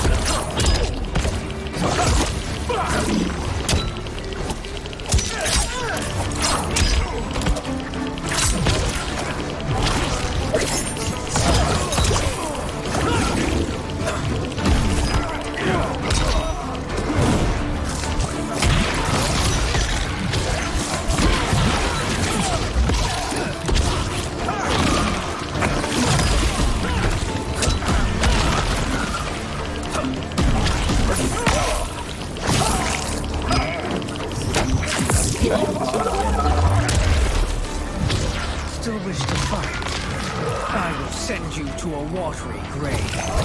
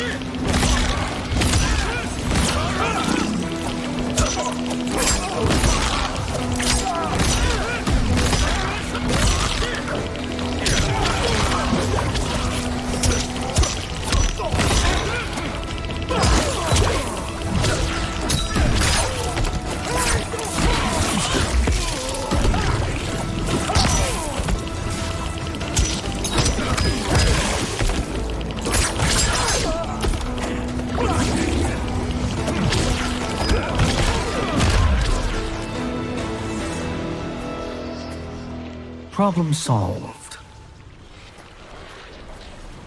Quan Chi, Raiden, and Shang Tsung bring down another stone gate. 2 of 5. It's progress. Now on to the next. From atop the next portal gate, Dark Shao Kahn leaps down toward them. He wields a heavy warhammer and uses it to knock Raiden aside before headbutting Quan Chi.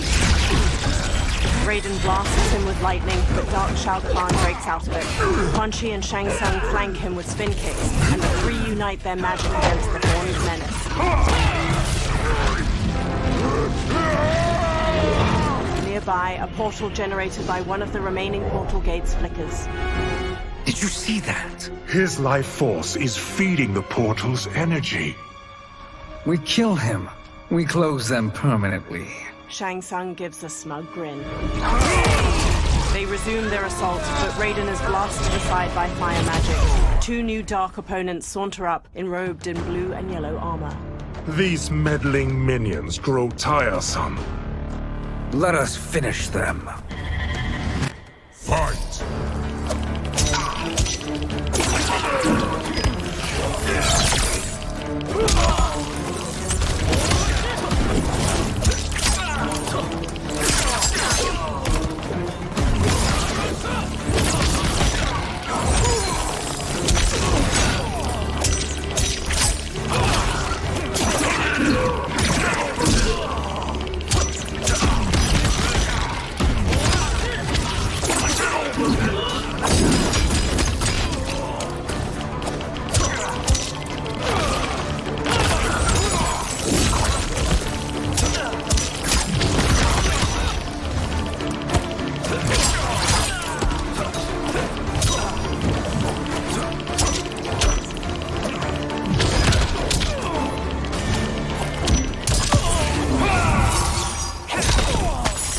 Sub-Zero skewers the victim's skull with ice daggers. He headbutts them. Scorpion slings rope darts through his victim's sternum and neck. He pulls.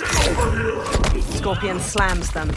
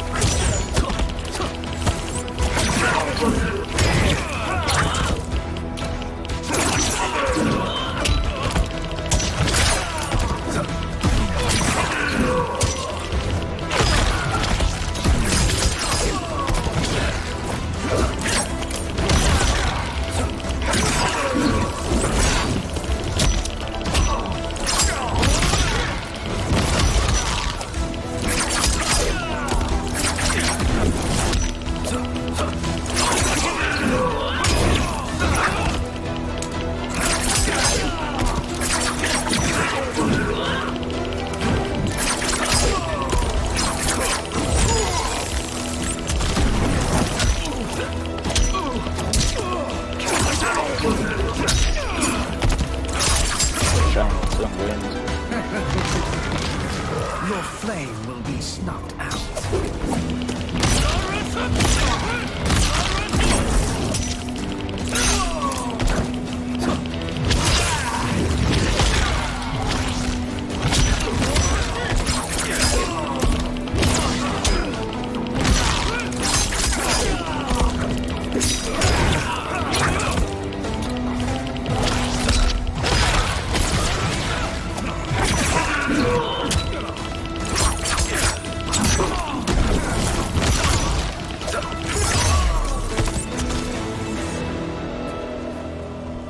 So much for fire and ice.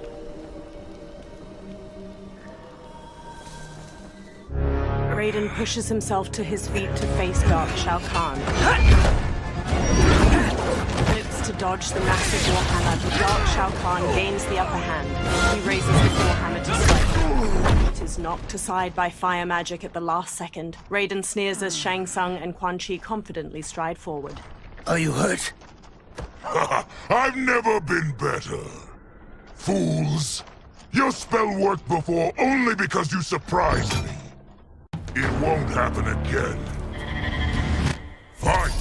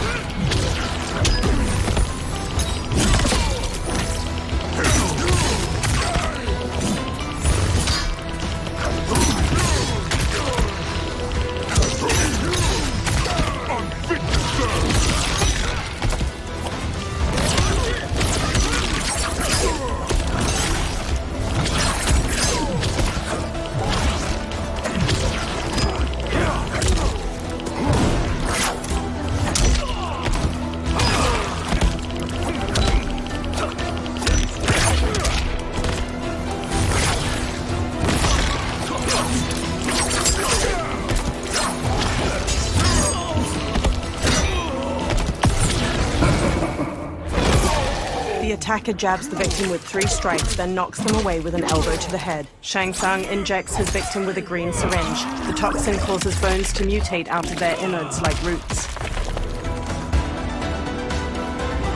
His soul is ours. With a forearm blade, Shang Tsung stabs Darkbreaker's neck. He continues stabbing. With a deep frown, he stands. His lips settle back into their usual smirk as Quan Chi raises his eyebrows. Shang Tsung reaches toward Dark Shao Kahn and siphons his soul away. Bright green light twirls out of his body and goes. A menacing smile stretches Shang Tsung's face as the portal behind them flickers out. Further down the valley, the others die out as well. You've done it. The army's trapped. All of the other realms in this timeline are safe. Never forget, Raiden, that we risked our lives to perform this service. One that wouldn't have been needed if you hadn't conspired with the other Shang Tsung. They will fight to the last man. Come, we must help the others. All 3 run toward the dragon army. In a courtyard surrounded by floating rocks, the Jade Jaguar statue dissolves into golden sand within the hourglass. Liu Kang stands before it. Streams of fire magic run between his hands and the hourglass, one red, one blue. The flames lick over his arms where lion tattoos of Koi begin glowing a soft blues. Are you ready to begin the search? Ready enough. May there be other timelines and titans to find. Liu Kang conjures fire magic toward the hourglass once more, and behind him a feminine figure is conjured from glimmering gold. She wears deep indigo finery beneath molded ivory armor, and her black hair is neatly tucked into 2 buns atop her head. Nervously, she looks around. Geras? Liu Kang? Easy, Katana. You are among friends. Geras bows his head. What's happened? Where am I? A long way from home. In a different timeline, to be precise. What? Are you also a keeper of time? Yes. both of us? How is that possible? The battle for Chronica's Hourglass ripped apart time's fabric. Where there once was one timeline, there are now many. Each new timeline represents a different possible outcome of that battle. In mine, I became Time's Keeper. In yours, it was you. In others, it could be Jade, Sindel, even Kano. The possibilities are endless. She tilts her head. If many timelines sprung from one, and we were both part of it, then you are my Liu Kang. The same one who battled you in Shang Tsung's courtyard. Who fought at your side at the Colosseum. Liu Kang takes Titan Katana's hand and looks into her eyes. Who beamed with pride when you became Outworld's Khan. Titan Katana closes the remaining space between them, pulling Liu Kang in for a tender kiss. He wraps his arms around her without hesitation. When they part, her hand lingers on his cheek. Why does fate seem always to conspire against us? To deny us life's simple pleasures? I don't know.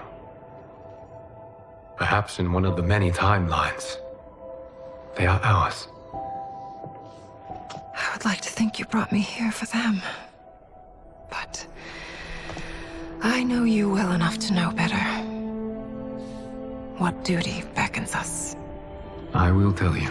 They hold hands. But first, we must gather more of our old friends. Titan Kung Lao. Shang Tsung, Titan, wielding the power of the Hourglass? Raiden. Yes, Kung Lao. He is a threat to all timelines.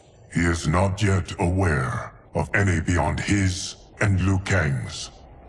For now, it is only a matter of time. I had hoped my victory over Chronica would end the endless cycle of combat. Sadly, it begins anew. We have no choice. We must stop Shang Tsung. The millions in my White Lotus Society will aid us, if needed. Thank you, my friends. Nearby, a cloud of thick smoke appears. He is here. Several figures step out from it. Dark Nitara wears spiked red armor studded with gold. Dark Melina has molded armor in magenta and gold, exposing her chest and midriff. Dark Baraka wears red samurai armor, complete with two massive horns on his helmet. Titan Shang Tsung steps forth. Liu Kang, you have found allies. Titan allies, in fact. How could I have been so blind? Of course our timelines aren't the only two. Retreat to yours, Shang Tsung.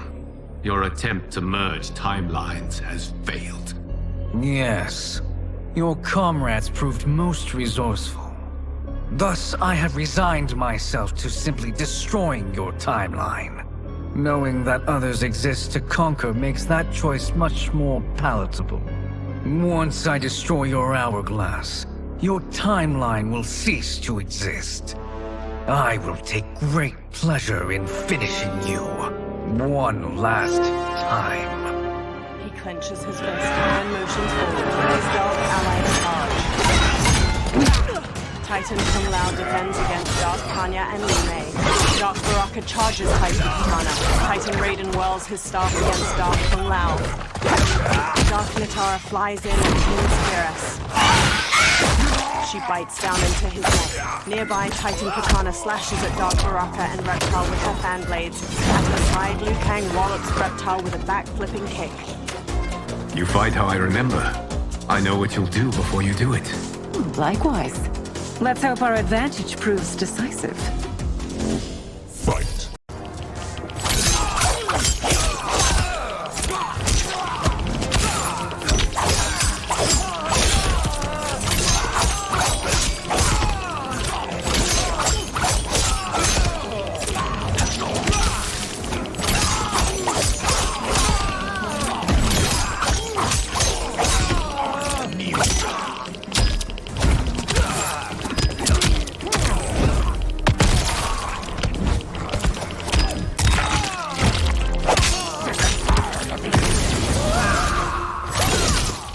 The attacker jabs the victim with 3 strikes, then knocks them away with an elbow to the head. Liu Kang rapidly kicks the victim into the air, shattering their ribs. He blasts them into the floor with a massive beam of fire. Be humble.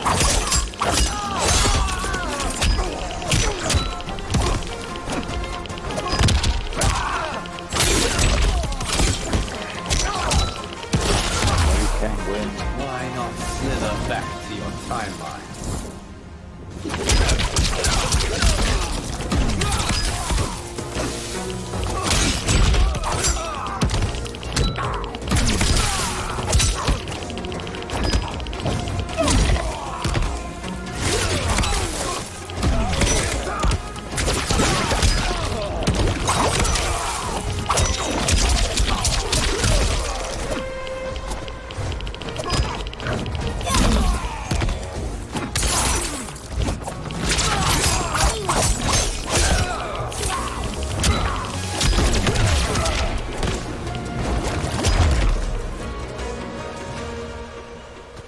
I've missed fighting by Katana's side.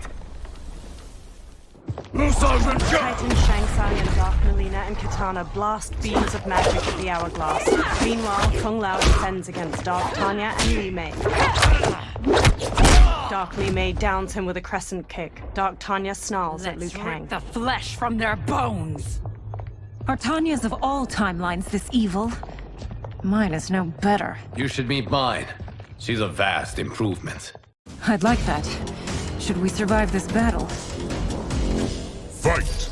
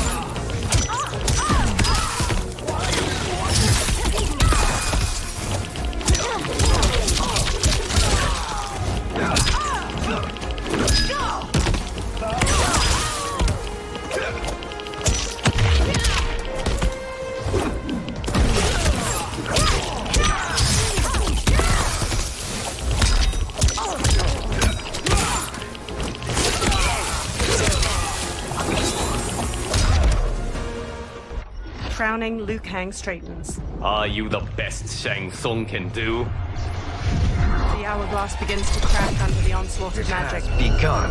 Titan Shang Tsung manages a strained smile as he and the Dark Princesses intensify their magic. Liu Kang drops to one knee. Liu Kang!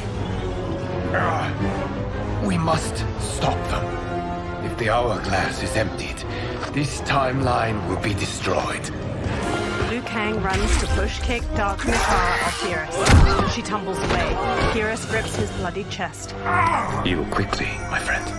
Dark Kung Lao lands a blow on Titan Raiden's head. Dark Liu Kang finishes him off with an inside crescent kick, then struts victoriously. This battle ends with your timeline obliterated. Your final moments will be torture and pain. I do not fear your bravado. I have bested twins far more evil than you. Fight!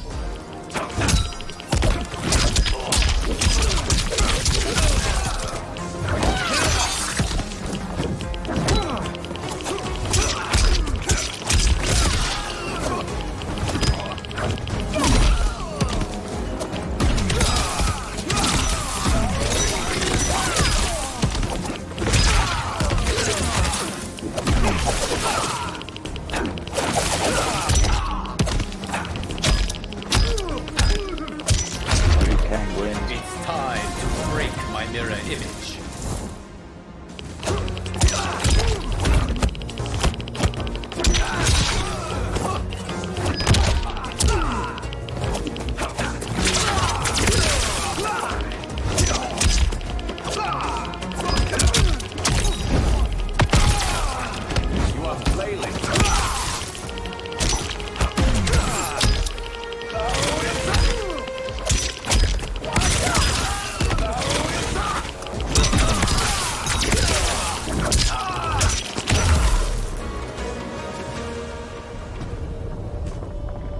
back to your timeline, brothers. Liu Kang rushes to Geras. We have little time. The hourglass is failing. Then let us end this, now. Be good girls and kill them, won't you? The Dark Princesses. As you command, Shang Tsung. Katana and I will fight them. You save the hourglass. Yes, Liu Kang. Beams of golden sand flow from Geras' fist towards the hourglass, while Titan Shang Tsung's red magic continues its assault. Fool! You cannot save it. Liu Kang and Titan Katana face the Dark Princesses. I don't know which of them is worse. Both are cracked reflections of me. They are abominations. Neither will survive this fight. Fight.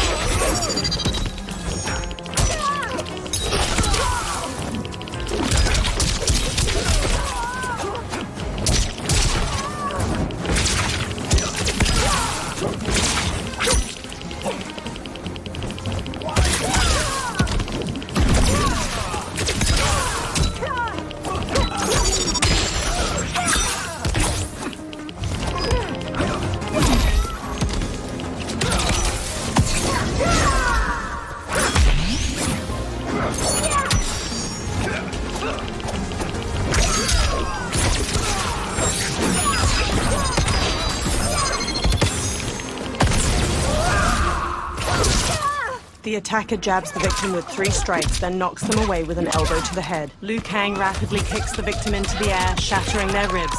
He blasts them into the floor with a massive beam of fire. Liu Kang win. You deserve it.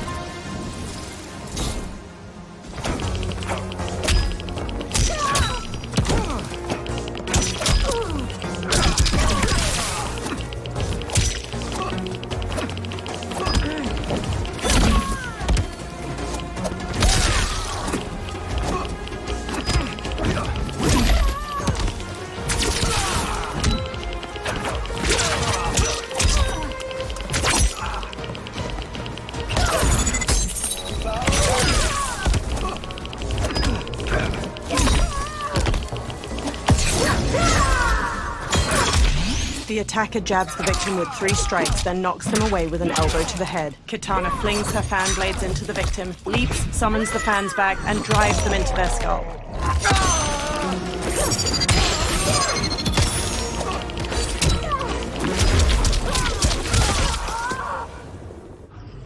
Liu Kang lowers his fists. Once Shang Tsung is finished, you will be too.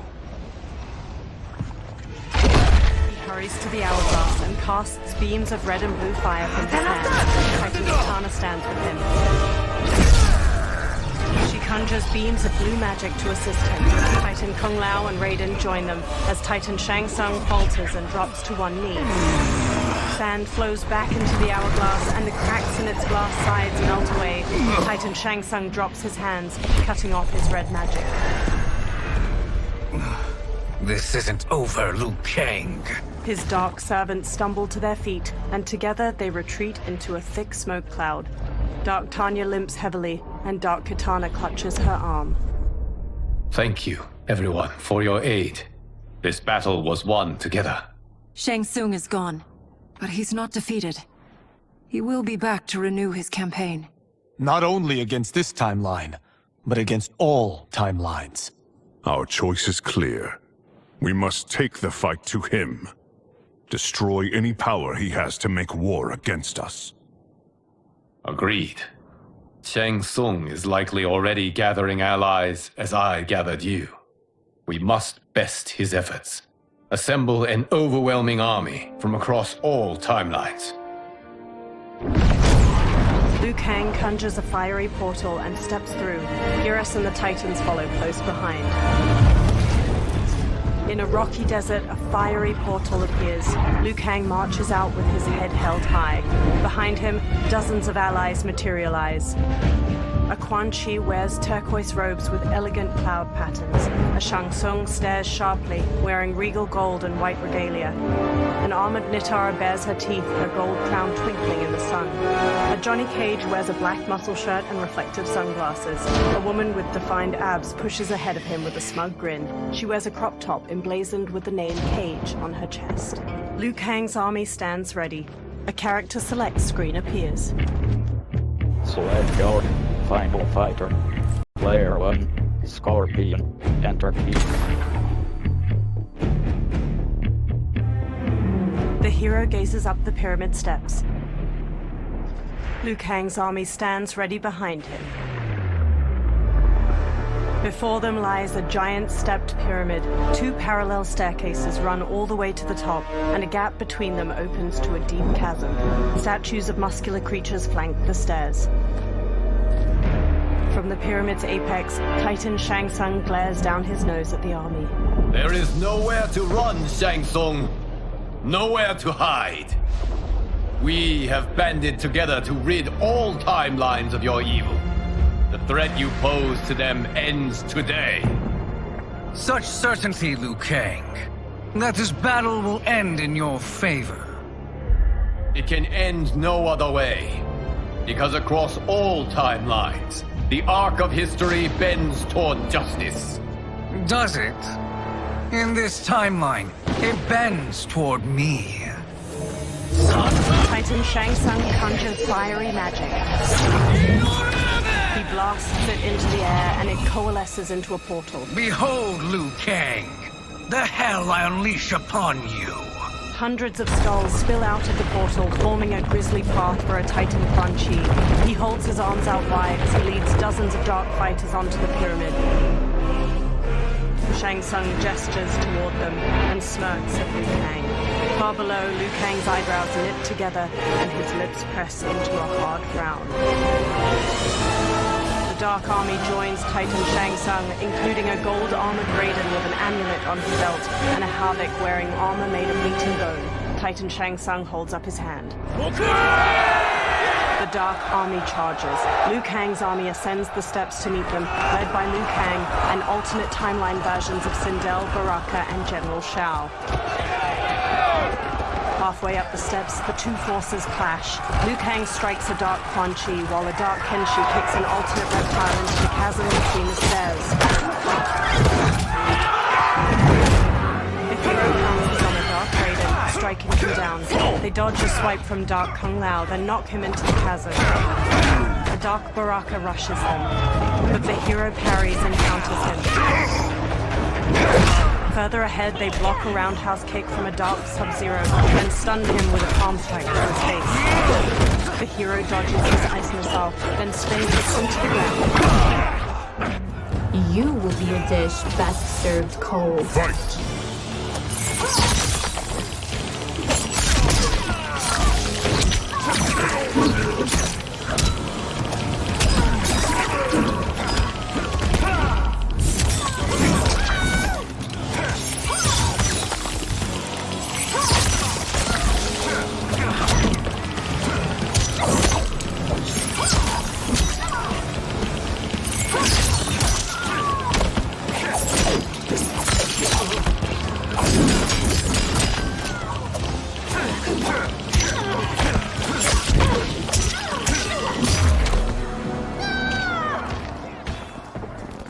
The hero barrels up the steps and sidekicks an opponent aside. A new opponent leaps in. I will make you burn. Fight!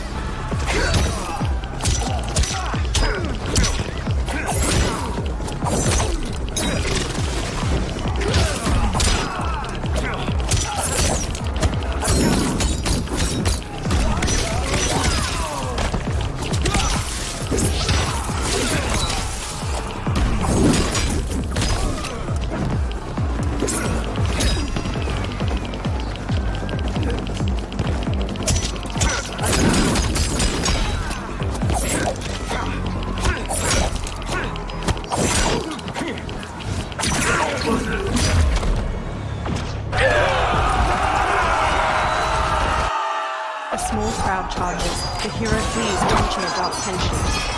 A new opponent leaps from a ledge. You should fear the Shirai Ryu. Fight!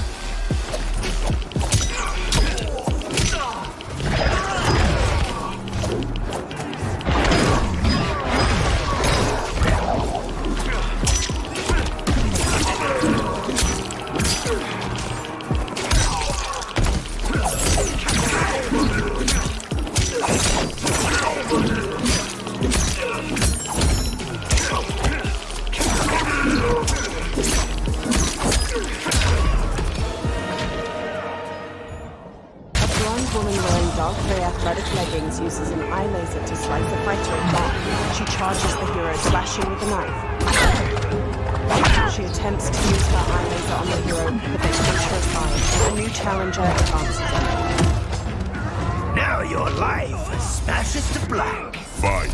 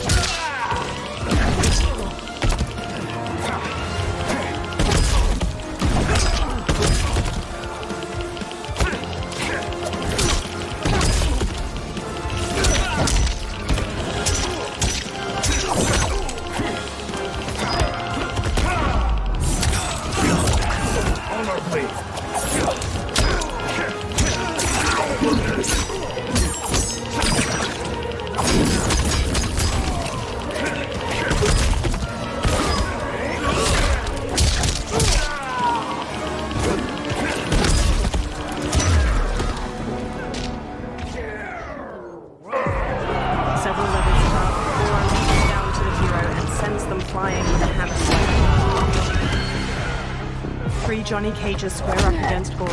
One in a muscle shirt, one dressed like a mime, and the third is the woman in a crop top. The mime cage mouths a scream.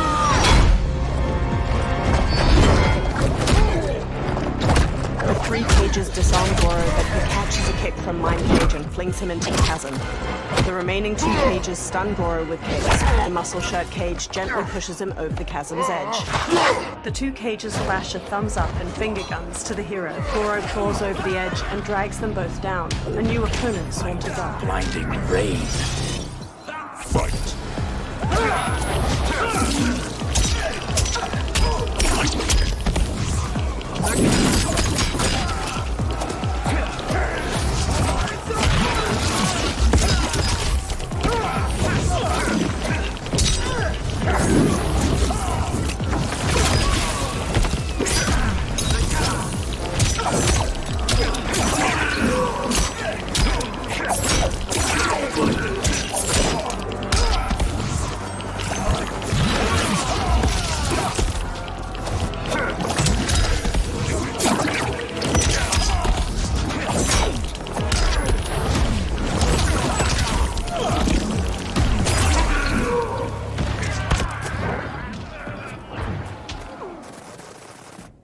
Ascends toward four of Shang Tsung's fighters. A bladed blue fan extends across their path. Allow me. Titan Katana stabs one fighter in his chest, then drops gunfire from a woman inside their garment. Under fire, Titan Katana advances enough to stab her. She slices off the other fighter's leg, then leaps to decapitate the final armored woman. The head rolls down the stairs, landing at the feet of the hero. Thank you, Katana. You're welcome. Now hurry. There's no time to waste. She's off the side. Don't be fooled by my pretty face. Fight!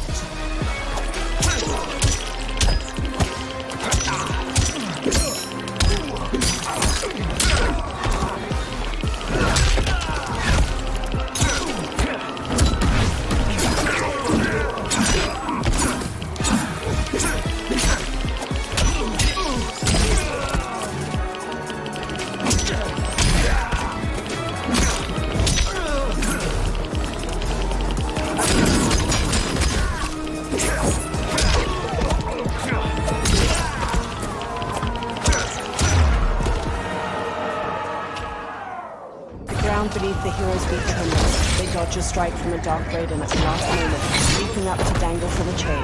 Dark Raiden throws a bladed hat to slay him.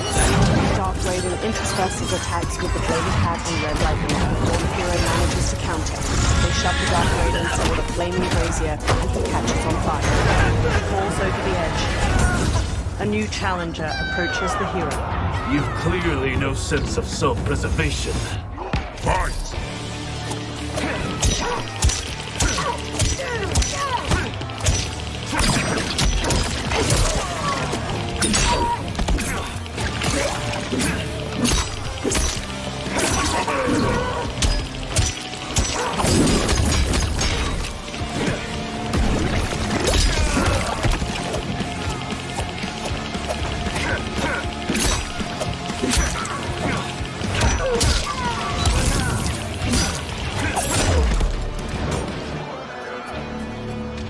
The hero dashes onward.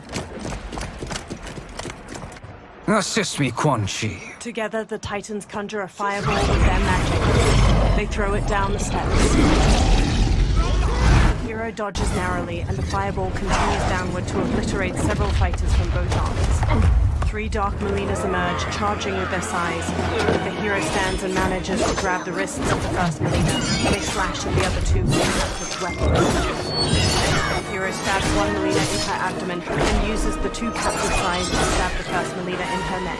The final Molina leg sweeps the hero and pins him down. She stabs down with her sides, and the hero pushes back against her wrists. Test your might. The hero twists Dark Molina's blades to shove through her eye sockets. She collapses, her snarling face slackening. The Titans Shang Tsung and Quan Chi begin conjuring more magic, and their counterparts charge them from behind. A light Shang Tsung exchanges blows with the Titan Quan Chi. He and light Quan Chi then switch opponents, and each manages to knock down his Titan double. Light Shang Tsung. Hurry, Scorpion. You are almost there. The Titans magically rip the souls out of light Quan Chi and Shang Tsung. They both collapse.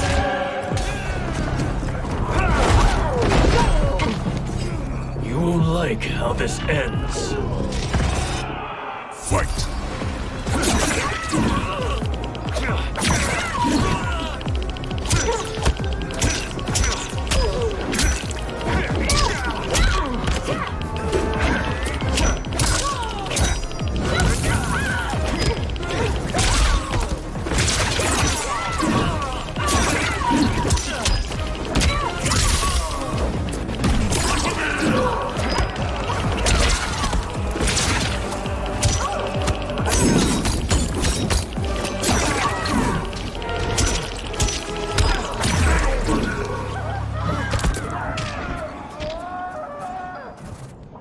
Held high, the hero walks toward the stair, but a new opponent descends to meet them.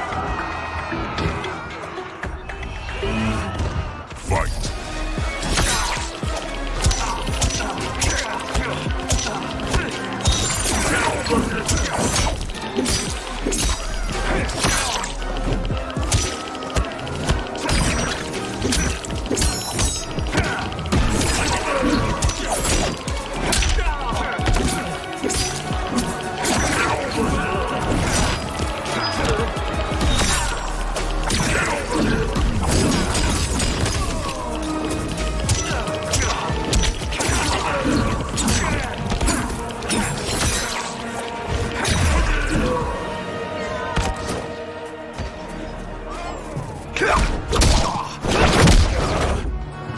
It's only a little further, Scorpion. Follow me. Together, they charge up the remaining steps until they reach the pyramid's apex, a broad platform shot through with glowing green cracks. Crumbling statues loom over its corners, and Titans Shang Tsung and Quan Chi stand waiting. Your defenses have failed, Shang Tsung. This is over. I do not think so. Realize, sorcerer, that you've brought this on yourself. Avarice and ego have again proved your undoing. We have no choice but to eradicate you. It is you who will be eradicated. You and your followers. And once you are dead, all timelines will be mine. With a sneer, Titan Shang Tsung charges the hero. Liu Kang rushes at Titan Quan Chi simultaneously. Titan Shang Tsung spin kicks the hero's chest, knocking them to the ground. Titan Shang Tsung rushes to join the fight against Liu Kang. Together, he and Titan Quan Chi gain ground. Liu Kang manages to twist Titan Shang Tsung's arm, but takes a kick to the face in return. He squares up against his opponents. They charge him. Liu Kang jabs Titan Shang Tsung's jaw, and axe kicks him to the ground. He then sends Titan Quan Chi tumbling with a jumping roundhouse kick. Titan Shang Tsung regains his footing and resumes his assault.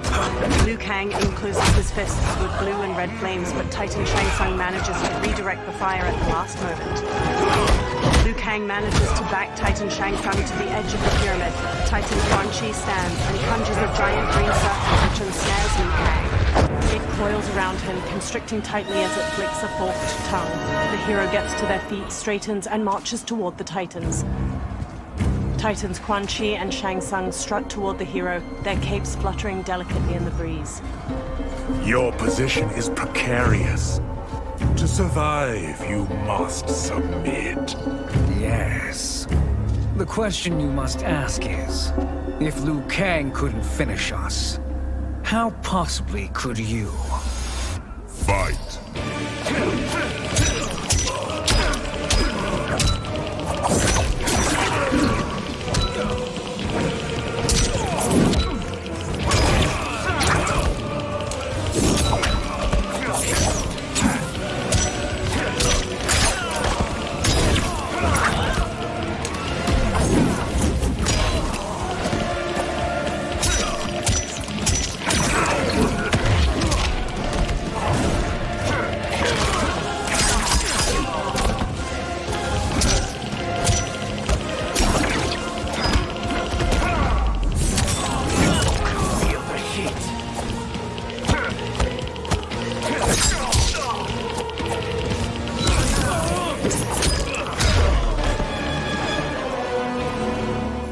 Liu Kang runs up to the hero. And they called me the Chosen One. I am honored, Liu Kang. Shall we finish this? You have done more than enough. Please permit me to end this. With a stiff jaw and piercing eyes, Liu Kang walks to the motionless bodies of Titan Shang Tsung and Quan Chi. The motion's wide circle in his hand, conjuring one. The souls of the two defeated Titans twirl up into the cloudy sky. The hero stands at Liu Kang's back, gazing up at the dissipating light. May that be the last we see of you. Liu Kang and the hero stumble. What's happening? Timeline. Without Shang Tsung to hold it together, it's falling apart. You must return to your timeline before this one collapses. Liu Kang conjures a portal. Thank you for your aid, Scorpion. May we one day meet again. Swirling red and blue fire magic swallows the hero up, engulfing them in the portal. In Madame Beau's tea house, Raiden pours a steaming cup of tea for Liu Kang. Johnny, Kenshi, and Kung Lao sit with them. I'm telling you, the locations we found here are money. I mean, look at this. Don't the rainbow colors on these mountains just scream Outworld? I cannot believe you'll be telling our story about how we defeated Shang Tsung. Well, the studio thinks it's fiction, not fact. But I don't care, as long as it's covering the budget. I assume you'll be the star. Nope, I'm behind the camera, writing and directing. Time to let someone younger and prettier take the lead. You know, I've written in parts for all of you, if you want them. Us? On screen? I mean, they're cameos. But like they say, there are no small parts. Thank you, Johnny. But we must decline. But Raiden? The new initiates arrive tomorrow. We must return to the Wuxi to begin their instruction. Of course. You are right. What about you, Takahashi? I need a blind swordsman, and no actor can do what you do. I would love to. But my work to revive the Tyra is starting to pay off. I can't let up now. To Liu Kang. Well, I know better than to ask you. Your plate is always full. Indeed, Johnny Cage. Which is why I must now depart. Off to Outworld? To advise the Empress? Between her father and her sister, Melina is receiving plenty of good advice. And with the sorcerers and the general imprisoned, there are few threats to her rule. Is something wrong, then? I am simply shoring up our defenses. As you know, Bi-Han and his Lin Kuei have abandoned their roles as Earthrealm's guardians. His brother, Kuai Liang, has agreed to build a new clan, the Shirai Ryu, to take its place. I must go aid his efforts. Is there anything we can do? Not yet, but I will call upon all of you when the time comes. Madame Bo, once again you have served an excellent meal. That's kind of you to say. Enjoy the rest of your evening. And thank you, all of you. You have served well as Earthrealm's champions. No, Liu Kang. Thank you. Joining up with you really has changed the arcs of our lives. A warm smile stretches across Liu Kang's face. I am glad. With a nod, he leaves. Madame Bo surveys her remaining patrons. All right, gentlemen. If you're finished, there's only one thing left to do. Which one of you gets the bad news? The bill. Not me. I'm still $3 million in the hole on Sento. How, thick's your wallet, Takahashi? Thick enough. But seems to me our hosts are on the hook. They did invite us. You think we have money? The Shaolin live modestly. Easy, Kung-Lao. They're teasing. Don't worry, farm boy. I've got this covered. As Liu Kang exits the warmly lit tea house into a blue dusk, his smile lingers. The realms are in safe hands.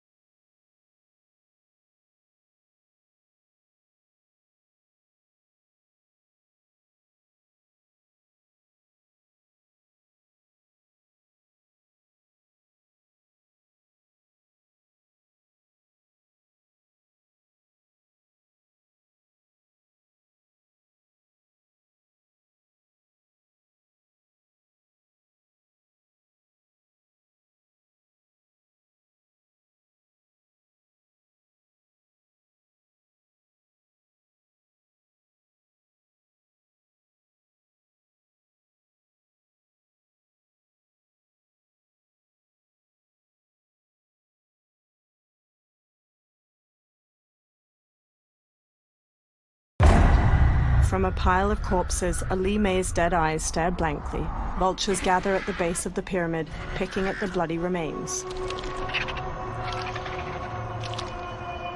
On the steps, a pair of black boots flexes. Their owner lies on his back, struggling to push himself up the bloodied stone stairs.